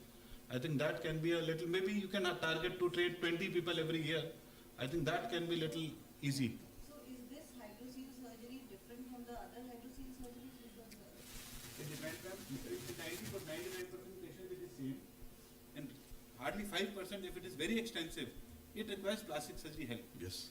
So 95%, madam, if I am correct, 95% you can say that it is almost the same for everyone. Same for everyone, but if the penis involved, the penis is buried in the skin, the ramon is there, and bigger scrotal. Yeah. Then it is. So that's why we have to identify the surgeons or centers where the simple surgeries can be done, where difficult surgeries can be done. So, going on that, Dr. Nishit Ranjan, you are assistant professor in surgery department in Devghar. So Devghar is an area where we have a lot of patients. So what is your opinion or what is your guidance to the program officers here? What shall the program officers do to ensure that the patients are referred in time and they are operated, and how can the department help? Thank you, sir, for giving me opportunity to share something here. I want to share my thought or address some technical issue with their solution, so that actually it is going to strengthen the effectiveness of roadmap of elimination of ELF 2027 or 30, whatever we prefer. So here I would like to address, because as a first frontier to see the patient, as a clinician, we are having opportunity, the best cases, the case who is suffering with the disease, who comes to us, and we can address the MDA coverage to those patients first. And we can stratify the treatment. So if the patient is suffering with a spectrum of the presentation, like adenolymphangitis, filarial lymphangitis, or other chronic presentation. So in that case, actually we should not get blind, and we should advise to other clinicians at the PHC or CSC level also that there is a wide spectrum of the presentation, because tropical pulmonary eosinophilia is also part of the presentation of the filariasis. So here, actually here what we can do, actually we can put our thought regarding if the patient is of the lymphedema, is coming to us, so he is actually frequently suffering with also acute filarial lymphangitis. So here we should put the concept of DIDA. Doxycycline is here going to help the patient. Later on post doxycycline treatment, we should put the patient for the MDA. So we can put ideas of add-on MDA. And if the patient is having surgical spectrum of the disease, so actually the surgical treatment should getting stratified according to me, sir. Like some of the spectrum of the disease, like hydrocele is going to be treated at the PHC level, CSC level, and district hospital level. So we can, as a tertiary care center, we can help them to train the manpower to deal such cases. And some hydrocele surgery, like window technique, is quite very effective with the least complications. So we can train those people who can operate the hydrocele surgery with maximum number of the cases. We can handle the maximum number of the cases with the least complication. If we are talking about the lymphedema, so if we are talking about the treatment of the lymphedema, treatment is also based on a stage of the lymphedema. So the most important thing, as sir has told, surgical result is very dismal in the higher stage. Like there are 3 classification system for the lymphedema. One is based on the function, one is based on the anatomy, and one is clinical. So for the clinician, we are seeing a patient of filariasis. So we are not having diagnostic tool available. So actually our point of view of how we are going to say this is the case of the filariasis. So rapid assessment method is the main things by which we can assess a case. So in the rapid assessment method, till today actually we were adding only the questionnaire and the physical examination. But here I want to add one more thing, that is the physical assessment. In the physical assessment, we can say the patient is suffering with the lymphedema or it is due to lymphatic filariasis, so that we could state it to the clinician, so that higher advancement of the stage of the lymphedema could be prevented. So how would it possible? This is a very simple technique. Simply you are going to measure the both arm. If there is arm circumference difference is more than 2 cm, then actually it is going to help you. Oh, the patient is suffering with the lymphedema. So actually we have to put the patient over the conservative treatment way. So what the treatment actually we are going to provide the patient with the lymphedema. So when we are talking, okay, we are diagnosed the case. So the most important thing here is the risk reduction, education and practices. In the risk reduction practices, we have to say our patient to follow the food care plan. So actually you people, the people who is in the planning section of the health is following the same. And I will say, you have to involve not only the ASA in it, actually the patient party should also get included as food care program. So that if I just want to say my life experience, when I was doing my MS, so actually in my part, it was the 40 to 50% I have to do dressing the them. Okay, so it was very tough for me. Actually, it was taking 6 hours, 7 hours of the time of all the dressing. So I trained the person, parent person of the patient. So I get a workforce. I created there, those people who are taking very much interest.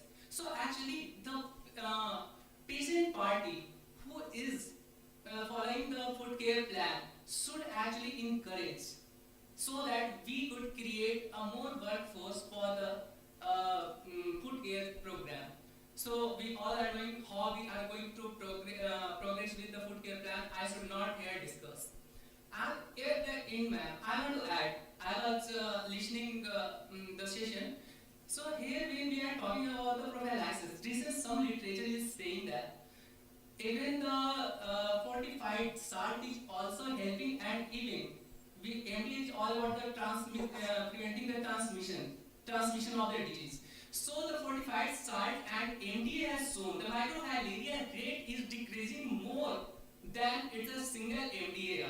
So actually we should encourage the fortified salt along with the MDA also. And at the end, in the preventive method, I want to add, because it's the most important, we are not going to address the higher stage of the lymphedema issues. Okay? So it's the most important, we have to put our stress over the prophylaxis. So how we can prophylactic it better? So 2 points have been discussed, but 3rd point has not been discussed here. It's we have to prevent the contact between the vectors and the persons. Like mosquito net, repellents, we should encourage here also, like the other vector-borne disease. This is all from my side. Thank you so much, Dr. So definitely, the key points what I understood was that medical colleges can definitely be the areas of training of the district officials, and in those areas they can impart, for the complicated cases they can impart services, but for others it can be a training institute as well.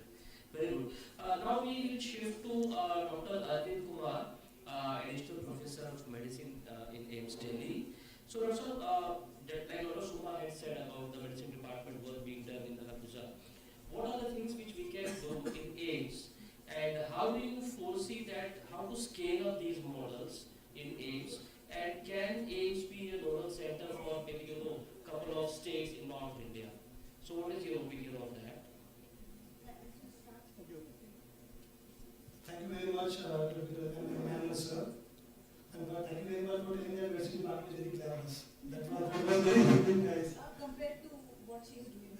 So thank you very much for that. So, as I mentioned, I will just take very less amount of time because I know that we are slightly late in our sessions. So, what I feel, I work at AIMS Delhi, but I belong to a place which is very direct for Kaligasi, Champaran district in North Bihar.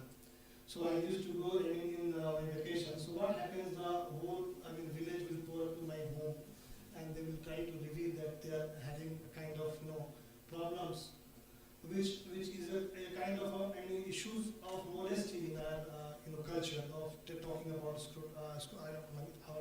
scrotum, hydrocele, and they will be suffering for this for last 40 years. And even I will tell my family members, few of them have revealed after I did my MD. So what I would suggest that we should, I agree with most of the panelists who have spoken very well, most of the things have been very well dealt.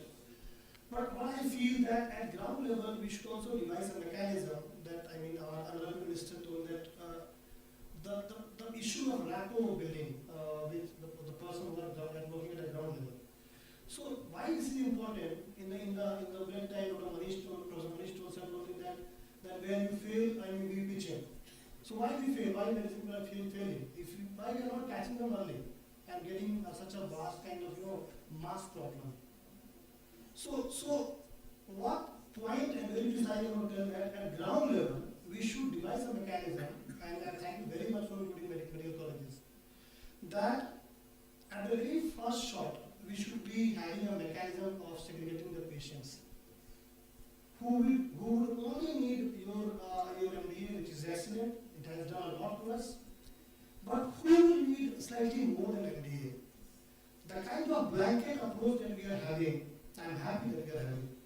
But yes, we should have an approach to segregate someone who is already having recurrent episodes of acute attacks, some residual disease in form of lymphedema. The issue of this kind of stigma, how to breach it. The example was excellent given by our minister, sir, that those who's already inside the family, people are very well. And I am giving my example. People are silent for 30 years, now they are opening up.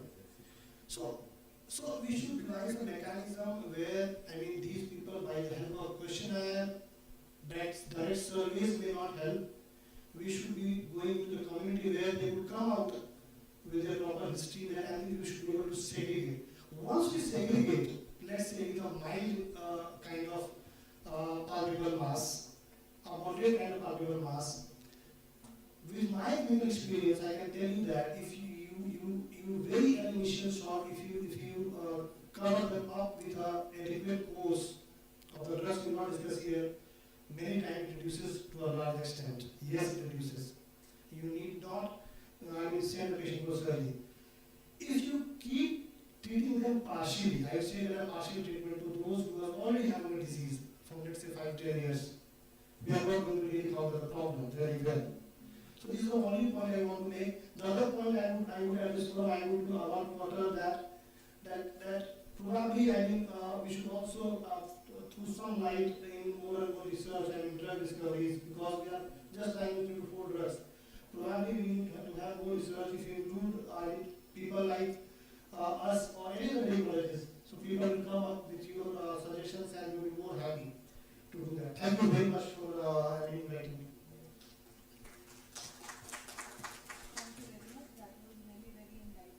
That is exactly what we are looking for, that how to scale up the MMDB services in the community, and your experience will definitely help us. So I think because we have less time, we'll go to the next speaker online. Yes. Dr. Vijay Vishwas, are you there? Yes, ma'am. Yes. As a patient, I would like to add just the thing that the community awareness is the most thing, because if we develop the services in community, don't use that, there is no effect of that. We need to aware the community that these are the first we would like to increase the coverage of it so that this failure doesn't happen. If somebody has swelling, then we should get avail the screening tools like test like filaria test, strip test, all those things should be done so that the case could be detected early and could be managed early, so that further progression of the lymphedema. And if the if he gives the lymphedema, then we should aware him around the self-care practices like yes, sir. Like food care. Am I audible? You are audible, but your voice is breaking. Ma'am, maybe due to the internet issue, it may be happening. Okay, I'm slowly speaking. So I should, we should aware the people. This is available, make available by the government, like the for the acute ATL management. We should keep antibiotics and all that. And we should also teach, which is often neglected, which is also told by my colleague, Dr. Nishit, like that is the self-care practices, proper food washing, directing those exercises, elevation of those exercises that should be promoted in the community. And in case of surgery, what my thinking is that outcome should be maximum. That should be channelized for the surgery. We have the best prognosis. It is for the government program, it not be suitable to referring for surgery. And anyway, who have the profound lymphedema cases, they won't be able to come because due to mobility restriction and all that, it is very difficult to mobilize them for surgery. So this is what I wanted to add. Thank you. Thank you so much, Dr. Viswas. So, how community medicine can actually play a role, between becoming a bridge between the government health system as well as figuring out all the surgeons and medicine experts and microbiology experts in the medical colleges. So this is something which I will pass. But just suggesting. The community medicine role will be to make awareness programs regarding availability within the consumption of the NDAs and available different services offered by the government. And moreover, we can do implementation research to identify the bottlenecks of the programs. Whereas there is zero dose reported, we can do quality studies, the actual cause of not accepting NDA or the services given by the government. And we can also play a significant role in the primary care physicians training regarding how to manage primary care management, non-surgical management of the lymphedema cases.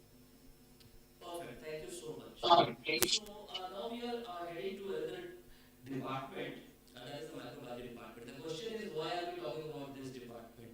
Because all the state program officers have one big, problem that because of the block strategy, the number of slides which are developed per block has grown up like anything. And we do not have the capacity of good quality lab technicians to screen each and every slide. So, Dr. Smrita Mohanty, Madam, we would love to hear your thoughts.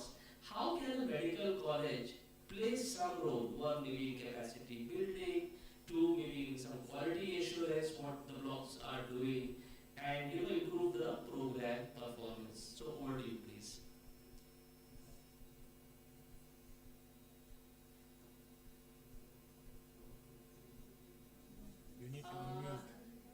Madam, your mic is on mute, perhaps. Yeah, now, okay, so good afternoon. Sir, ma'am, all esteemed panelists. I feel I am outlier in this group because the topic was the fast tracking of the case management. Since there was a request, so I have joined in. So, sir, as you rightly told that all like laboratory support is needed.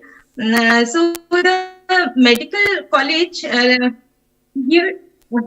hello, as a medical and laboratory personnel, of course, we have the need of the samples, but samples will come only after increased awareness. So as we have been hearing the esteemed panel, there is a talk of the increased awareness. So in addition to the lymphangitis and lymphedema cases, there are also some other requirements, like if there is the cases should be encountered, should be looked for when there is a recent onset of pitting edema. That is also in addition to the lymphangitis and lymphatic cases. I was going through the clinical symptoms that can happen. Other is that many of these cases, especially in the asymptomatic phase, they have microscopic hematuria and microscopic proteinuria.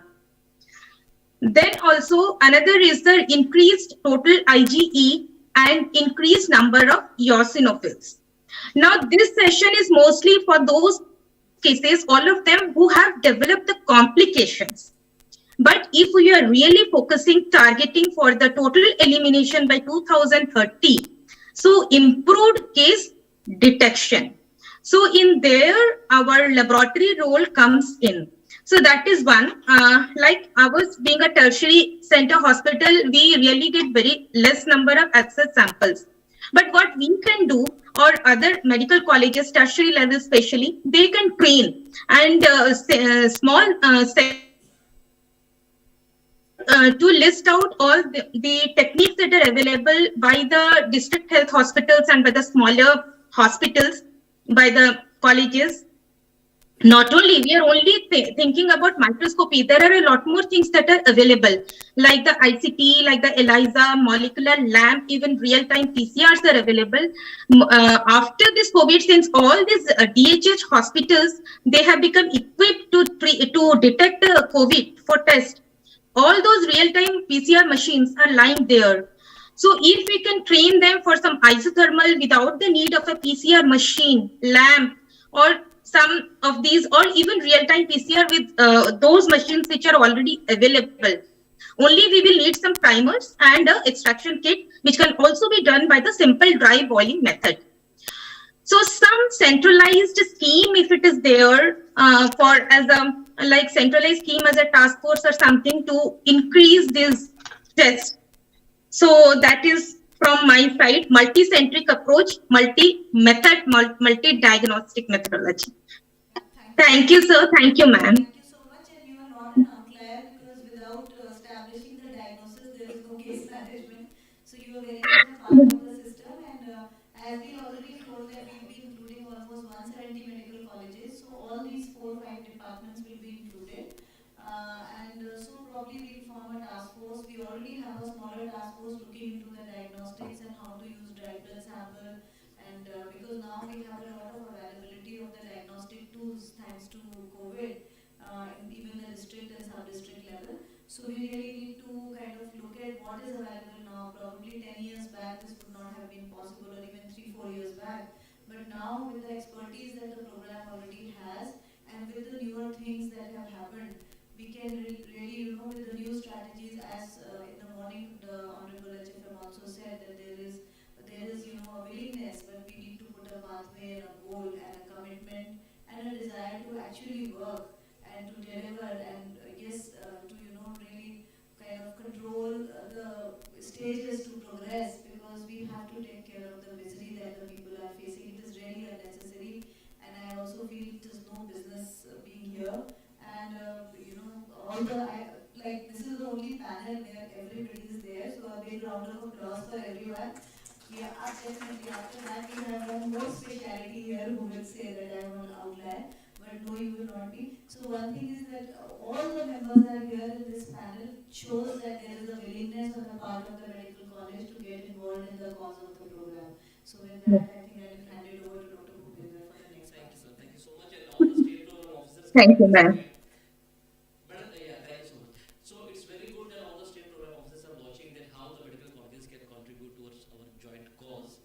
So in addition to what we have discussed, there are sometimes therapies which are beyond the modern medicine, and which can perhaps sometimes give better results, equal results, or results which are different than what we are doing in the modern medicine. So we happen to have Dr. Narahari with us today, and we are thankful to him. He is the director of the Institute of Applied Dermatology. So he is an MBBS MD dermatology himself, but he is working with a group of Ayurvedic and homeopathic doctors and yoga experts to provide some care to diseases which are known for us. One of the most important is lymphatic filariasis. So Dr. Narahari, can you please share your experience of the work what you are doing? And do you think that these are the things which can be scaled up in other areas of India as well? Oh, thanks, Dr. Tripathi. Actually, we call call this treatment as a integrative treatment because we combine Ayurvedic massages and oils, and then we use compression bandaging of allopathy, and then we use yoga for lymph drainage. We have, in our publications, we use multiple adjectives for this. One is self-care, the other one is family member assisted, the other one is low cost, another one is locally available, and then we also use low technology. These are some of these words we use in our publications because our treatment comprises all these. It's like self-care, patients can do themselves, it can be done by assistance of a family member. So in our treatment, they come and stay with us for about 2 weeks.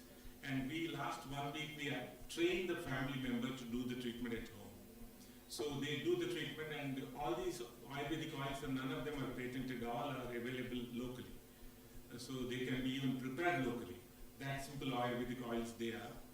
So in fact, we treated it, we treat all grades of lymphedema. We use ISL grading actually, but WHO grading, all 7 grades we treat.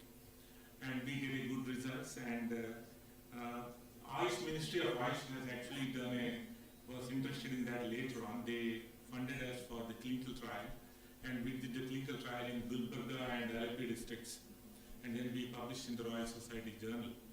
And then there was a adherence to the treatment at the level of 74% in the clinical trial, while in our real data, the adherence is about 57%.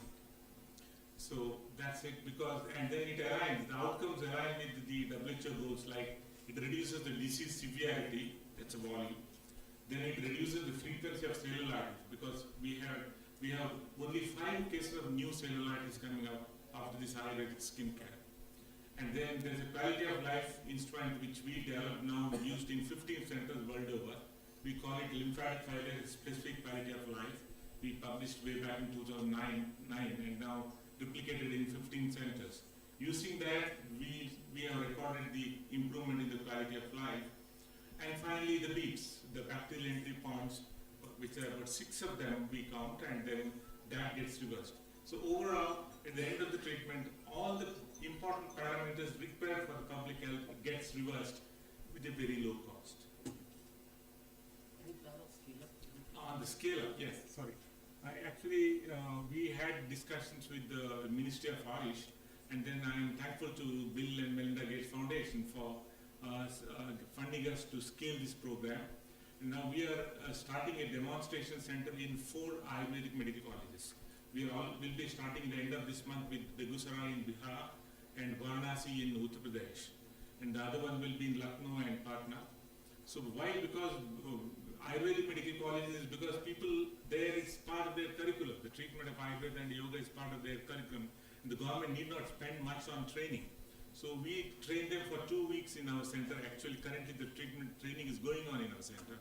Then we place them in the center, in the medical colleges, and we take a faculty coordinator, what's called faculty coordinator, so that one of the teaching faculty, Kaya Chikitsa, they call intermedicine as Kaya Chikitsa in Ayurveda. One of those professor grade, associate professor grade, is involved into the in the treatment, so that this technology goes to the Ayurveda faculty there, and then they start treating them, and they are allowed to take the rounds, and their students get exposed, and we hope that this technology eventually transfers to the Ayurveda medical college. And the sustainability very much there is because these patients have free to go to the Ayurveda medical college. Our government allows the Ayurveda system, so the sustainability is there. So continuum of care can happen. And then luckily the Bill Gates Foundation is now linking us with the field work like CFAR and others, PATH and others, so that their treatment at home can be continued. So this is what it is, and subsequently we also had a discussion with the Ayush Secretary recently, and he has promised that this treatment can be brought into the National Ayush Mission. And this treatment is one of the 7 treatments approved by the central government in 2021 October for the rollout of the National Ayush Mission. Thank you so much, Dr. Hari, and this may be a game changer for all of us, because the number of people we have, and the more people love Ayurveda sometimes, that I want to try this one rather than a modern medicine. So, thank you so much. I think Dr. Kaushik Bose is continuously messaging me that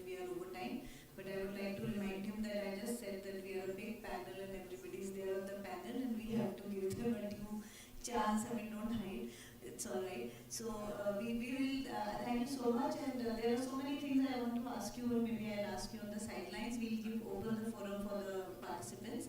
So maybe 5 or 6 quick questions if anybody has. Yes, madam. There, I think, and then you, and then that side. 3. Okay.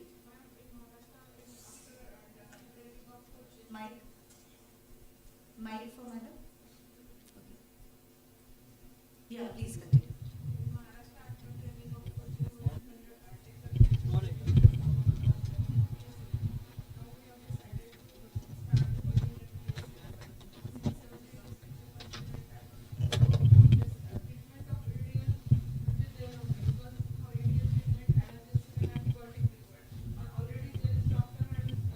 Already we are having medicine there, so we can start there, and if it is not relieved in 48 hours, then they can refer to block level RH or SDH like this. And involvement of private practitioners also needed, I think, because 1 to 2 patients, they were taking DAC for 15 days, then I came to know, then I talked them like this. So now in next phase we will take them also, IMA and IIP also. So yeah, I think there is always a clash between the program related operational guidelines and the clinicians that want to do it a little differently. So of course we need to come up with better guidelines, and maybe there's a time need to revise the guidelines now. So with all these expertise, we'll definitely revise. So yes, please.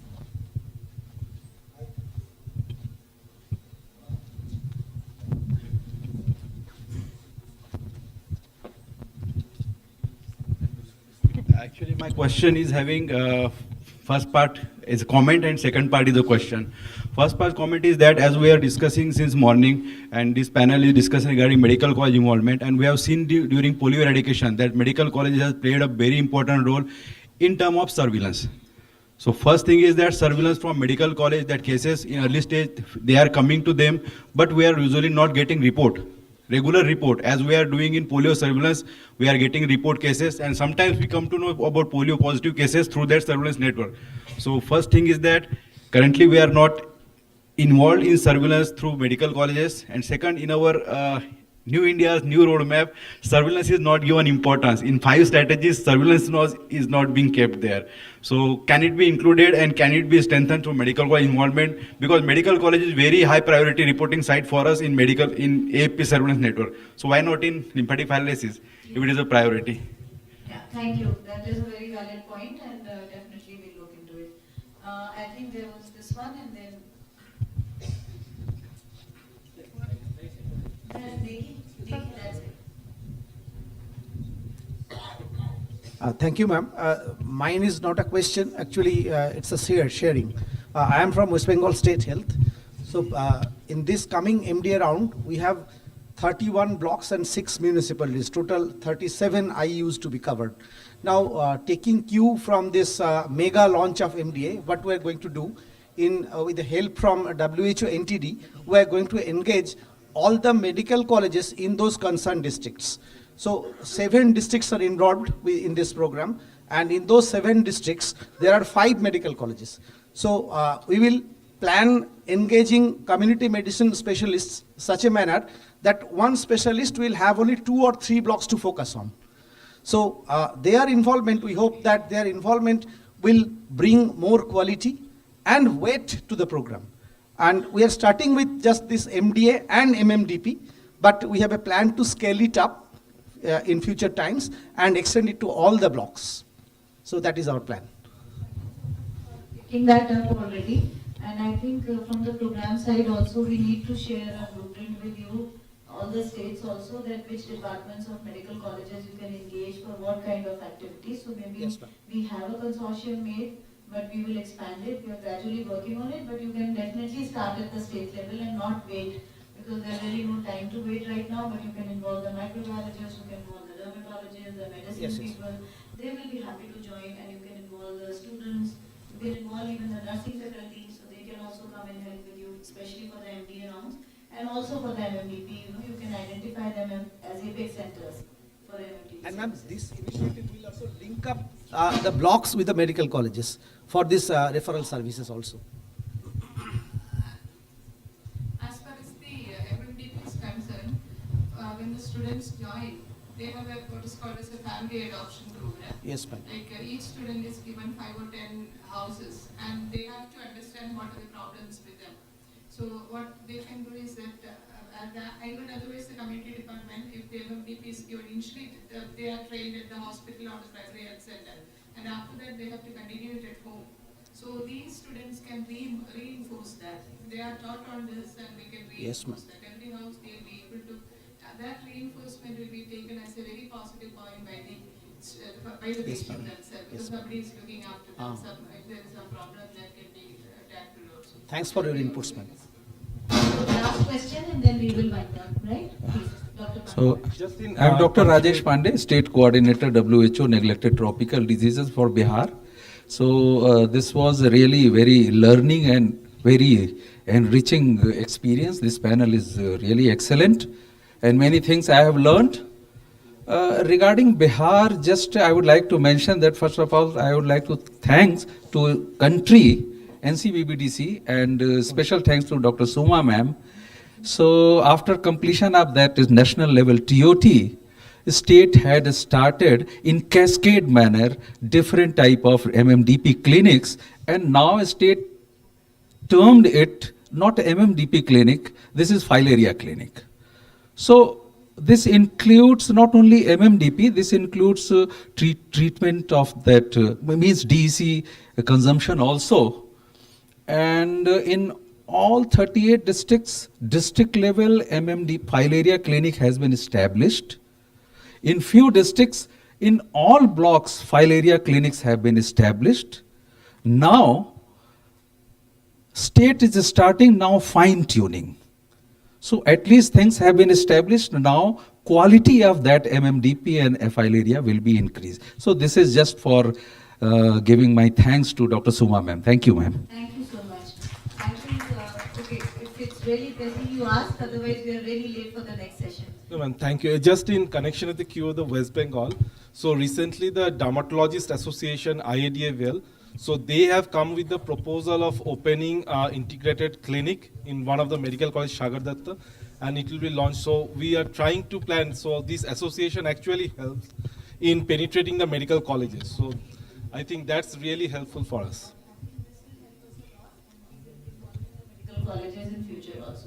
So that probably a big round of applause for all of you and all the panelists who are here today with us, because they are all spared their very valuable time and they have joined us, and we hope that all of you join online also and physically will keep in touch with us and keep on supporting and helping us. So there were many questions, but we can discuss later. Thank you so much. Ma'am, before we wind up, a token of appreciation, the planters, I request okay, Dr. Kamlakar to present planters to our esteemed panelists. I think if I had to give a tagline to the last session, I would say this became a room full of ideas. So here we go. For Dr. Tanu Jain, Dr. Suma Krishna Sastry. This is in no particular order, at random, so no offense. Dr. Vijay Kumar. Yeah. Claps may continue. It'll wake you up as well. Dr. Manish Singhal. Thank you so much, all our panelists, for being here. Great. Dr. Arvind Kumar. Yeah. Claps may continue. Great. Dr. Nishit Ranjan.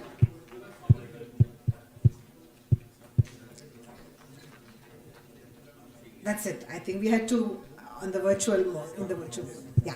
Thank you so much.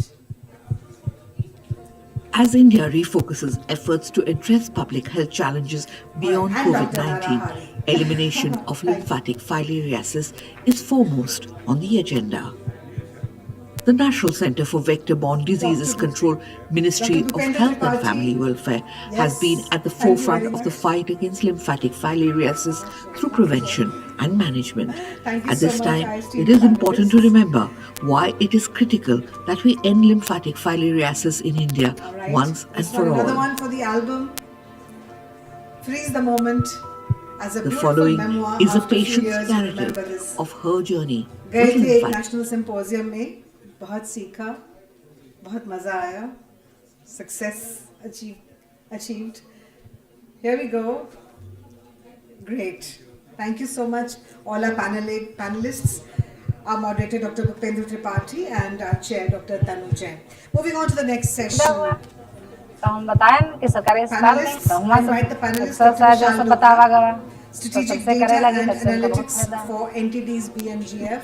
Please come on the dais, sir. Dr. Vishal Dogra, I invite you. Dr. Manju Rahi, Director in Charge and Scientist, ICMR. Kindly come on the dais, please. Dr. Neelam Somalkar, Regional Director, Odisha. Please come on the dais, ma'am. Dr. V.K. Chaudhary, Regional Director, Uttar Pradesh. Let's have you on the dais, please. And our chair, Dr. Pranab J. Bhuiya, Joint Director, NCV BDC.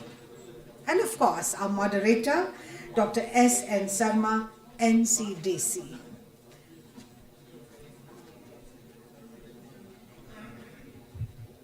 We look forward to all of you coming on the dais, please.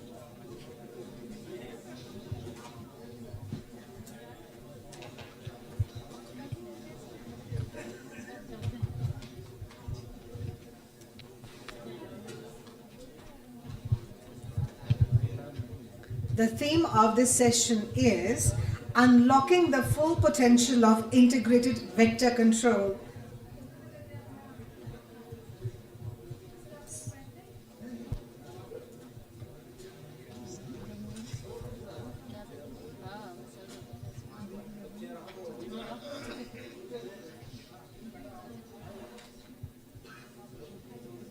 So, are we all set to go? All right, over to the chair, Dr. Pranab Bhuiya, Joint Director, NCV BDC. Sir.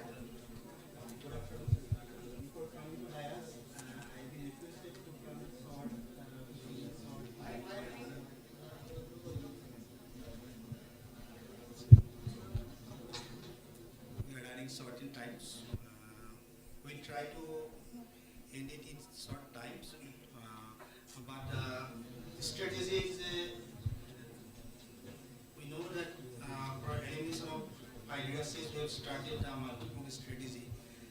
It is one of the very important strategy of the integrated vector control method. It is not a new concept, but in the filarial eliminations, it is very important. And we have to discuss a few salient points in terms of these saliences in implementation of integrated vector control and what is that shape, especially in the eliminations, pre-eliminations, what should be the criteria, what are the challenges we have to face. And we are very experienced panelists here, and now I request Dr. Sharma to moderate the session. Good afternoon to everyone, and thank you, Dr. Bhuiyan, for the opportunity. And we are very pleased, in fact, to have this session when vector surveillance and vector control has been put as a pillar 3. In the morning, you have already seen as a revised strategy. And now what Dr. Bhuiyan said, that we were having the MDA as well as the mobility management part of it. Now how we are to deal with the vector surveillance as well as the vector management part of it at the juncture when we have brought down the microfilaria rate less than 1. So without going into details, I would like to introduce you the panelist, Dr. Vishal Dogra.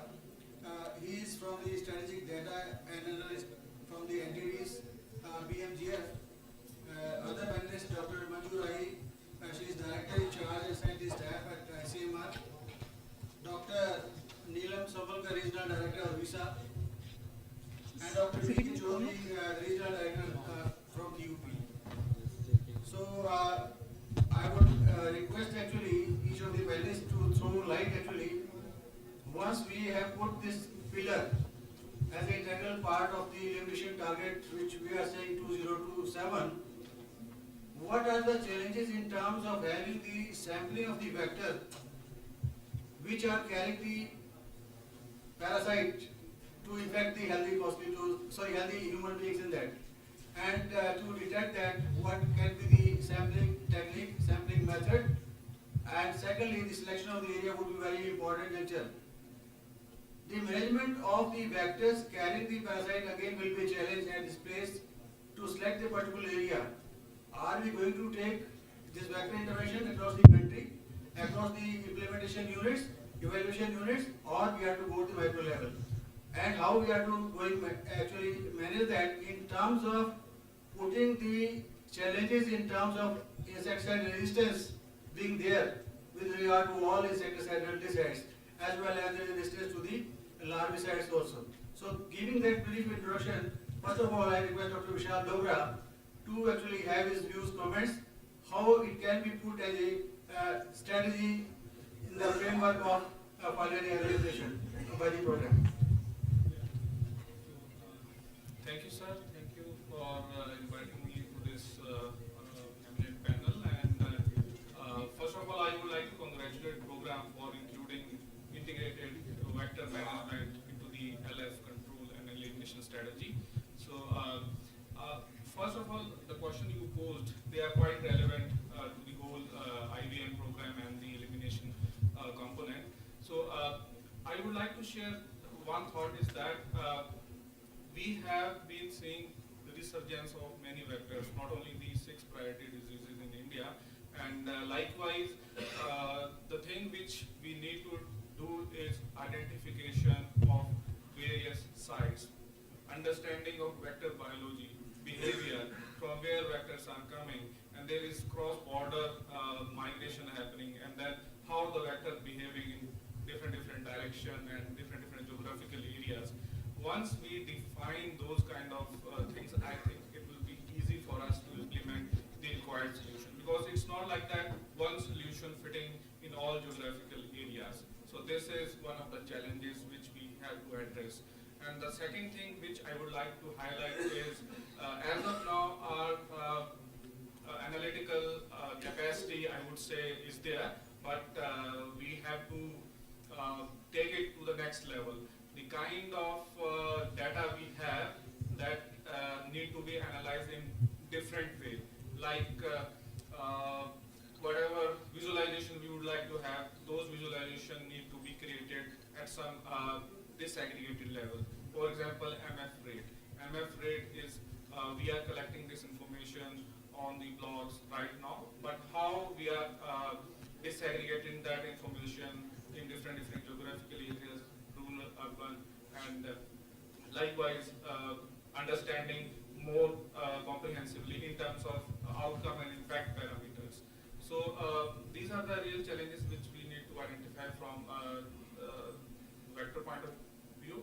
And other thing is that right now the challenges in terms of identifying and then implementing vector control strategies. For example, there are a lot of vector stuff like control measure existing in different parts of the country. So we have to have a relevant and competent manpower who can actually implement all these solutions in the geographical areas, in their area of action.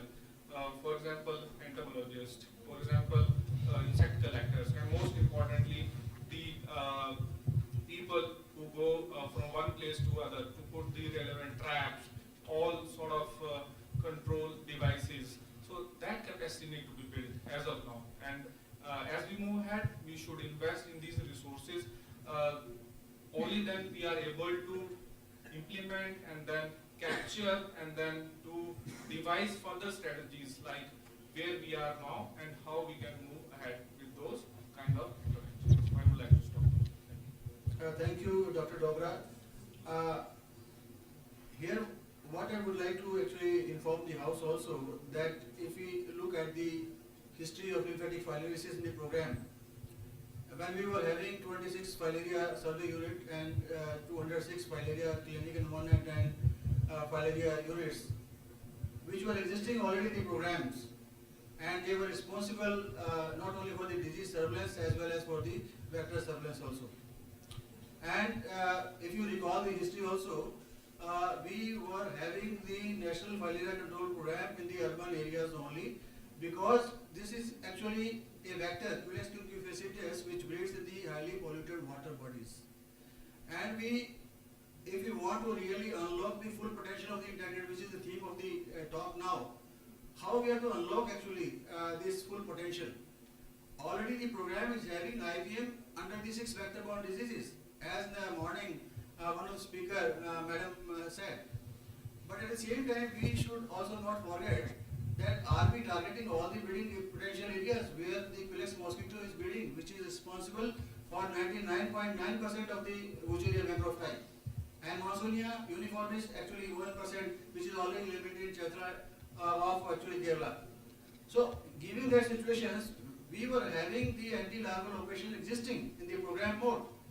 We were targeting the Culex cucufacitus as well as Stephen's malaria for malaria vectors also. That's how the approach of the integrated vector management came. So now I request Dr. Manjurai, please madam, how we are going to unlock the full potential of IVM and actually in terms of the vector surveillance and vector management from your point of view. Thank you, Dr. Sharma, and you have highlighted the correct points. And before that, Dr. Dogra said one size will not fit all. So integrated vector management is actually a very simplistically said, but it's a tricky and it's a very complex. It may not be complex, but it has to be thought through when we are applicating, when we wish to apply it to different communities. It has to be very tailor-made to the specific communities. There have been several examples in the past where IVM has been implemented and it has shown wonderful control. Statistical difference in the vector densities have been found. I'll just talk about one example which is more recent, which took place in Kerala after a chikungunya outbreak from 2008 to 2013. May not be very recent, but this is the very well documented example, where from the people to the to the control program, to the state government, to the corporations, everybody took part. And there were many of the different strategies which were adopted for control of Aedes. And as he rightly said, when we say IVM, it's not targeted against one single vector species.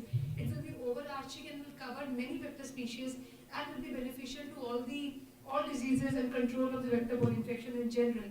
But again, this also has been covered in the Global Vector Control Response, the guidance document by WHO. But countries, and our program and our control strategies need to reorient and revamp themselves for thinking in that way. Currently also for malaria, we have major strategies like Eliminate and IRS and some larvicides. But for LF, if we see, there's a gap actually for vector control. We do not think much about vector control. Our entire energy is only revolving around MDAs, little bit about on MMTP, but vector control is more or less not talked about or more thought about. But I think Culex cucufaciatus and this disease being rural really needs to, if we need to make a dent there in a longer way and in the cycle of whether it is still transmitting or not, whether if you want to see the continuation of the disease, we will do the MDA, MF rate will be below 1, country will achieve elimination. But if you're talking about sustenance of elimination and actually bringing it down to 0, I think vector control has to be there and it has to play a major role. And we should actually orient our strategies towards vector control, and IVM is theoretically the ideal one, yes. How best we can come close to it is the issue. And again, as I said, it's an ideal one. We will not be able to achieve 100% involvement of communities. Simple strategies like source reduction, drainages, involvement of communities, polystyrene beads, all these are simple methods of vector control, and beginning from communities to at different levels of access to healthcare or to these issues. So I think IVM will play a major role, but we need to find out, and the states need to work what will work best for the communities in different areas. Now the strategies are coming to the block level. Can we also think about vector control not at the highest state level or district level, but coming down to the type of ecology or the type of environment the vector breeding is offering to? So having said that, I think vector control should play a major role, not only in lymphatic filariasis, in malaria and in dengue also. Limited applications or limited choices are there. Malaria has been the most robust program where vector control has played a major role, and a lot is talked about Eliminate. Kala Azar is next, But I think it's time for LF to move on that road and talk about vector control. And we should come up, and QLEX should, I mean, it's an abundant mosquito, the highest vector densities, control will be tough, but overall development, socio-economic development of the country, overall sanitation, we can link it up to Swasth Bharat Yojana and or that cleanup drives. So I think multiple factors will contribute to it, but we should make a beginning and a sincere, honest, robust beginning. Thank you. Thank you, Dr. Manju. But at the same time, I would like to draw attention in terms of the entomological indices and the indicators which have been there in the program. And ICMR as a director in charge of the NAMR program needs your help in terms of, because we were talking about the density per man hour and how many mosquito bites, infected bites are required to transmit actually this disease lymphatic filariasis into the healthy person. So now whether the same theory exists or there are now new concept, what are the evidences available? Number two, madam, again I am coming to the other part of it, when the mosquito carries or is infected with the L1, L2, L3 larva, which is the infective stage in the mosquito to transmit the disease to the healthy person. What are the challenges now we are going to face when we have already attained in some implementation unit or smallest unit, microfilaria rate less than 1, past clear TAS 1 and TAS 2, still some mosquitoes, when we sample in the central sites, we get some infected mosquitoes. These are the some challenges which we can face, and really actually it will be helpful to the program. How to select a sampling size, again I am emphasizing it. When we talk about the vector surveillance, vector management will come later. Let us first of all validate the threshold level in terms of the infection rate, infectivity rate, as well as the density per man hour. Really, these are the critical answers which the program would require when we go in the elimination phase later on. Thank you. Do you want me to respond to that? Yeah, if you can. Yes. So I think we have created the research questions for ICMR to work on, and DCRC is already onto some of the research questions, and we are working on it. And I see Dr. Srividya sitting there, and she can throw some light on the, how we can do that, or what is the sampling unit we should take, or what area should be delineated for sampling of vectors, and when we have reached elimination, infected vectors, how many bites will transmit the infection. Yes, that is operational research, and we will come back to you. Thank you. These are the challenges which I wanted to highlight. Actually, all the others gathering, not two, one or two panelists, but it will help the program. We are to work combined. Sir, if you permit, let me call the third panelist. You want to comment something? Sure. Dr. Neelam Sarwakar is Regional Director of Odisha. So I would request him, sir, if really you want to unlock the full potential of IBM in Odisha state for the elimination of lymphatic filariasis, what is your viewpoint, sir? Thank you, sir. The thing is that, firstly, when we are talking about the strategic intervention of IBM, but where to apply that intervention? So for that, we require the surveillance. Because even now also, where to apply the malaria LLI, for malaria control LLI, we are taking the help of API indicator. So unless and until we have a robust surveillance of entomological data, maybe in terms of genome monitoring, maybe in terms of the larva as sir told 10 man hour density, then only we can strategically take the decision where to apply the intervention. We cannot apply the intervention with a blindfold activity. Second thing is that what are the species prevalence? Because if we talk about the Odisha, we have both the species, and both the WB has different nature, BM has a different nature. The breedings are different, the mosquitoes are different. So what activity it will be helping? We are very much hopeful from the Odisha. After a 90%, 95% decline of malaria, we were thinking since last 2017 that definitely filaria will also reduce, because both the Anopheles and Pulicin mosquito have both the night predominance fighting habit. But at the same time, we have all 30 districts of Odisha endemic for lymphatic filariasis. At the same time, we have reduced the malaria by 95%. So whether really one of the two component of IBM, that is LLI and IRS, do they have a role play in the reducing the LF burden in comparison to malaria burden? It is again a question of research. And at the same time, India is having the legacy of NFCP unit.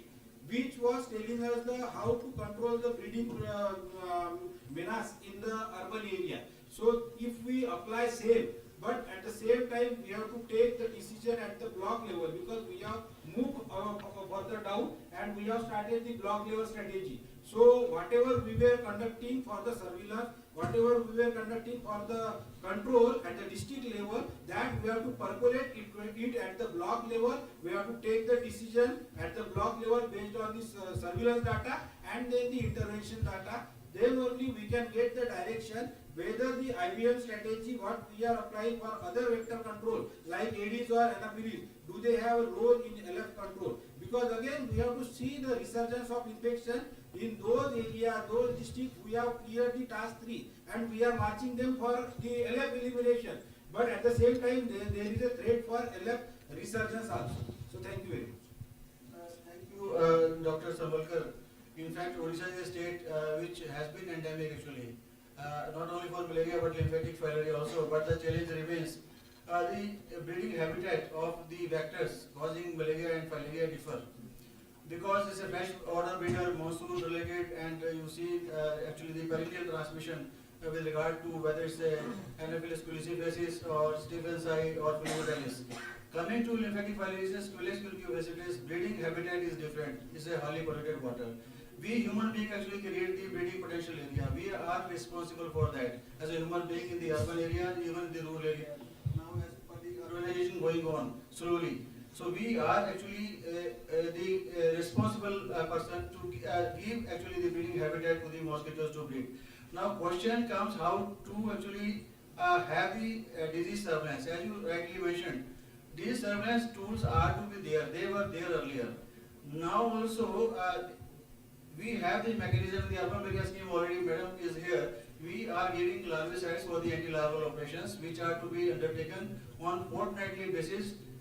Unless we map all the breeding potential areas, whether it's the Culex, Anopheles or Aedes, we are not able to complete or treat the places. And we will land in problem when actually we are not able to it. That's why I was mentioning actually how to unlock actually the IBM. Let us map those areas which are breeding potential areas for the Culex culicifacis if you are targeting LF. IBM I am not coming now. So let us see actually in those areas where we have achieved the goal of MF, already past TAS 1, TAS 2, how actually it can come back. Then at the macro level we have to go for the surveillance of the vectors first as a priority areas. Then afterwards we can go to the other tools which are available, like genome monitoring. I would like to talk actually in detail on that. But we have the tools now which can be integrated with the system as we are having the 2 pillars. Now this can be additional third pillar and third mechanism in terms of the entomological tool, in terms of actually the other sampling techniques which can be applied, and the reporting formats can be accordingly done. So without taking further time, thank you Dr. Savalkar for your really inputs which will really help us to understand. Now Dr. Vicky Chaudhary is quite senior, actually working in UP in the vector-borne diseases. He is having a lot of experience. Sir, if you look, because in the morning also, if UP is done, every actually state will be done. That's how you take as a challenge unlocking the full potential of IVM in UP. Please actually be open technically and how you want to suggest actually we should proceed in that field. Good evening all. UP is a very big state in 51 independent districts for lymphatic filariasis. Vector control is a very big challenge, but it can be done. In UP, 29 NFCP units at 18 entomological zones, but 9 are functional, but not fully functional. तो इन सारी units को अगर हम unite कर दें, एक कर दें, filaria control unit, entomological unit, जिसमें से 9 फंक्शनल हैं हमारी, 9 में भी अभी पूरी तरह से फंक्शनल नहीं है। केवल हमारे पास झांसी जोन से रेगुलर मंथली रिपोर्ट आ रही है मैडम। तो तो एंटोमोलॉजिकल डेटा होना बहुत मस्ट है। तो और इसके अलावा अगर ये जो 18 हमारी हैं वो कमिश्नरी लेवल पे है, इसको हमको डिस्ट्रिक्ट लेवल पे ले जाना पड़ेगा, क्योंकि एक कमिश्नरी में 4-5 डिस्ट्रिक्ट्स हैं और वहाँ से हम सारे डिस्ट्रिक्ट्स को देख नहीं पाएंगे, वो कंट्रोल नहीं कर पाएंगे। तो हमारा सजेशन ये है कि इसको एंटोमोलॉजिकल यूनिट्स को हम डिस्ट्रिक्ट लेवल पे ले जाएं और फाइलेरिया कंट्रोल यूनिट जहाँ जहाँ है उसके साथ भी मर्ज करके और IBM हम इम्प्लीमेंट कर सकते हैं। इसके अलावा हम अपने पिछले MDA विजिट्स का एक्सपीरियंस शेयर करना चाहते हैं। पिछले साल लास्ट MDA जो हुआ हमारा, वो 19 डिस्ट्रिक्ट्स में प्लान हुआ था, जिसमें हम खुद और हमारी टीम 14 डिस्ट्रिक्ट्स में विजिट करी। हमारे स्टेट प्रोग्राम अफसर ने भी बहुत मेहनत करी और हमारे पार्टनर्स जो हैं उन्होंने भी मेहनत करी और हमको एक डिस्ट्रिक्ट ऐसा मिला गोरखपुर, जिसमें हमने एक दिन में 5 block 10 village more than 100 house hold visit किया। एक सिंगल हमको DEC रिकवर नहीं हो पाई, लेकिन अदर डिस्ट्रिक्ट्स में जहाँ पे हमने विजिट किया वहाँ पे मोर देन 60% हाउस होल्ड्स में हमको स्ट्रिप रिसीव हुई, रिकवर हुई। तो इसके लिए कौन अकाउंटेबल है? अकाउंटेबिलिटी इसमें किसी की फिक्स होनी चाहिए। हमने रिपोर्ट दे दिया, स्टेट को दे दिया, सेंटर को दे दिया, इसके बाद में कोई कार्रवाई नहीं। सारी कवायद हमारी है कि एलिजिबल पॉपुलेशन को DEC एल्वेंडा जाल अंदर जाए और वो नहीं हो पा रहा है। MDA पर MDA किए जा रहे हैं, अब तक ये 20 राउंड्स हो चुके हैं। अगर ऐसे ही होता रहा तो ये एलिमिनेट तो होना बहुत मुश्किल है।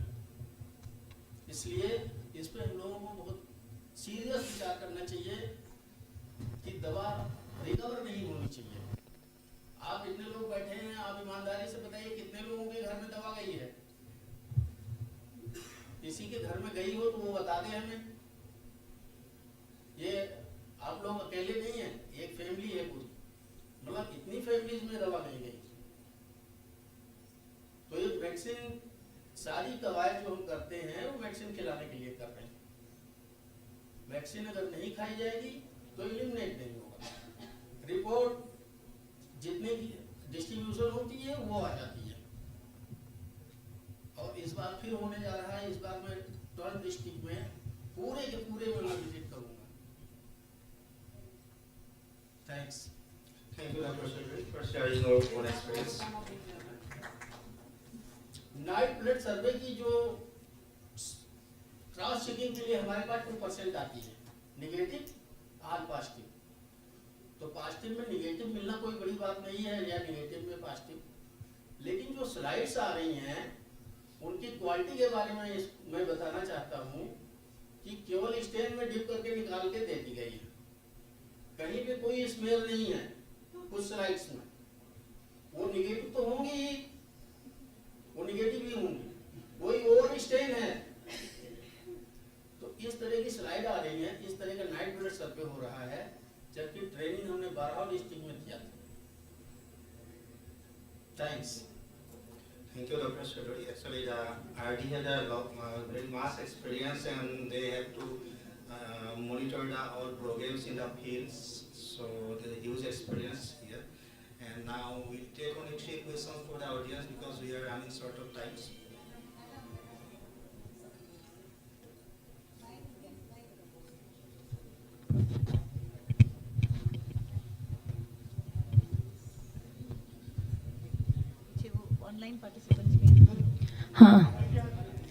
So we are talking about vector control.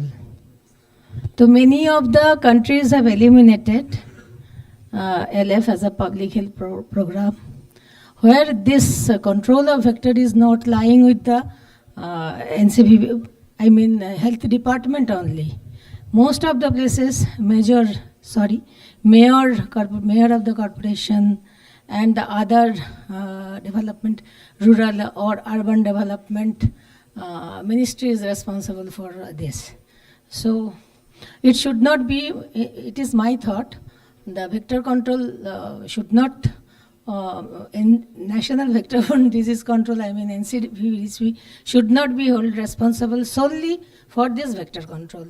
We need to integrate with the other areas, otherwise it is not possible.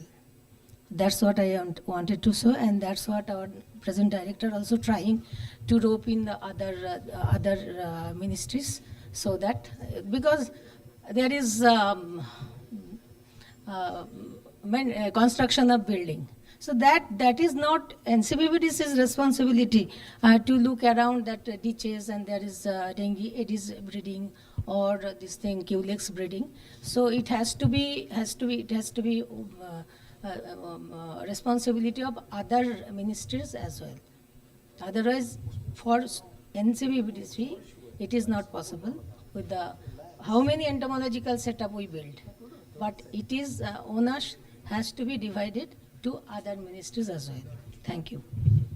Exactly, madam. So you have rightly mentioned the points. Yes, we are receiving so many letters from different agencies, from different people like that when any dengue or when any vector-borne disease occurs, then we have to answer directly. It is not like that. It's a multi-sectoral approach that every department related to its water sanitation and this PWD all are responsible for this. Thank you. Any questions about this? Yeah, this is not a question. There are a lot of learned people here, and I'm going to talk about integrated vector management, which is not my expertise. My only humble request is we have got filaria control units that were established. Probably many of were not born before that time. And the last guideline revised is of 1994, which is taken as a plea by filaria control units not to do work. I'm very open with this fact. They simply say, I'm only supposed to work in this unit, this is my work, this is not my work. So kindly revise as soon as possible and make sure they are responsible for whole of the district for filaria program and not just for just 5 or 10,000 population. Kindly do that. Thank you. Actually, in 2000, with efforts taken by the program, by issuing the letters to all the states for the merger of these filaria control units with the general healthcare system, and many of the states has conducted that activity, maybe some of the states on pen and paper. So it is the purview of the SPO of the state to see what are the quantity of NFCP unit staff I am having, how I can use them for the control of all the vector-borne diseases, and how judiciously they will be utilized for the vector control. Excuse me. Merger is not a small thing, because when you merge filaria, malaria and other units, there are financial issues, there are many issues. My simple thing is, till we go for the merger, at least let us make use of the manpower that we are provided. They should not shelter under the guideline of 1994 that this is not my work. It is as simple as that. Please. Just I will take 1 minute, sir. Since we have progressed from control program to elimination program, automatically it should not exist, first of all. Secondly, their guideline also contradicts with the scientific facts. We know that established cases of lymphedema and hydrocele, they are very unlikely to get any microfilaria. They may be having sometimes antigenemia. Their standard practice is that routine cases of chronic cases of lymphedema, they will come during the night time, they will make the smear, examine them. Mostly, hardly 0.1%, sometimes 0.2% cases will become positive. And for these established cases of lymphedema, they have no choice. They will refer them to the district hospital, medical college. There, they will be diagnosed as a case of filaria. They will send back again to the same filaria control unit. They don't have any antibiotics, anti-inflammatory. So our humble request is that it is not of any use, this filaria control unit. Thank you. Yes, ma'am, please. UP. We cannot have something specifically tailored for UP when the rest of the country has moved forward and adopted the national guidelines. So if it's a state-specific issue, then the state needs to address it. Right, and we already have a different set of guidelines coming up soon, which applies to everything and anything that is concerned with filaria. So every other set of guidelines then overrules So I don't know why this old set continues. Ma'am, there are two things peculiar to UP. One thing is that the district malaria officer in UP is a non-medical person. Usually 50% are promotees. And on the other hand, the biologists, the filaria control officers, they are in the upper grade. So technically they cannot, their No, we understand all this, but this is not in our control. We can discuss. So there is some problem, so we can sort out UP's problem later among us. Thank you, ma'am. This is beyond the panel discussion scope. So let us limit to integrated vector management, and I am happy that integrated vector management is being talked of. And when we talk of the integrated vector management, definitely it is not our job, whether it is for dengue, whether it is for malaria. It is a job of everyone, and each person, each individual is also responsible. We all are responsible for not creating those kind of unhygienic settings so that the breeding is occurring. So at least that talk and that kind of a connection of filaria with mosquito, which is a little, or maybe a more than little lacking in the community currently, if that focus is brought back, I think, I'm not saying that's the only solution, along with a lot of other solutions that we are offering. And then whatever we are doing, that has to be strengthened further if we are going into the elimination mode. And now that Honorable HFM has, even fast forwarded that to 27. So we need to really hit hard from all quarters. So I assure you all that very soon we'll be having a lot of integrated vector management meetings, not with the NCVBDC alone, but with all the stakeholders. And the Filaria division will be taking it forward in full earnest. And I will also request ICMR, being one of the most important nodal body for us, you can do it at your level. Every time we are not even required, you can just send us a small brief or a report for us to understand that, okay, you've done that.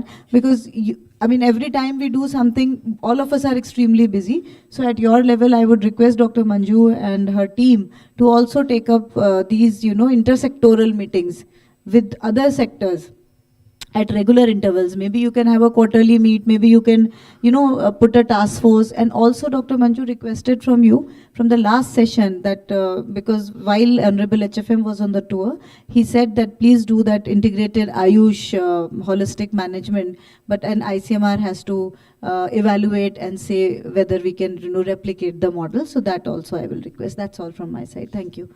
Dr. Bhuiyan, back to you, and focus back on vector control.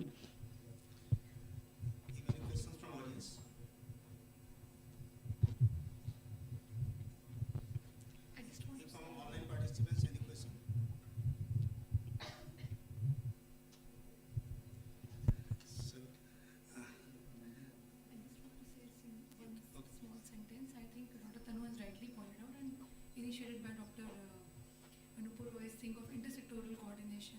I think when dengue happens, especially I've been to a couple of Delhi ministry meetings, they have many other stakeholders on board. Especially for dengue chikungunya, there's a lot of sensitization of other stakeholders, like there's municipal corporations, construction, urban development, bylaws. So for dengue, because it's an urban vector, it's an urban disease, there is outbreak situation, acute fever. So there's this sense of urgency and emergency is heightened in dengue, but not so for filariasis, even for malaria. Because LF ko to chhod do, chronic infection, lying in community somewhere, poor people, nobody's bothered with. So this thought of intersectoral coordination and bringing it out in open and talking it about aggressively is needed. Actually, vector control cannot be just health department's worry. It has to be everybody, and we need to shake up the system that everybody needs to come together. There has to be convergence from all quarters. Yes, and we will do whatever is up to us. We will do our bit. Yes. Absolutely. Nobody's taking the lead. See, from research side, then, especially for, I can talk about VCRC. When there's some dengue outbreak in Pondicherry or in Chennai, VCRC will be roped in.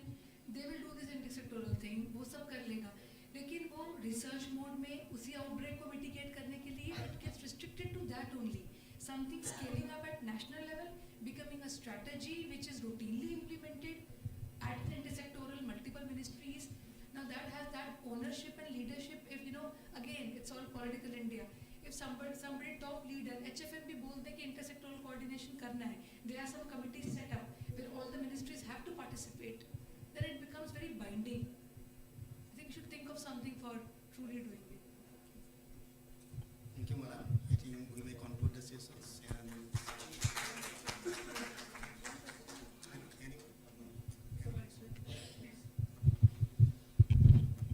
So I just want to know if any effective strategy to reduce the interaction of mosquito and the person. If somebody is having adult lymphatic Uchere and we want to reduce the interaction or reduce the bite of mosquito and that person, such kind of interventions, if we can adapt in the program. Oh. there are 2 points actually which you have mentioned. I was talking about the habitat as well as the biology. So you have talked about the biology, how actually mosquito is preferring the blood. Let me tell you, this mosquito is a nuisance mosquito, Pilexical Q-faciatus number 1.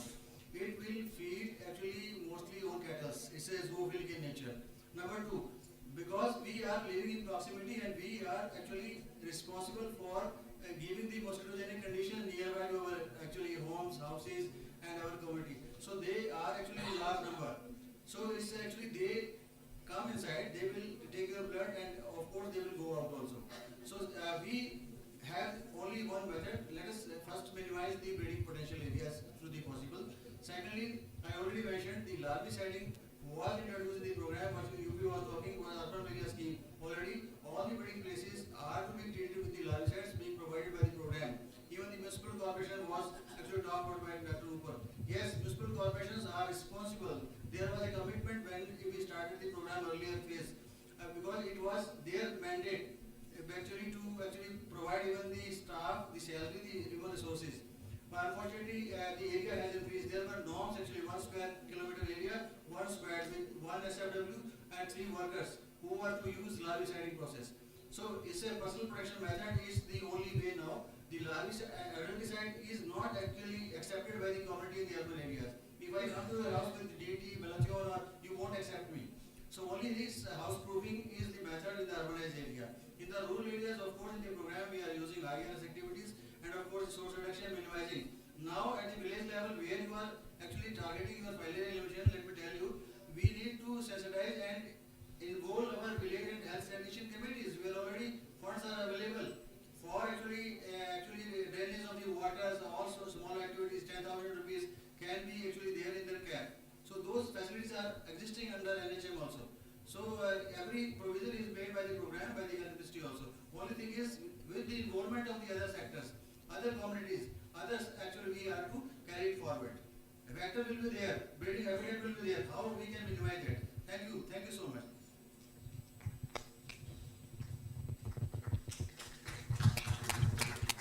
Final point on the some research that is happening. So it may be newer to our context, but Wolbachia bacteria is being targeted, and some of the research is being done not in India but outside, but it can be adapted. And the research is showing that if Wolbachia is treated and incapacitated, then the MF that emerged from that treatment is not able to transform from L2 to L3, which is a good thing. But still this is in process and maybe there is a long way to go, and we will have more diagnostic tools, and this could be one of the interventions. So just wanted to share with the audience, like this kind of research is already underway.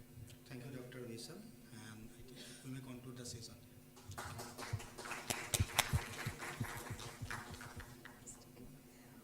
All right. Before we go, we would like to present to our panelists a planter each.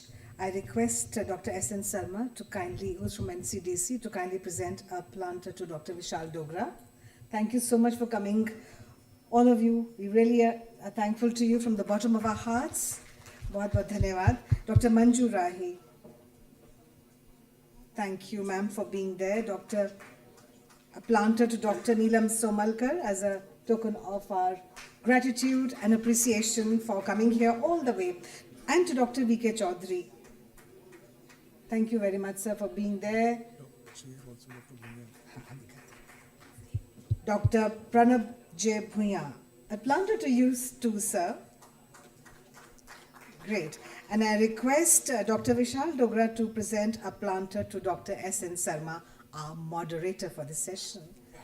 Thank you very much. Thanks for being there, all of you. I would say it was quite a honest, critical analysis, healthy analysis.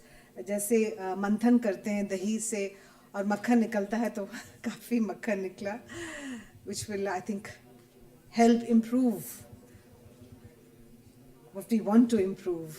हमारे लक्ष्य की प्राप्ति में ये सारा मंथन बहुत काम आएगा, ऐसी हम आशा और कल्पना करते हैं. Thank you very much, ladies and gentlemen.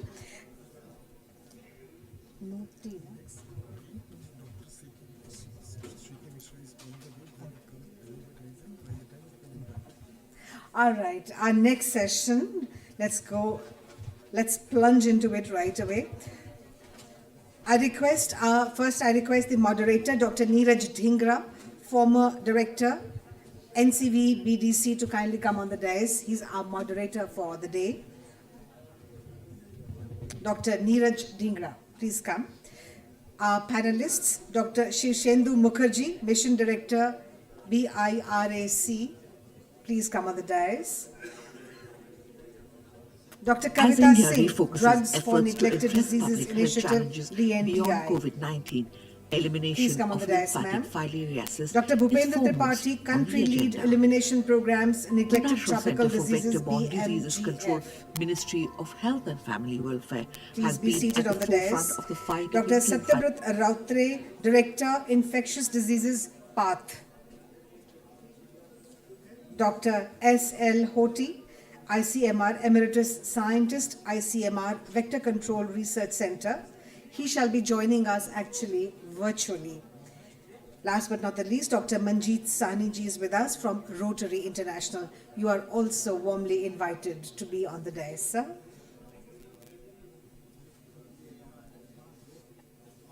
Ji, aye.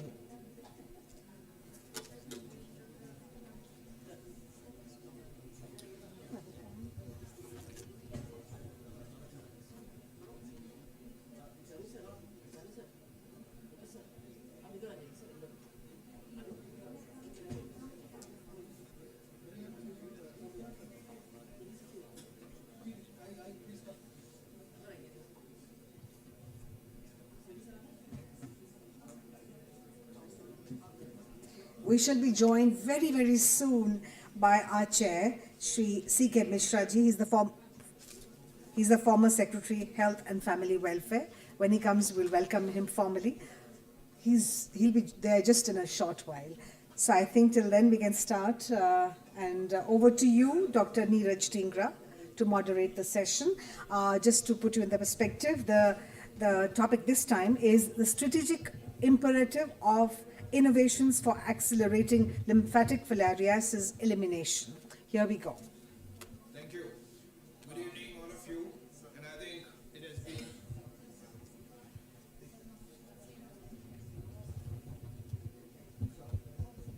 All right, great. As I said, we shall be joined by Shri C.K. Mishra ji shortly. Here he is. He's the former Secretary, Health and Family Welfare, and the chair for this session. Let's get going. good evening. And after the day's long session, this is the last session, but let me tell you, it's a very important session. Innovations, especially when you're entering the last mile or entering the elimination phase. And I'm very happy that I have such an illustrious panelist with me. But before I even start into, I'd like to welcome our former health secretary, former secretary for Ministry of Environment and Industry, a long 30 years career into various policy making, and especially so on health. We remember you very well, and we remember all the scolding that you used to get day in and out. So sir, this is and before we start, sir, I request you to say a few words on this important aspects that we are talking about, elimination of lymphatic filariasis.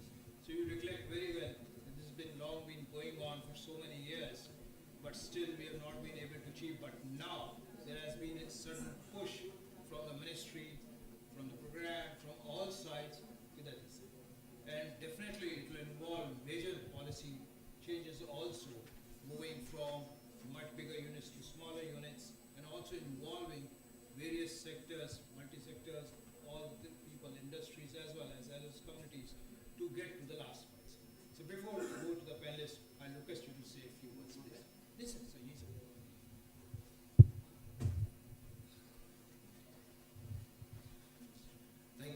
much, Dr. Dhingra.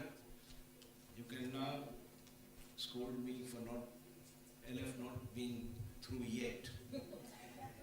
You have this opportunity. Distinguished panelists here and all those in the audience, it's great to reconnect with many known faces after so many years. Just to put things in perspective, one of the reasons why I decided that I must accept the invitation. I normally don't turn down any of the ministry's invitation in any case, was to try and understand, have things changed? Are we still where we were? Are we trying to find new routes? Or are we trying to follow the same route and not being able to move ahead? Because the sense that is coming out of LF, and this is not to discourage anyone, is that the movement is not enough to get the desired result. So two things are possible. Either we are moving in the wrong direction or not moving enough. And I think either way, it is time we kind of pulled back and moved afresh. Because with the kind of talent we have, with the kind of people we have to really carry out this program, there's no reason why we shouldn't be really doing well. If I remember correctly, it was around 6 years back that we launched the Hathi Pao campaign.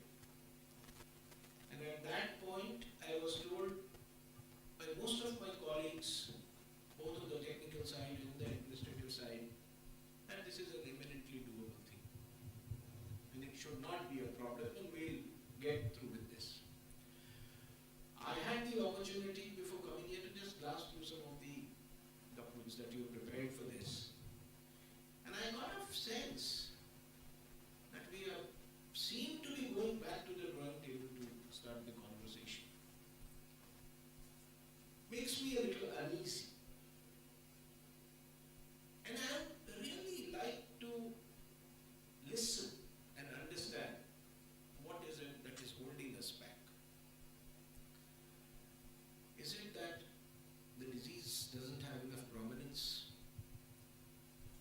I'm given to understand that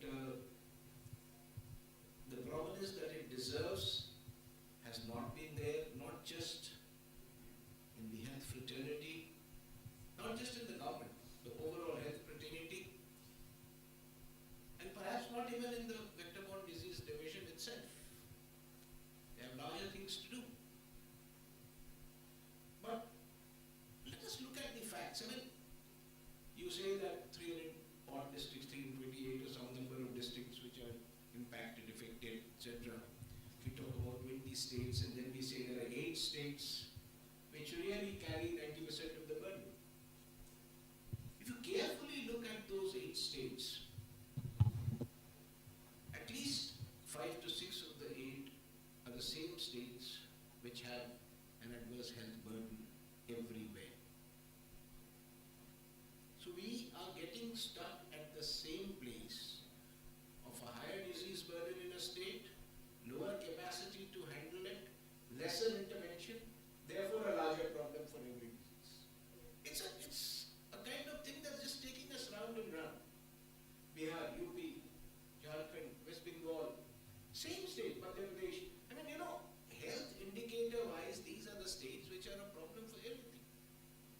So this is something that we need to really think, that is it the geography which is not letting it happen? If you ask me, no. But there could be yes voices as well. WHO is talking about elimination since 2000, if I remember. We've set a target for 2030. And let me be very honest with you, 2030 is not ambitious at all. This is something that we can manage much faster, much quicker. Be that as it may, the whole issue, according to me, is about access. I would love to listen to the experts, and I'm not getting into any of the scientific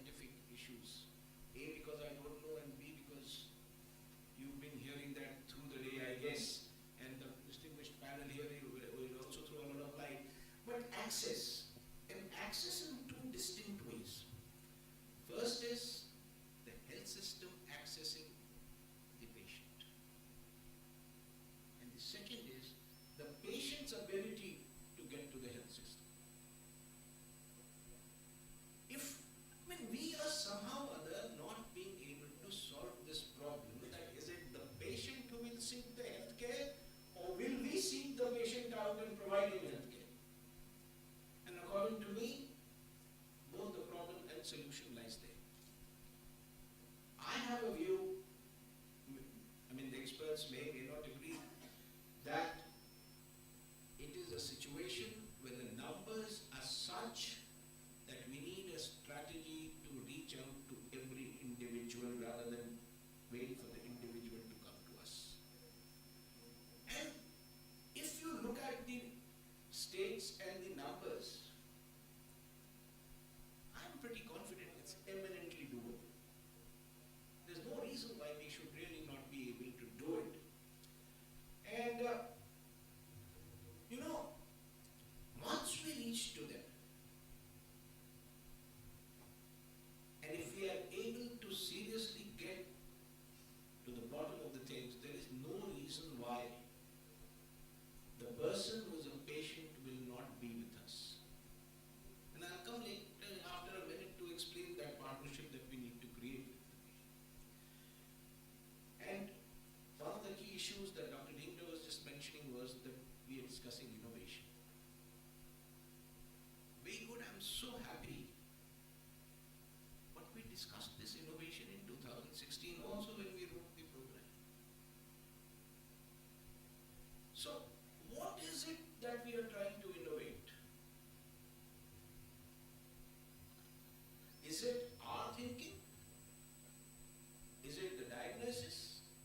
Is it the treatment? And in this entire innovative approach, and it's not just about this disease, I find this persistent problem of A, not being able to learn from our successes in the past, and B, not even look at the failures in the past. We have on hand, if you look at campaigns, polio is not very far behind. And why polio? It's recent culture. One pragmatic step on change in treatment regimen gave us the results. So that is the kind of innovation that we really should be looking at in LF as well. Monitoring has always been a huge problem.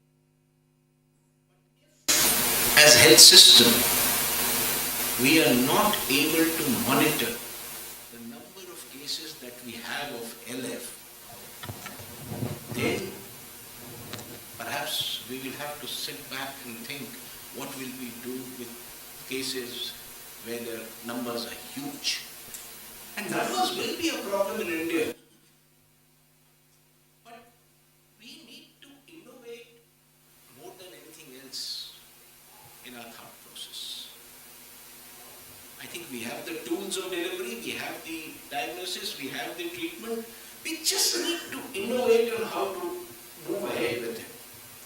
And ease of drug administration, all these have been long spoken about. I think it's time that we really moved ahead with it.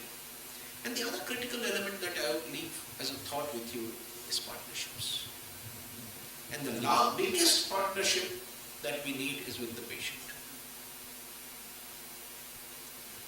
We create partnerships with donors, we create partnerships with policy makers, with your experts, everyone, drug manufacturers. But that partnership with our client, who's the patient, is missing. When we approach him, pardon me for saying this, we approach with a patron-client point of view. We are not approaching him as a partner. And that is the partnership that we need to really establish. Yet another thing which I strongly urge is, government should not take everything on its own shoulder. We need to, I'm sorry for using the, grow up a little and leverage private sector. Where are the patients going anyway? So if we leverage the private sector, I think we will do a much better job than what we are doing today.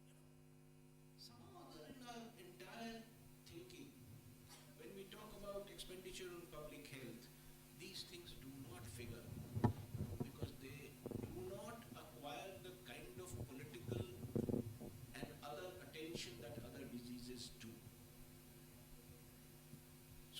innovation that you need to come up with is how do you put this at center stage? What is that trick? And the worst thing would be that morality dictates that it becomes center stage. That's not it. It should be otherwise. And that is what really we need to really think. And I think the numbers being small is a solution and a problem. Problem because it escapes the policymaker's eyes, and a solution because it's easy to access and address.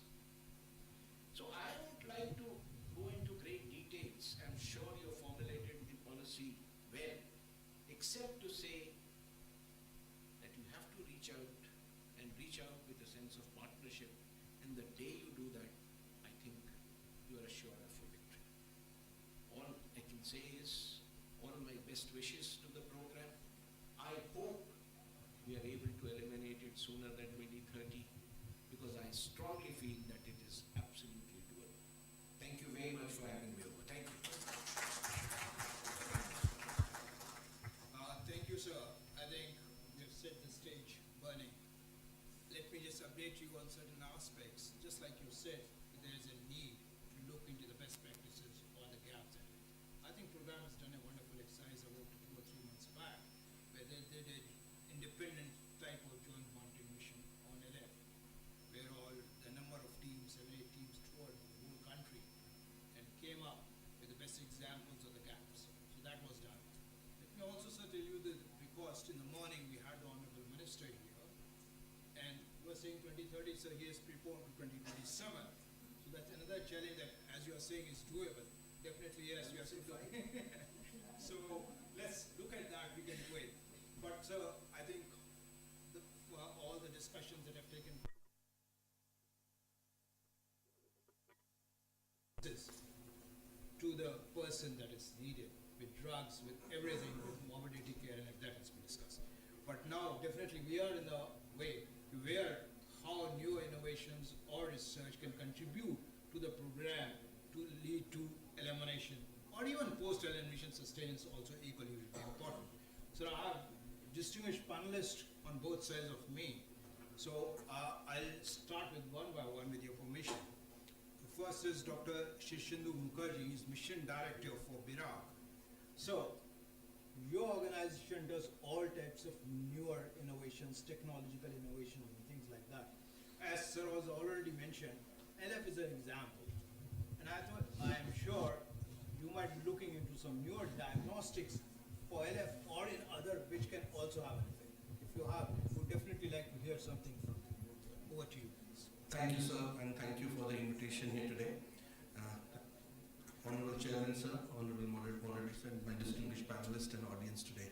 I come from an organization called BIRAC, which is Biotechnology Industry Research Assistance Council.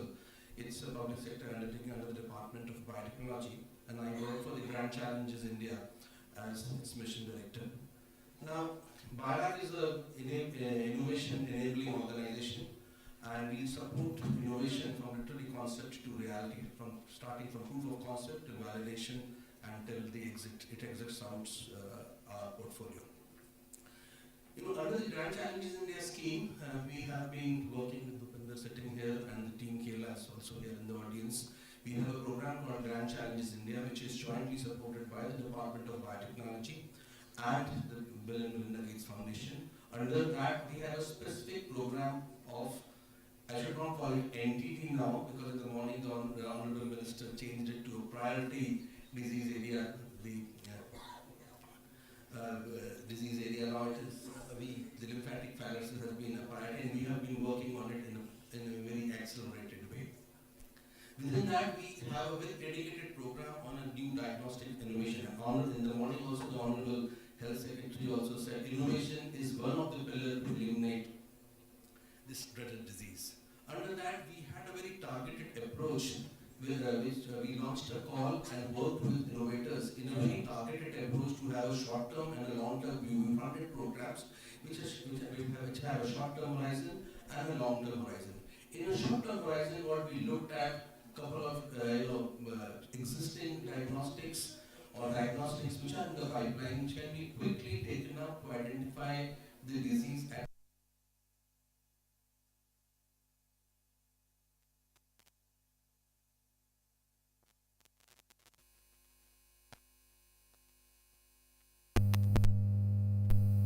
so that as soon as the parasite can be placed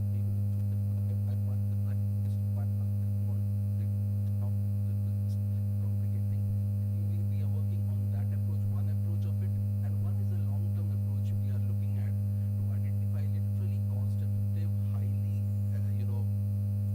sensitive and positive tests for getting diagnostic in a lateral flow and a quick flow technique.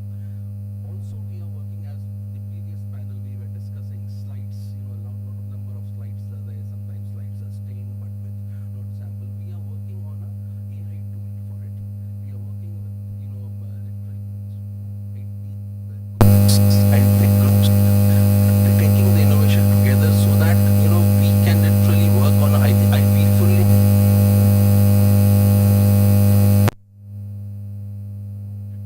requires a lot of human interventions. So we are trying to work out the algorithm basically to see, looking at certain data which is available using AI tools to give a quick diagnostic. So we are aggressively work on a 360-degree innovation panel. As such, that rightly said, partnership is very critical. It is not only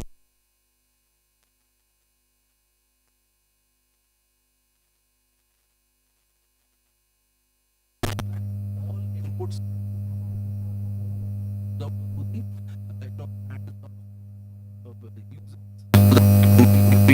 taken up.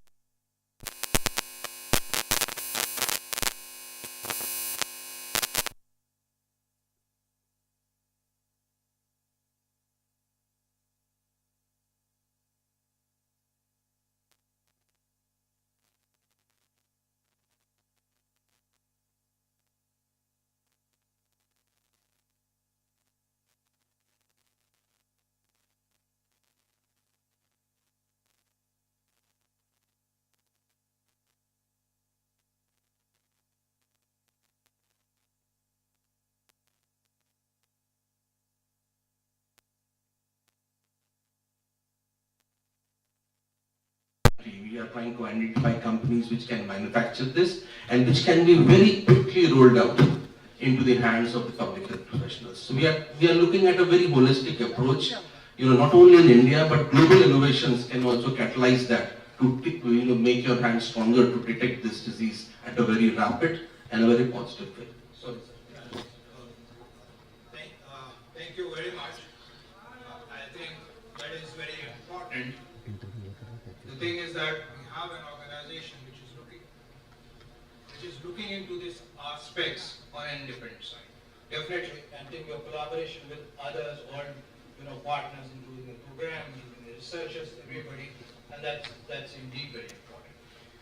This is moving on from diagnostics to drugs. We have with us Dr. Kavita Singh, who is the director for Drugs for Neglected Disease Initiative. Dr. Kavita Singh, you need no introduction, everybody knows you here, but still, I think basically emphasize on anything on drugs, and definitely as we move ahead towards the last mile or towards the sustenance, we may need some other drugs which might be much more important than what we're talking today of prevention. I think we did raise some like anti-filarial drugs or something like that which kills the bacillus, something like that. If you can throw more light on that, that will be great. Thank you. Director and fellow panelists, and dear friends, a very good evening to everyone.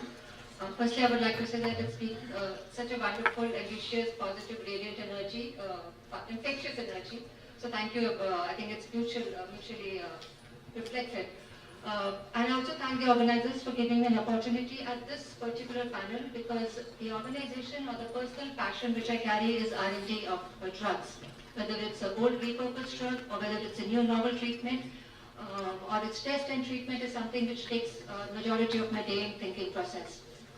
I'll be also honest that I don't have any new innovation for the accelerated elimination program, which the program has put forward. Practically, whether it's integrated vector, it's diagnostic, it's the block levels, everything which a program can think has already been discussed this morning.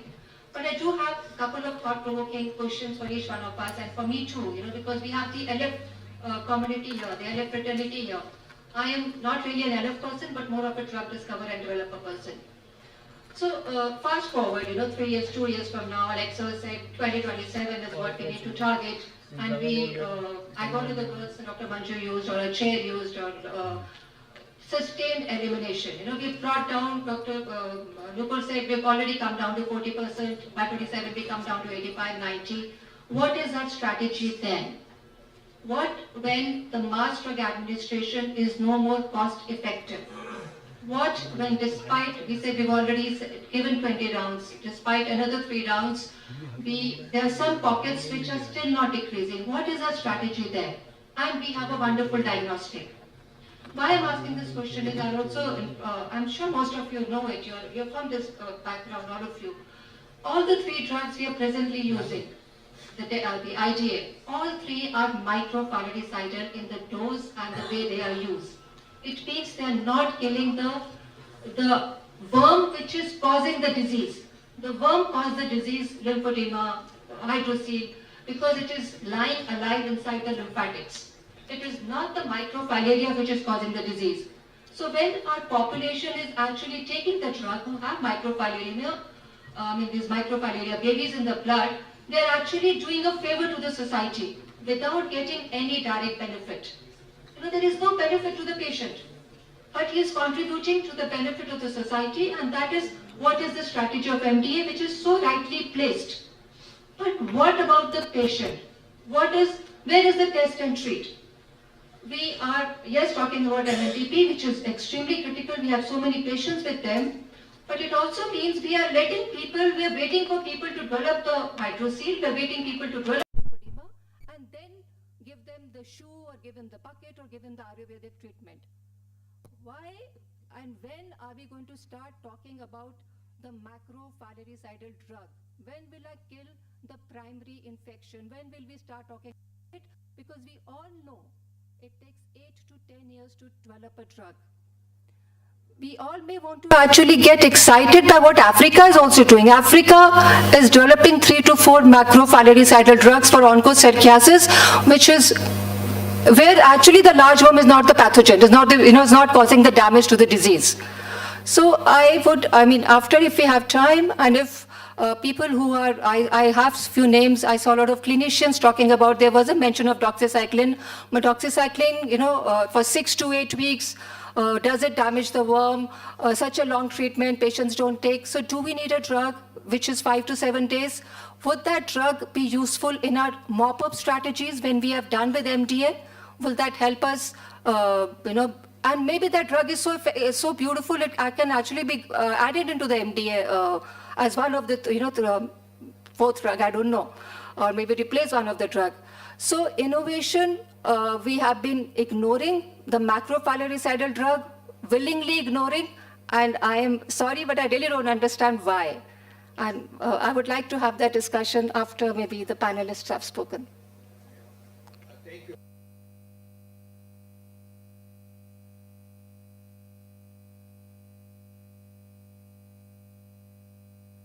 So actually, I could do that because the only challenge is these drugs are at this point of time getting developed for onchocerciasis. But the in vitro data shows, the in vitro science, if we check with other researchers also, they'll say the worms, these drugs should also be effective against LF. And the 3 drugs we are presently working on is oxfendazole, it acts on the butyrtubulin. We are working on imodepside, and we are working on flupentyolysine. Both are actually veterinary antihelminthics, but we have finished the phase 1, the single ascending, the multiple ascending, and we are in the proof of concepts trials. So as any drug discovery, R&D, we don't know what success we have. We all know that we see a lot of failures also in drug R&D, but it's not something we would not like to discuss even within our own country.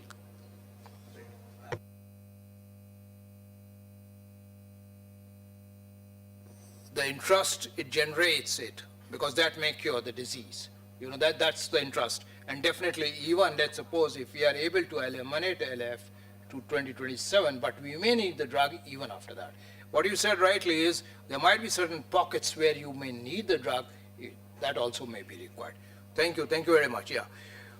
Well, moving on, in the last few years, 2 or 3 years, we have seen how IIT has played a big role in COVID. I think that also nearly affected all parts of the country. I think we can also see that the IIT can play a major role in LF elimination. I have with us Dr. Bhupinder Tripathi, who is the country lead for elimination program, neglected tropical disease from BMGF. Dr. Bhupinder, you would like to throw some light on this aspect, on IT use in LF elimination, how we can use it and take it forward. Thank you. Thank you, sir. That's what Chair sir started with. What are the problems we are still struggling with? So sir, in the past there was a problem of reach to the patients and the general population, because being a mass drug administration campaign, the drug has to be given to practically everybody except less than 2 years pregnant mother and seriously ill. So the drugs were reaching there, but the reach was like distribution. So distribution wise, the data was pretty optimistic. More than 95% distribution did happen. But out of them, how many were actually consuming? That was a major problem. And thanks to the national program, they changed the whole imperative. And I think you were heading the whole program at that time, sir, when drug distribution was changed to drug administration. And the point of DOTS was introduced, that health workers will take the drugs, go to the house, individuals will have to consume in front of them. So we have at least achieved that drug is reaching everywhere. We have achieved that people have started understanding the importance of the drugs. The problems that we are encountering currently is that there are people who have never been treated. For example, when we say to Asha that you will only give the drugs when the person is in front of you and the person should consume. Now, if I'm a male or a female working member and I'm not at home at that time, I may be like 9 to 5 office hours or I may be in the field. For that person, the drug is not given, and it is told that Asha will be the depot and the person comes back, he or she can collect the drugs and consume.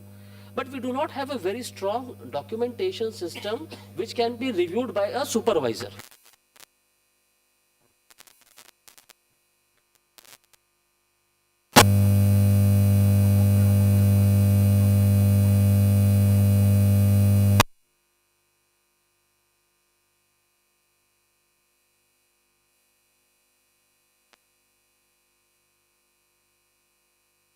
These open drugs. Fourth can be my religious thoughts. Fifth can be I had heard about adverse event in the neighboring hood.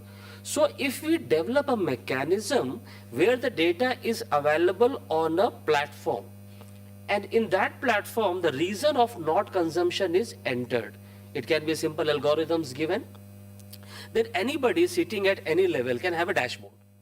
Like if you are a head of a nation, you say, okay, fine, what's happening in Bihar? Bihar, okay, what's happening in Darbhanga? Darbhanga block A. And then immediately we go to the sub-center level. And why I'm saying sub-center, sir, because sub-center level we have provided the tablets to the health, our CHOs. And we have told them that you have to enlist the population of that particular sub-center. So they are doing that thing. And we did a small study to see that how much of that is being done. Interestingly, they are doing very good job. And the good job is related to the NCDs, non-communicable diseases. So their target is diabetes, their target is cancer, hypertension. So they are starting enlistment of, cases more than 25 years and above, which is very good. At places, the government, state governments have taken a stand and they said, no, let's enlist everybody. So they have enlistment of everybody. But unfortunately, we have not been able to maybe convince the states or the systems to add a column in front of the individual that did the person get the drug? If that person received it, he or she consumed. If not, what was the reason why it was not done? If we can just add these 3 columns And it can be for campaigns, not only for say LF, it can be for polio, it can be for measles rubella campaign or the National Deworming Day campaign. Then what will happen, sir? We will immediately get the coverage of that area. We will immediately get the reason of why the coverage was maybe less or even high. If somebody is achieving 95% coverage and if we can review through that dashboard, it's a great thing. So that is one thing which, sir, we have the promise and we have the promising solutions. Telangana has done something very good. They have details of every individual. Gujarat TECO platform has details of every individual. I think UP, Bihar are also moving in the same direction. And I think with the Ayushman Bharat card being allotted to every person in the future, it will be a mandatory thing. So that is one, sir. The second is about the drugs. So drug availability, sometimes like most of the drugs are procured by Government of India, but also donated by WHO, whether it's albendazole or ivermectin. So the supply of drugs sometimes gets like some tough things happen because the drugs are at the warehouses and GMSDs do not enter those details in the system. So the districts do not know how much is left, how much has not been left. We had an episode where the expiry date was very close. So a specific district was asked, you do an MDA campaign just to consume the drugs.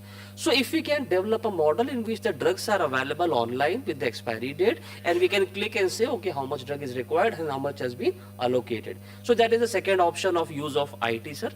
And the third is that, sir, when we think about campaigns, I would say we need to think about campaign effectiveness. Meaning thereby, what does a campaign require? The campaign requires a denominator. A campaign requires a service delivery component, whether it's a vaccine or a drug, and then whether it was done or not. Currently, sir, what is happening? Every campaign asks for their own individual enlisting of beneficiary. Like if I have a mission in the Dhanush person, I will say, okay, district officials, you will have to develop 0 to 2 years. If I have a person of National Deworming Day, I will say 1 to 19 years. LF says 2 to like everybody. So if we can design a system in which only one digital platform of all the beneficiaries is available, which can be updated regularly, and then the campaigns can just add their service delivery model, then the time spent of ASHA in writing the individual details can be reduced. The second benefit will happen is that the review will happen in time. And the third and the most important benefit, what will happen, you can review the number of past years, whether this is the same family which did not receive immunization campaign, did not receive perhaps LF drugs or NDD or anything else. So that curriculum in which we can say that this particular pocket, it can be a reason because if flooding is happening, we cannot reach over any area, then because that was the reason. Or there will be a religious reason or some adverse event happened in that area. So IT can be a very good enabler for all the program managers at all levels to review the program and ensure the program happens in a better way. And finally, sir, in the post-elimination stage, we will need to have some mechanism to know where are the new patients coming up. And we will also need to engage the GIS application to figure out if the geography is like A, population migration is B, and the prevalence had been C, and then how to correlate and try to see whether which are the hotspot pockets by using IT mechanisms. So I'll rest my case. Thank you, sir. This is indeed very interesting. The thing is that it involves a lot of collaboration within the ministry, involves outside the ministry. So that is there. But I think some attempts were made by the program to see how we can get entry into the NCD. They were tried, and we think some discussions did take place. So there is a chance for that. For drugs, definitely what you're saying is there. Some platforms do exist already in that. For states to have their own, corporations where they are tracking the drug. There is now Shuddhi and others where they are tracking the drugs. Maybe if not new, maybe piggyback on such existing. So that can be, definitely that will be interesting. Moving out from here, definitely there is another thing that is there about, when you're reaching the elimination phase, the use of AI already has been mentioned by the Dr. Mukherjee. But we also have some experimental which has been done by Dr. Satyabharati Rothre, Director, Infectious Disease Path. I think you have done something, so let's please share your things that you have done, especially on, monitoring or whatever it is dashboard that you can share with us.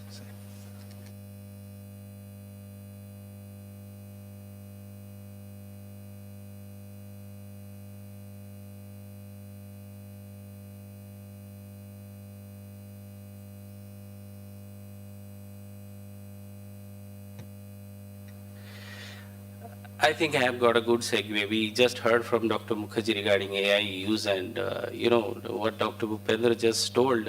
They can be all processed, automated, and presented through artificial intelligence. Of course, artificial intelligence future going to come.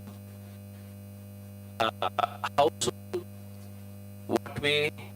What all it will? How will it affect health and lymphatic filariasis? Yet it's anybody's guess, of course. But if we go through those 5 components we just had in the new strategy, I was just correlating what can be done in artificial intelligence. Of course, AI doesn't come alone. It comes with machine learning, it comes with robotics, it comes with computer-aided diagnosis, it comes with computer visions, it comes with a lot of other bundled packages. It's not alone. And as Sir at the outset pointed out, that maybe we are not doing right things or we are not doing enough. So here is artificial intelligence probably can come to the rescue. We can take help of AI to do the right things or find the right course or do it enough, which maybe we are not able to do. So, to start with, for MDAs, we don't have robots, yes, which can go house to house to give drugs, but maybe in future it will be. But in MDAs, as was pointed out, we need to identify where we are missing people, missing persons, low in consumptions, identify geography, maybe quick real-time processing of the coverage reporting, monitoring reporting, evaluation survey, and quick thinking through using artificial automations, artificial intelligence to identify where do you need to go back, need to plan a mop-up. Maybe that is something which we can do to effectively increase MDA coverage. Coming to MMDP, the next component, I think, identifying using data where we need those operations to happen can be calculated. But yes, robotic surgery, maybe, we can bring in those machines which can do quick surgeries and finish up all those backlogs and, radically ramp up capacity. That is something which we can think of. Diagnosing in terms of, there's something called computer-aided detections, which takes photographs. We can grade the, various stages and link it to a management protocol as per the guidelines, which can be auto-generated, which can be really, taken help of. Coming to IVM, the next component, vector management. So, remote sensing, satellite data, maybe identifying reservoirs, maybe identifying climate change, temperature, humidity, all sorts of Internet of Things can happen, and we can corroborate, and machine learnings can be used to identify those hotspots where we need to particularly prioritize, focus, and use effective insecticides to do away with reservoirs and stop transmission. Maybe that's one thing which we can do. Advocacy is the next component that we thought of. We need a lot of evidence, and it comes from surveillance, it comes from data. So, good surveillance, good quality surveillance data, and its analysis through dashboardings can actually lead to good evidence which can make advocacy effective.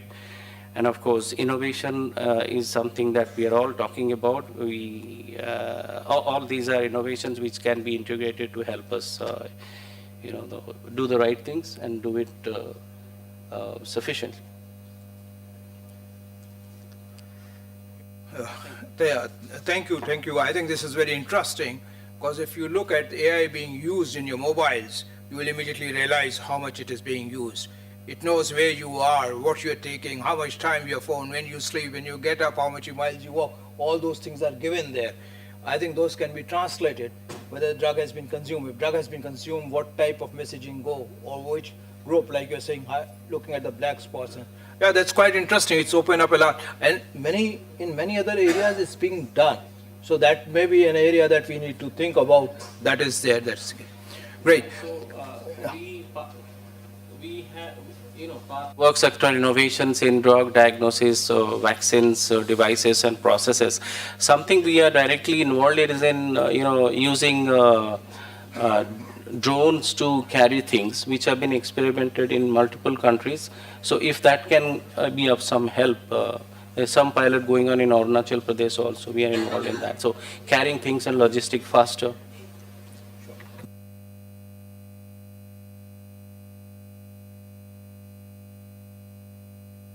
That may be required. That may be. Now, I think all said and done, the ultimate important, just like the chair said, reaching out to the person or reaching the last mile, reaching to the community, seeing whatever we are doing is for the community. Is community an active participant into this or not? I think we have Dr. Manjeet Singh Sahani with us from Rotary International. So you've done a great job as far as we all know about polio eradication and the Rotary International engagement with it. I think we're looking for a similar engagement to give last thrust to LF elimination. So we would like your views on this, please. Thanks. Ever so much, the chair and the moderator. First of all, I must thank Dr.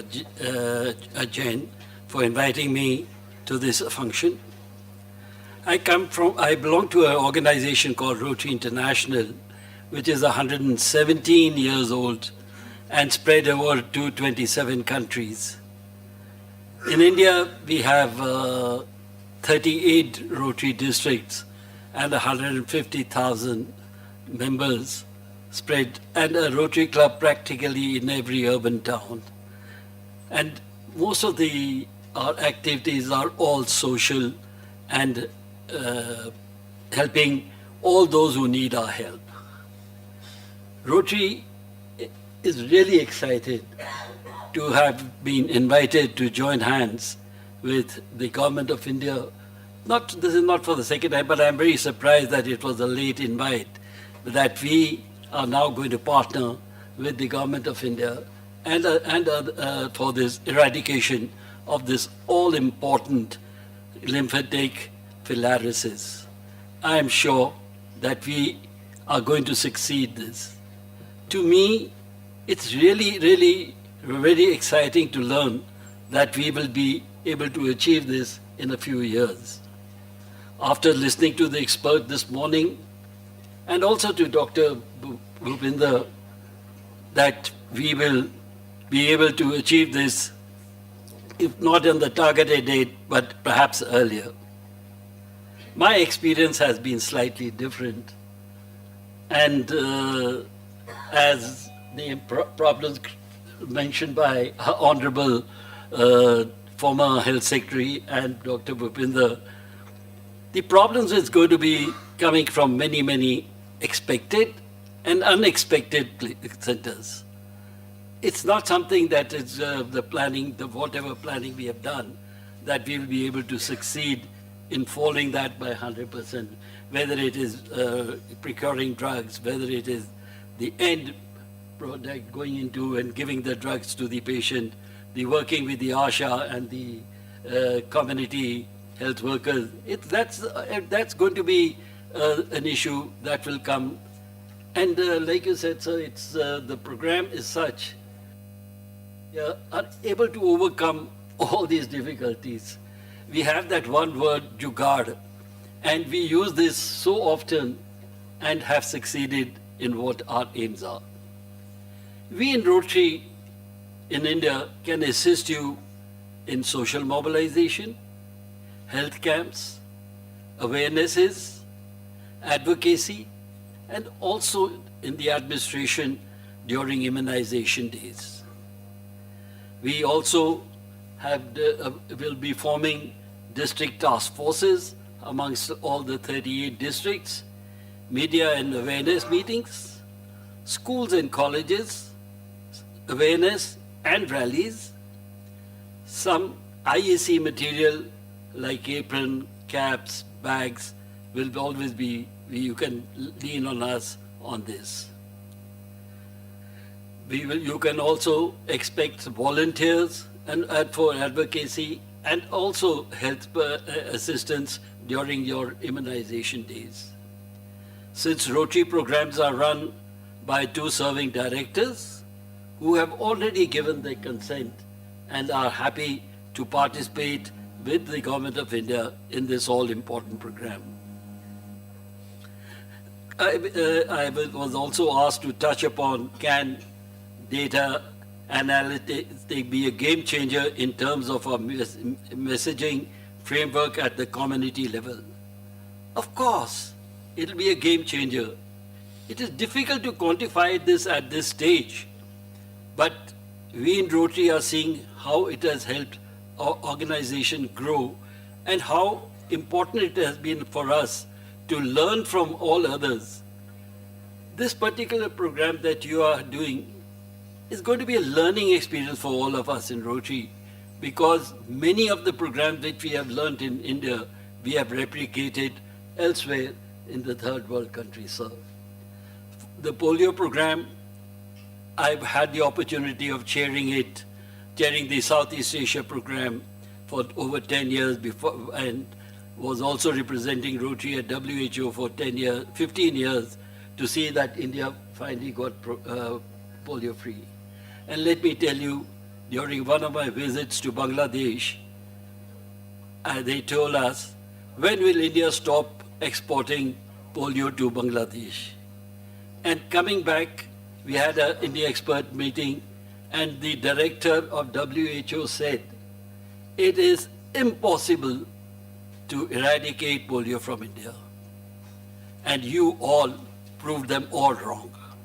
In a matter, the year he said this, 1 year later, we became polio free, and 3 years later, we were certified polio free.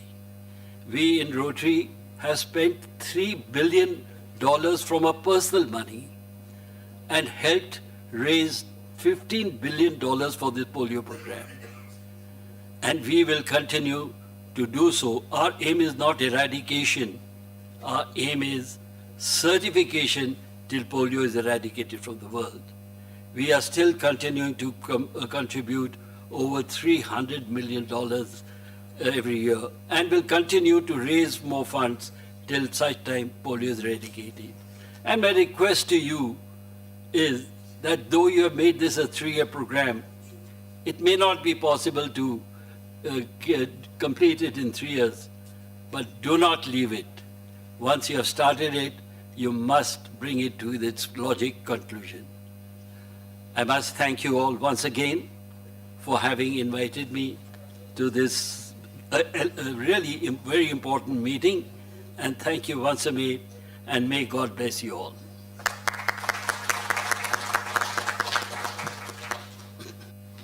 Thank you very much. And I think this is the beginning of a long innings of Rotary International with the NCVDCP, and we think that you will continue with us for long till we get certification.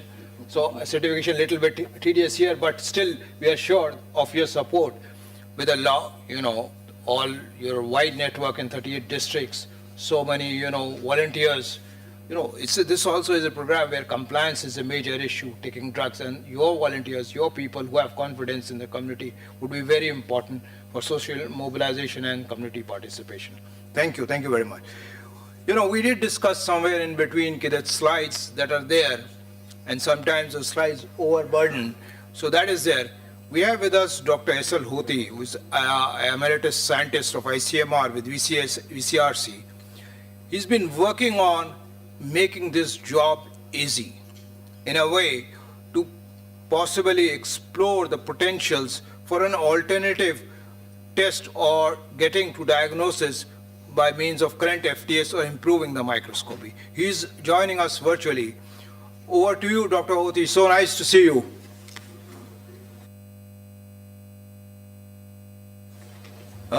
You are on mute. Please unmute yourself.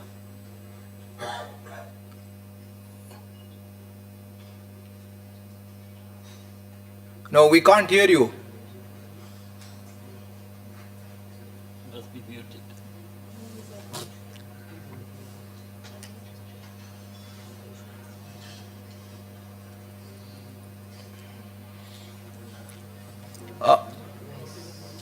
We are not able to hear you, Dr. Hoti, please. Is it a problem from our side or from Dr. Hoti's side, please? He must be muted from his side. Yeah, we got it. Yeah, please carry on. Yes, we can hear you now, please. Thank you and very good evening to everyone there. I'm going to tell about three things. One is about the initiative by ICMR of developing diagnostics, especially in view of ideas that has been implemented in India. And then the slide business, which we discussed during our game and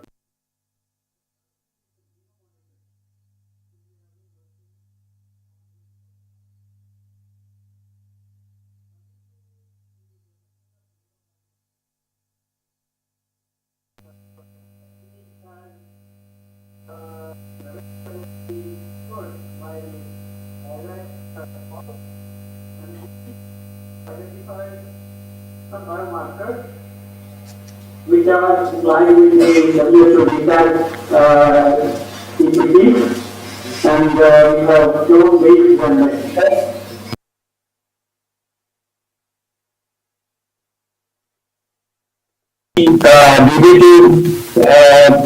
VNGF efforts and our efforts will bring out some very useful diagnostics, cheaper ones for the monitoring and evaluation of the program. And the other issue is the slide, the quality of the slides, and how to process these slides for microfilariasis. So somebody was telling that there is a problem of screening. But then when I returned from JMF meeting, we again worked on the processing of slides by PCR. So we got some very good encouraging results that the blood smears, whether they are stained or just fixed, will be able to screen these slides, and we were able to detect even single MF from the slide. So this is very encouraging sign which we got, and I hope that at least for quality check, this PCR can be used using the smears that are present there on the blood slides.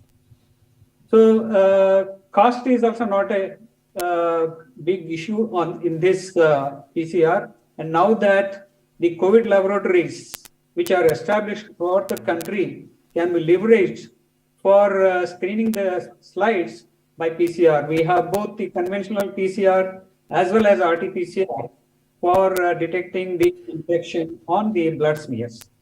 So this even can be piloted in small geographic area. And the third thing is that the xenomonitoring.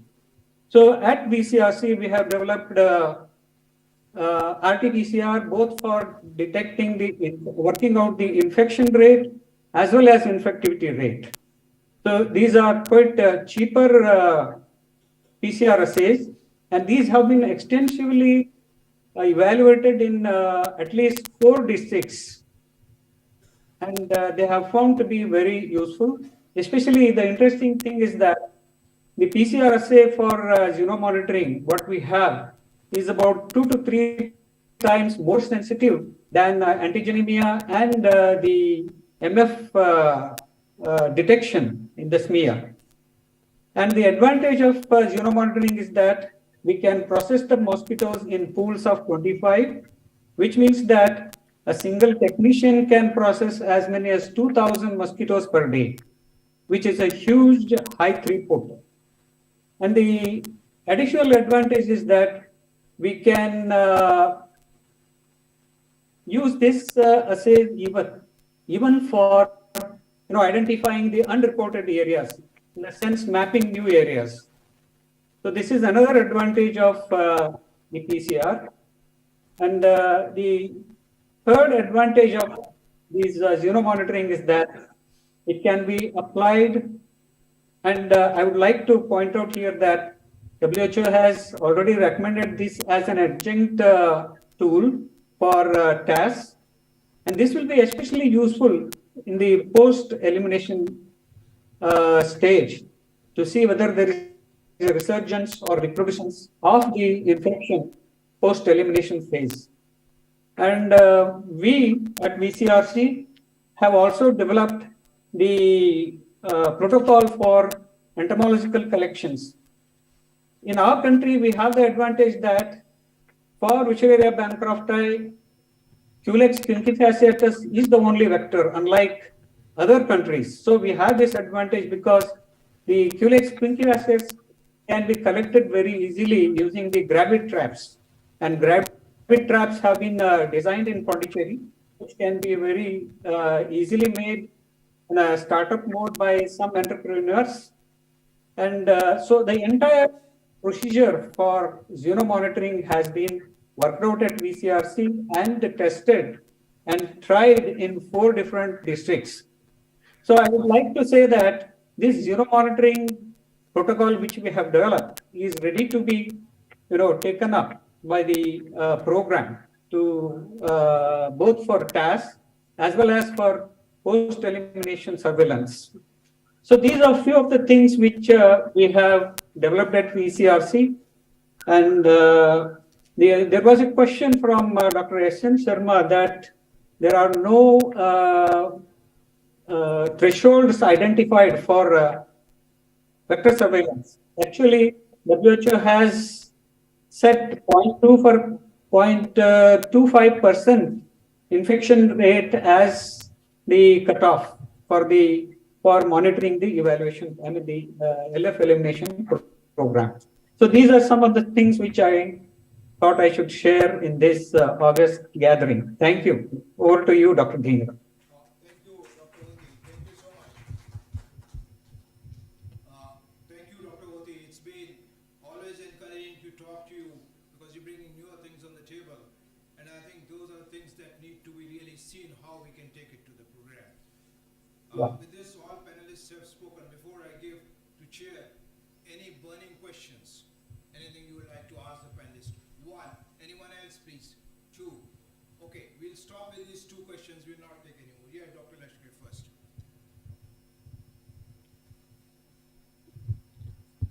Sir, actually, this is not a question, but just I want to add one comment related to use of technology in LF activities.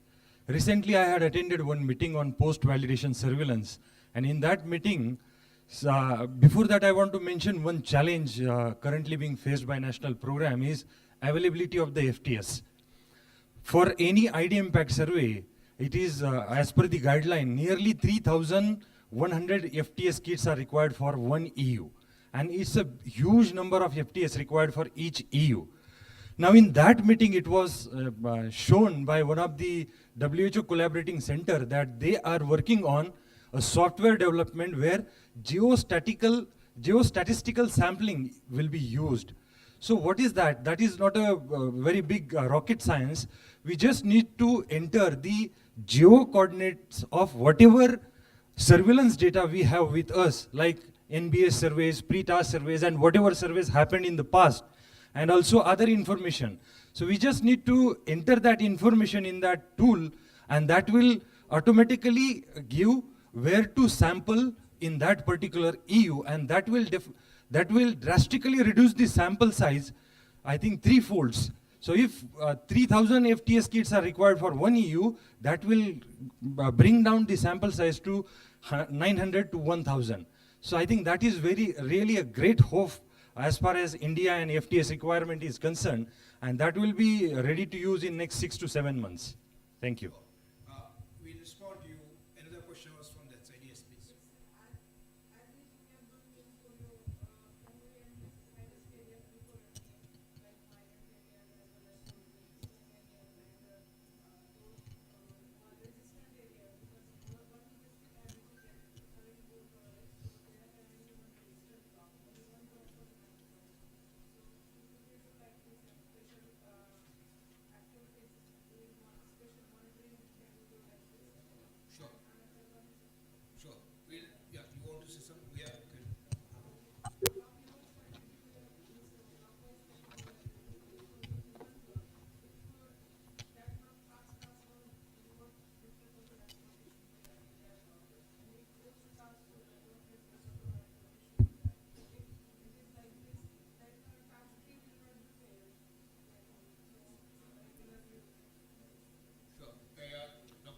Sir. This is the last question, then we stop here. Okay.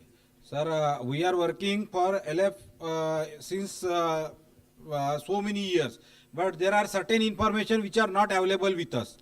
The basic information like what is the length of Indian MF against the what WHO says in the literature.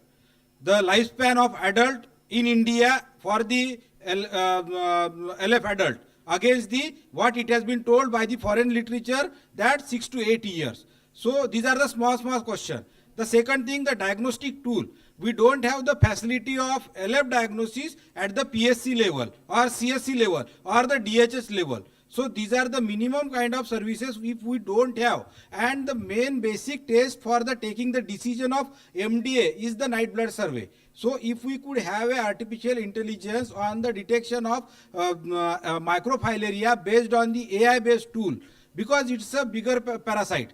It's almost having 300 micrometer. So the research can easily develop the AI-based diagnostic tool so that the difficulty what the program is facing in the diagnosis of NBS in a huge quantity and the quality assurance of that can be curtailed. Yeah, Dr. Hoti, you want to say something? Yes, sir. So one more thing I would like to add that the parasite, we did the morphometry and genotyping of the filarial parasites from Orissa, which Dr. Somalkar is referring. It is much bigger. The microfilaria is more than 300 micrometers, and also genotypically it is different. And the other point which I wanted to make here is that the xenomonitoring and the geospatial analysis can together bring a game changer to map, and that will also help in the focusing of the IVM activities. Over to you, sir. Thank you, thank you. I think for Lashkar and Sumalkar, let us respond to these questions. Dr. Govinda, please. Thank you, sir. So, very important and very nice point brought up by Dr. Lashkare. Just to keep everybody informed here, with BCRC, this is an issue which is happening with the program, wherein they are going to use the data of MF and the coverage, and then they will be correlating this with the geospatial stuff like what is the humidity, what is the height, density of population, etc. at 5 to 5 kilometer like granularity. So SPO UP and SPO Bihar have been contacted, and Dr. Pool Madam has already given approval, Dr. Shabiyu has given approval. So BCRC, Dr. Shividya is the point person who is doing this project, and it will be very nice, Dr. Lashkare, if you also join that discussion so that you can contribute. So that is one. With Dr. Somalkar, I think it's a good idea, and we are in touch with a couple of institutes like IIT Bombay, wherein they have developed some mechanism of use of AI to figure out the micro slides immediately to convert that into an algorithm and database. So we are in the nascent stages, so we didn't like to speak much, but it will be nice to be part of the discussion. Thank you, sir. Okay, I think we need to stop here because we're running ahead. We have taken too much time. But before I say things, I'll ask the chair to give say a few last words before we wind up. Thank you, Dr. Imran. After all these extremely important issues being raised, I don't think I have much to add. We heard about drug discovery and new drugs, about technology. We heard about partnerships.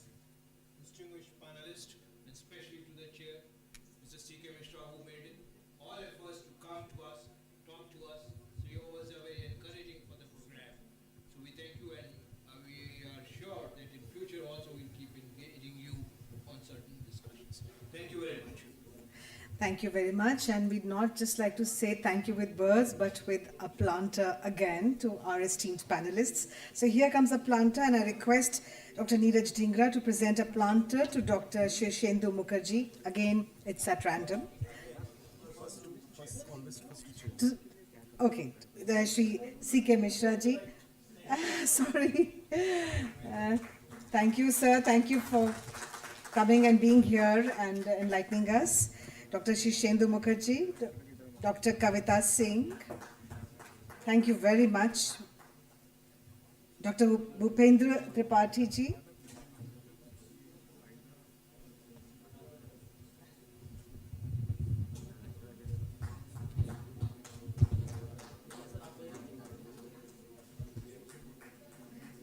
Dr. Satyabrat Rautre, thank you very much, sir, for being here. Well, Dr. S.L. Hoti is far away. He connected us through the virtual medium. But Dr. Manjeet Sani ji is with us. Thank you, sir, for enlightening us on your role in the global arena. And I think if I had to add a tagline to this session, I request Dr. Bhupendra to kindly give a planter, present a planter to Dr. Neeraj Dhingra.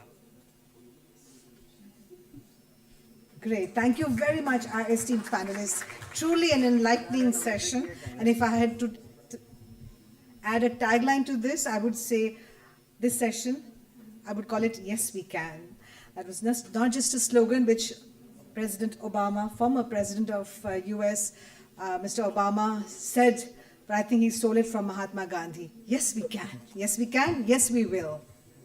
Thank you very much. We move on. I know we wouldn't like to hold you between you and your cup of tea. Still, we'd like to finish and conclude before we break in for a cup of tea. I request Dr. Chavi Pant Joshi ji. All right. Fine. ठीक है, ma'am.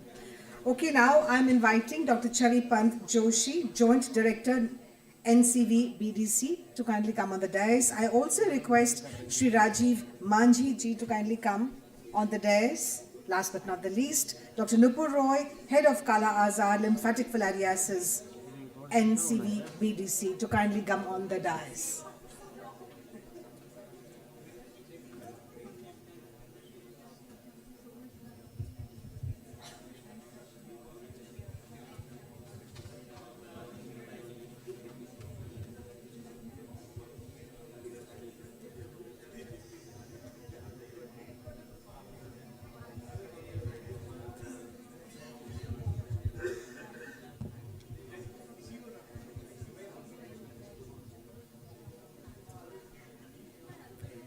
So I request Dr. Chavi Pant Joshi, Shri Rajiv Manji, and Dr. Nupur Roy to kindly come on the dais. Well, indeed, I think the crux of the problem could be that we have a Bharat and we have an India to cater to. So we have Asha at the bottom of the pyramid to cater to our rural population, and we have AI and drones and what have you to cater to and artificial intelligence, a new upcoming horizon to cater to the urban audience, or probably both. So we need a synergy of both to bring a difference to eradicate LF from both India and Bharat. Over to Dr. Chavi Pant Joshi for a summary of key recommendations. She should be followed by Shri Rajiv Manji, who will talk about how to carry it forward. And last but not the least, Dr. Nupur Roy shall be presenting vote of thanks. Thank you. Over to you, Dr. Chavi Pant Joshi. Thank you, sir. With your permission, I would like to go forwards with the main recommendations that have emerged during discussions today. And I would like to, at the first instance, apprise you that it was a very enriching interaction, very enriching sessions with very intense participation by all the technical experts. So in the first session, there was a call for elimination by Honorable HFM of elimination of lymphatic filariasis by 2027. And he declared that this is no more a neglected disease for India. It is a disease of high priority which is targeted for elimination. And it was also also mentioned that it has no business being here in this country, which is so progressive and develop on the pathway to development. Mantriji also has urged us to create a pathway to achieve this elimination goal, which is to be decided by us. Then he has urged upon us for medical college engagement, involvement of panchayat and village health and sanitation committees for vector control. There's other broader recommendations that have emerged during the discussion are that that MMDP services, besides the Pan India campaign and a good coverage and compliance during these campaigns of more than 65%, which needs to be ascertained. Regarding MMDP services, because we are very nascent at this stage, at least one MMDP clinic has to be established per IU. Then the health and wellness centers need to be involved in provision of services close to the patients, and centers of excellence need to be developed at medical colleges and also at district hospitals, linking this network so that there is also telemedicine connectivity between the medical college and health and wellness centers, and so that continuum of care is available to the patient close to their homes. Then vector control was an important suggestion that has emerged, because integrated vector control, though it is available for malaria, to some extent also for dengue, but a missing link for filaria. So for this, platforms need to be created for engagement of different ministries, because vector generation is something that lies outside our ministry, and we are tasked with vector control. For this, dialogue has to be initiated. We will also take this up, and ICMR has also been urged to take this matter up for us. Then, entomological surveillance, entomological capacity, manpower, and xenomonitoring are also things which have been recommended for the program. And PCR monitoring following xenomonitoring is something which has also come up as a recommendation. So we need to work on the side of entomological surveillance essentially. Then another recommendation that has come as far as the strategy is concerned is that surveillance needs to be also brought into the ambit of this 5-pronged strategy. Then there was a very intense session on management of patient management, in which hydroseal has been identified as a low-hanging fruit. So hydroseal backlog clearance is a low-hanging fruit that the program should target.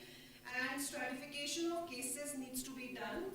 And the kind of surgical expertise that is required for very big, large cases of lymphedema is very limited in the country. There are just 10 to 12 centers which might have such capacity.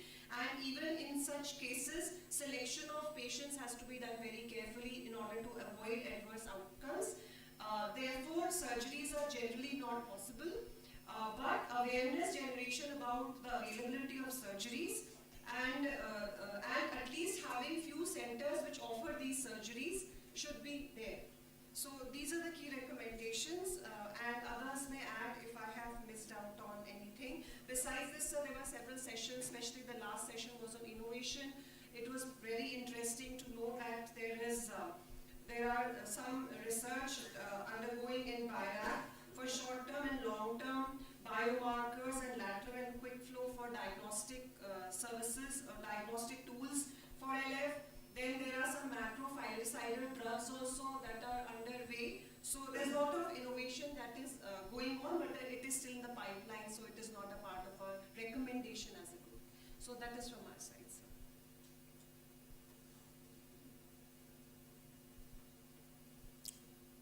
Good evening, everybody. Thanks, Dr. Chavi, for summarizing key recommendations. When we come to the end of any program, any session, normally we are in mood to leave, we are in mood to run, and many of them don't wait even. You might see that almost 20 to 30% people have already left. The organizers were smart not to have a tea break, so they thought that tea would be served after the event, otherwise we could have half of the presence what it is now. So anyway, those who are present,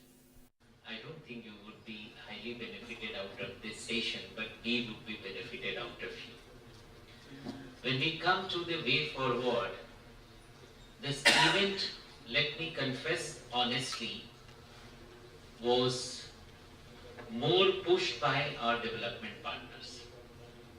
The gentleman is not looked here, is not seen here. Kaushik, yes. And Mr. Anuj, yes. When they came to me this proposal, we were left with only some 10-15 days. And I looked at the gentleman, I said, what are you doing? For me, getting appointment, seeking convenience of Honorable Health and Family Welfare Minister would be difficult. But thanks to Honorable Minister that I requested and he agreed, though he had refused for many other programs and Honorable HFM agreed. But together, whatever we are going to do, we shall be doing. The way forward would be that we want to integrate all the efforts by development partners, National Center for Vector-Borne Disease Control. You might have noticed that during the last 6 months or during the last 1 year, 2 years, things have been moving very fast. The gentleman has come and I wanted to give him all credit for this program. So, though I was not very happy with his proposal, but he has actually proved that yes. We are grateful also to the partners, development partners. Some of you, like you connected us with champions, I would say. And in the first way forward, what we are going to do, internal report says that coverage was 75 to 80% in the last MDE. WHO says 60%. We accept that. I don't know what DMGF says. We accept that. And at the same time, we assure you that this time we are going to make it 90%.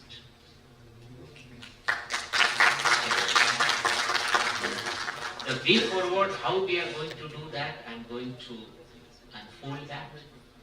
We are going to have extensive and intensive IEC. I was just discussing with the officers concerned that which are the states we are going to have this MDA. We'll start discussing the matter on All India Radio, Doordarshan, and other electronic media. So when I went office, I started working on that. AS and MD ma'am suggested that we can have Health Ministers Conference before 10th of February. Let's see whether we are able to do that or not. It was a good suggestion. We'll strive, subject to availability of Honorable Health and Family Welfare Minister, that could also be feasible.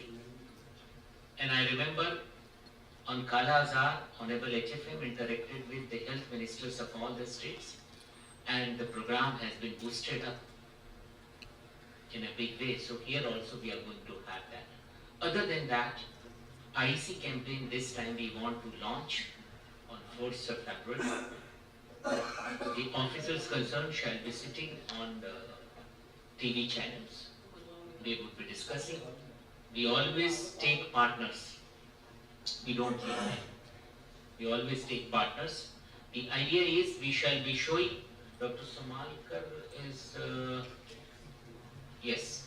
So we shall be showing the microfilaria which you showed us. On the backdrop, let the people see the microfilaria. Machhar also, yes. Our director NCBBDC says mosquito also should be shown. Yes, ma'am, we'll show mosquito also. Mosquito, microfilaria we are going to show, and the champion should speak. So live, madam, we would request you that we should have live interactions with them and we would connect.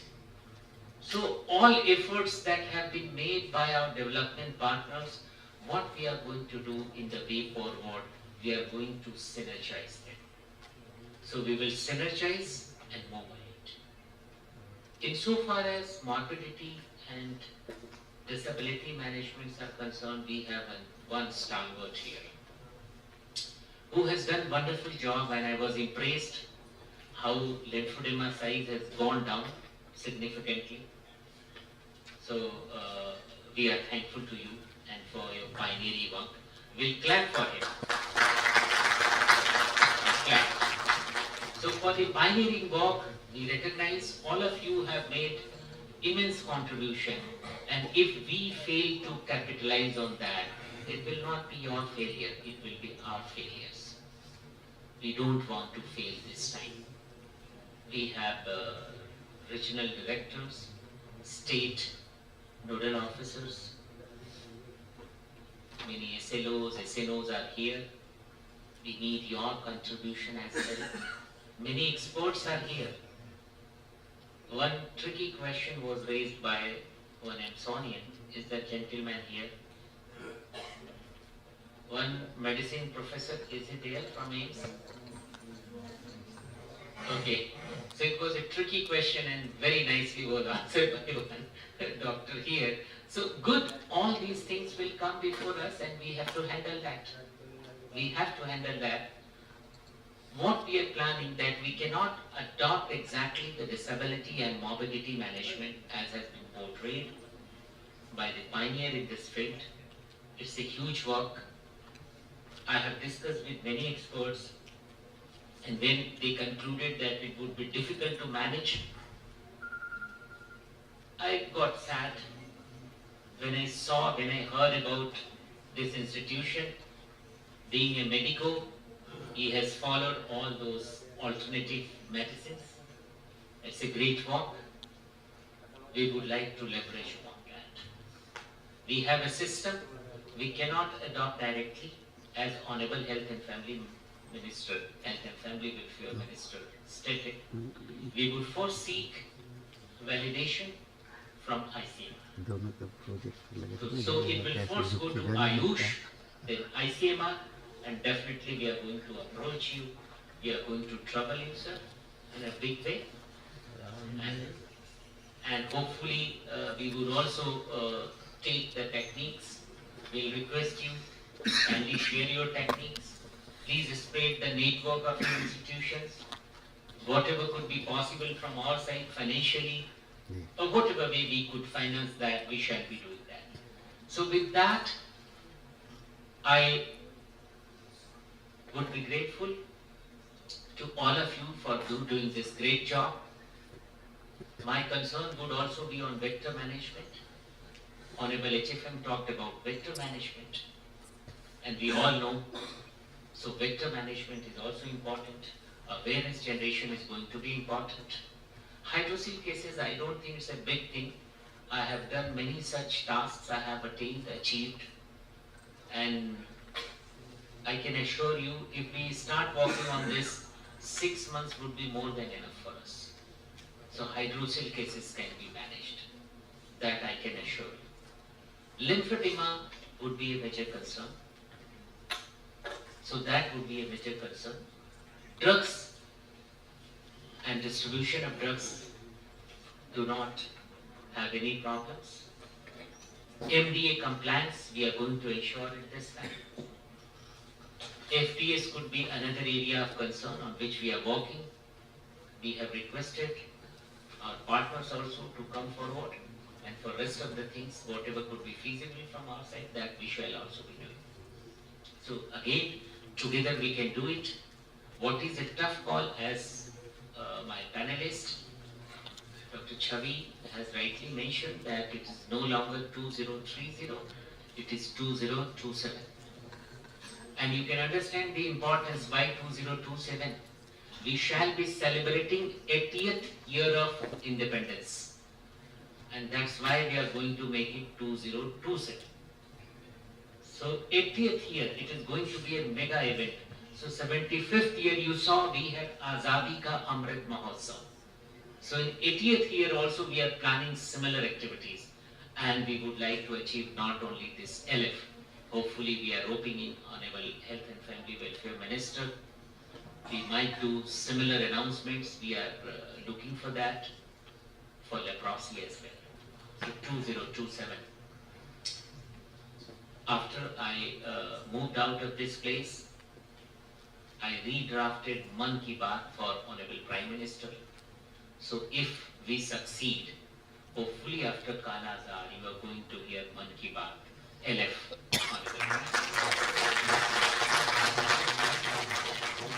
So this is what Man Ki Baat. Last time you heard on Kala Azar, this time we are working for LF.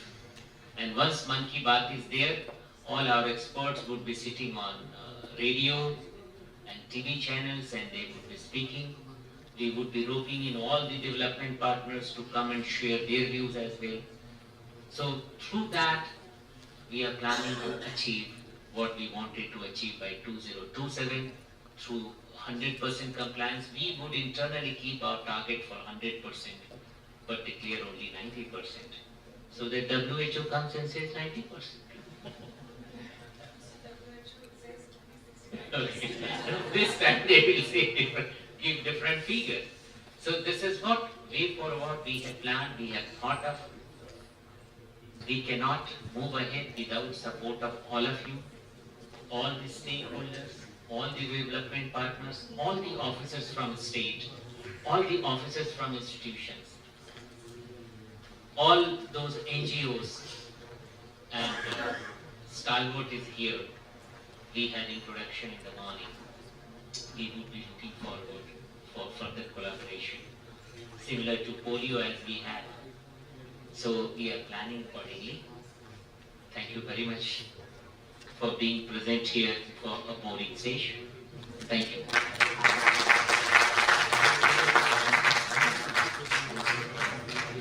So once again, good evening, and thank you all for coming here and joining this symposium. Last time we had symposium in the year 2019. That time also Darren Health Minister came and boosted our energy, and we worked in a very efficient way during this, even during the COVID period. So I must thank our Honorable Health Minister who has come and renamed the neglected tropical disease to a high priority disease. Yes, for India it is a high priority disease, and we will do whatever he has guided us, whatever he told us, we will do that. And he has preponed as well to 2027, but from program side we will keep it 2025 so that we can achieve it by 2027.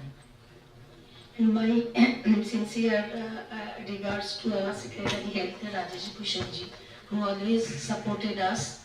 And today he is not here, he is in AIMS Rishikesh, but he joined through UPC and gave us his blessings. And my sincere thanks to Madam Roli Singh, ASN MD, who is very supportive in all administrative affairs of which, because you know, for anything, the finance and other things, policy decision, we need their support, and we are always getting her support in an immense way. I must thank our Joint Secretary, Sri Rajiv Majiji, for his dynamic leadership for this vector disease since he joins in NVBD, since he joined as a Joint Secretary for vector-borne disease control program. My sincere thanks to C.K. Misra, because at his time, this we genuinely started working for lymphatic filariasis. Before that, it was on paper, but since during his time, it has, whatever we are seeing, that 40% gain started under his leadership.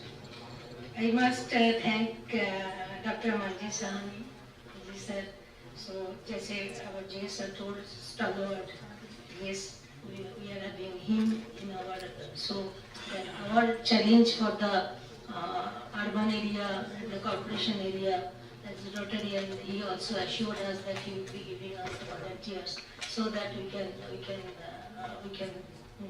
gain our compliance rate, which is required for our program to succeed. And then everyone is sitting here, I know everyone by name, but it is not possible to them because as Yesar also said, everybody wants to go home and chai bhi nahi mila abhi tak.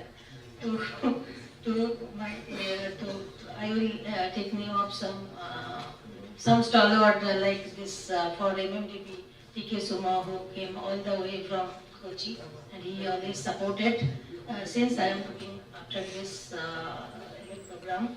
And one thing I must say, DNDI Director Dr. Kavita Singh, regarding this macrophagocytic drug.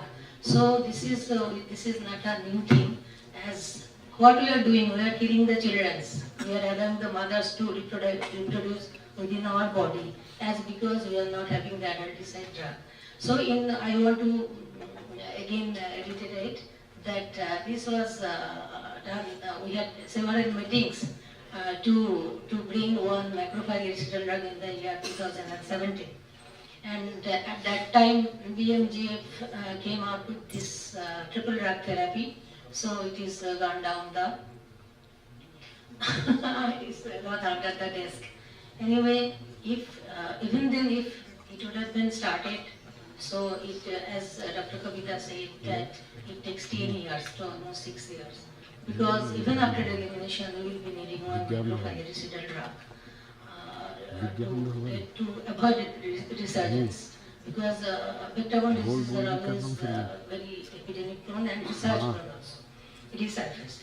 I must thank Dr. Neeraj Dhingra, our former director, and my most dynamic director, Dr. Tanu Jain, and my colleague, Dr. Chavipan Joshi, Kaila Lesserson, Dr. Pauline, and Dr. Rodrigo Afrin. He could not make it due to some other involvement, and Manju Rahi, and Shishendu Mukherjee, from whom we will be hoping that we will get some alternative of FTS drugs, and then Dr. Narahari, who is doing a good job, but which is, we must say, and very honest, which is very expensive, but it is many of the patients can afford, they can definitely benefit. And since they are collaborating with the Ayush department, I hope our poor patient also get a benefit out of his innovative intervention.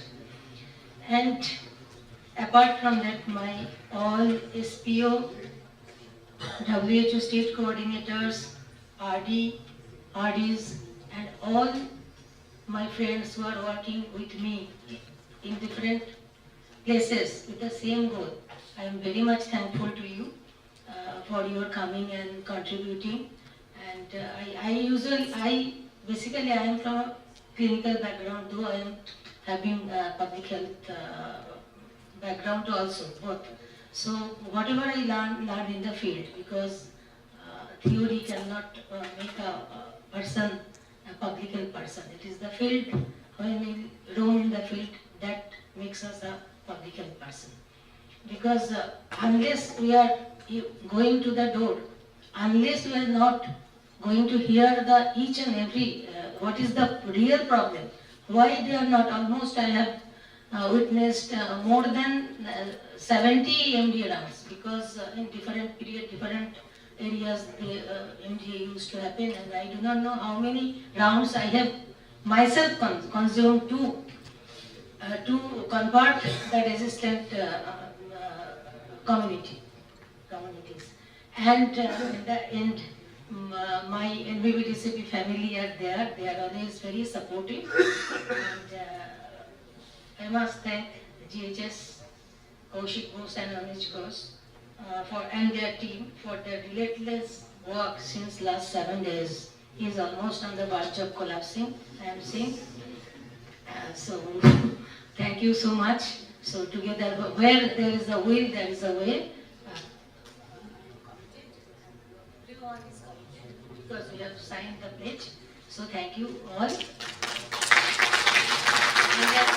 last paragraph, the director told that we will be basking in the glory in 2007 that we have eliminated lymphatic filariasis.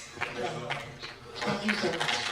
Thank you. Well, a lot of hard work goes into organizing such a successful symposium, so I think they deserve a planter too. Here comes a planter from... Oh. IT persons and the organizers and the staffs of Vigyan Bhavan who has made this occasion to happen nicely. Thank you. I request Tanya Lal from Global Health Strategies. I request Tanya Lal from Global Health Strategies to kindly come and present a planter to Dr. Nupur Roy. Thank you, ma'am, for all your hard work.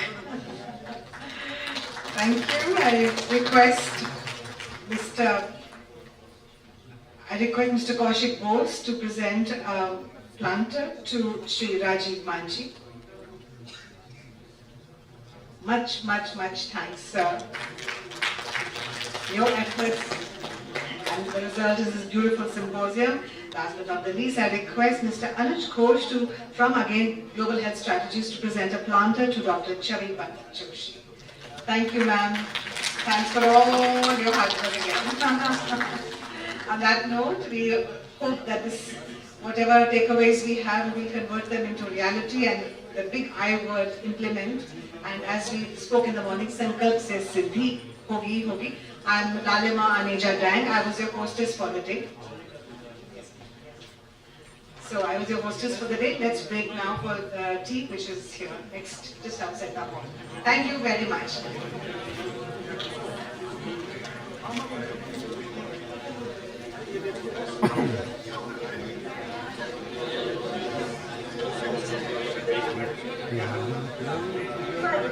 चलने दो भी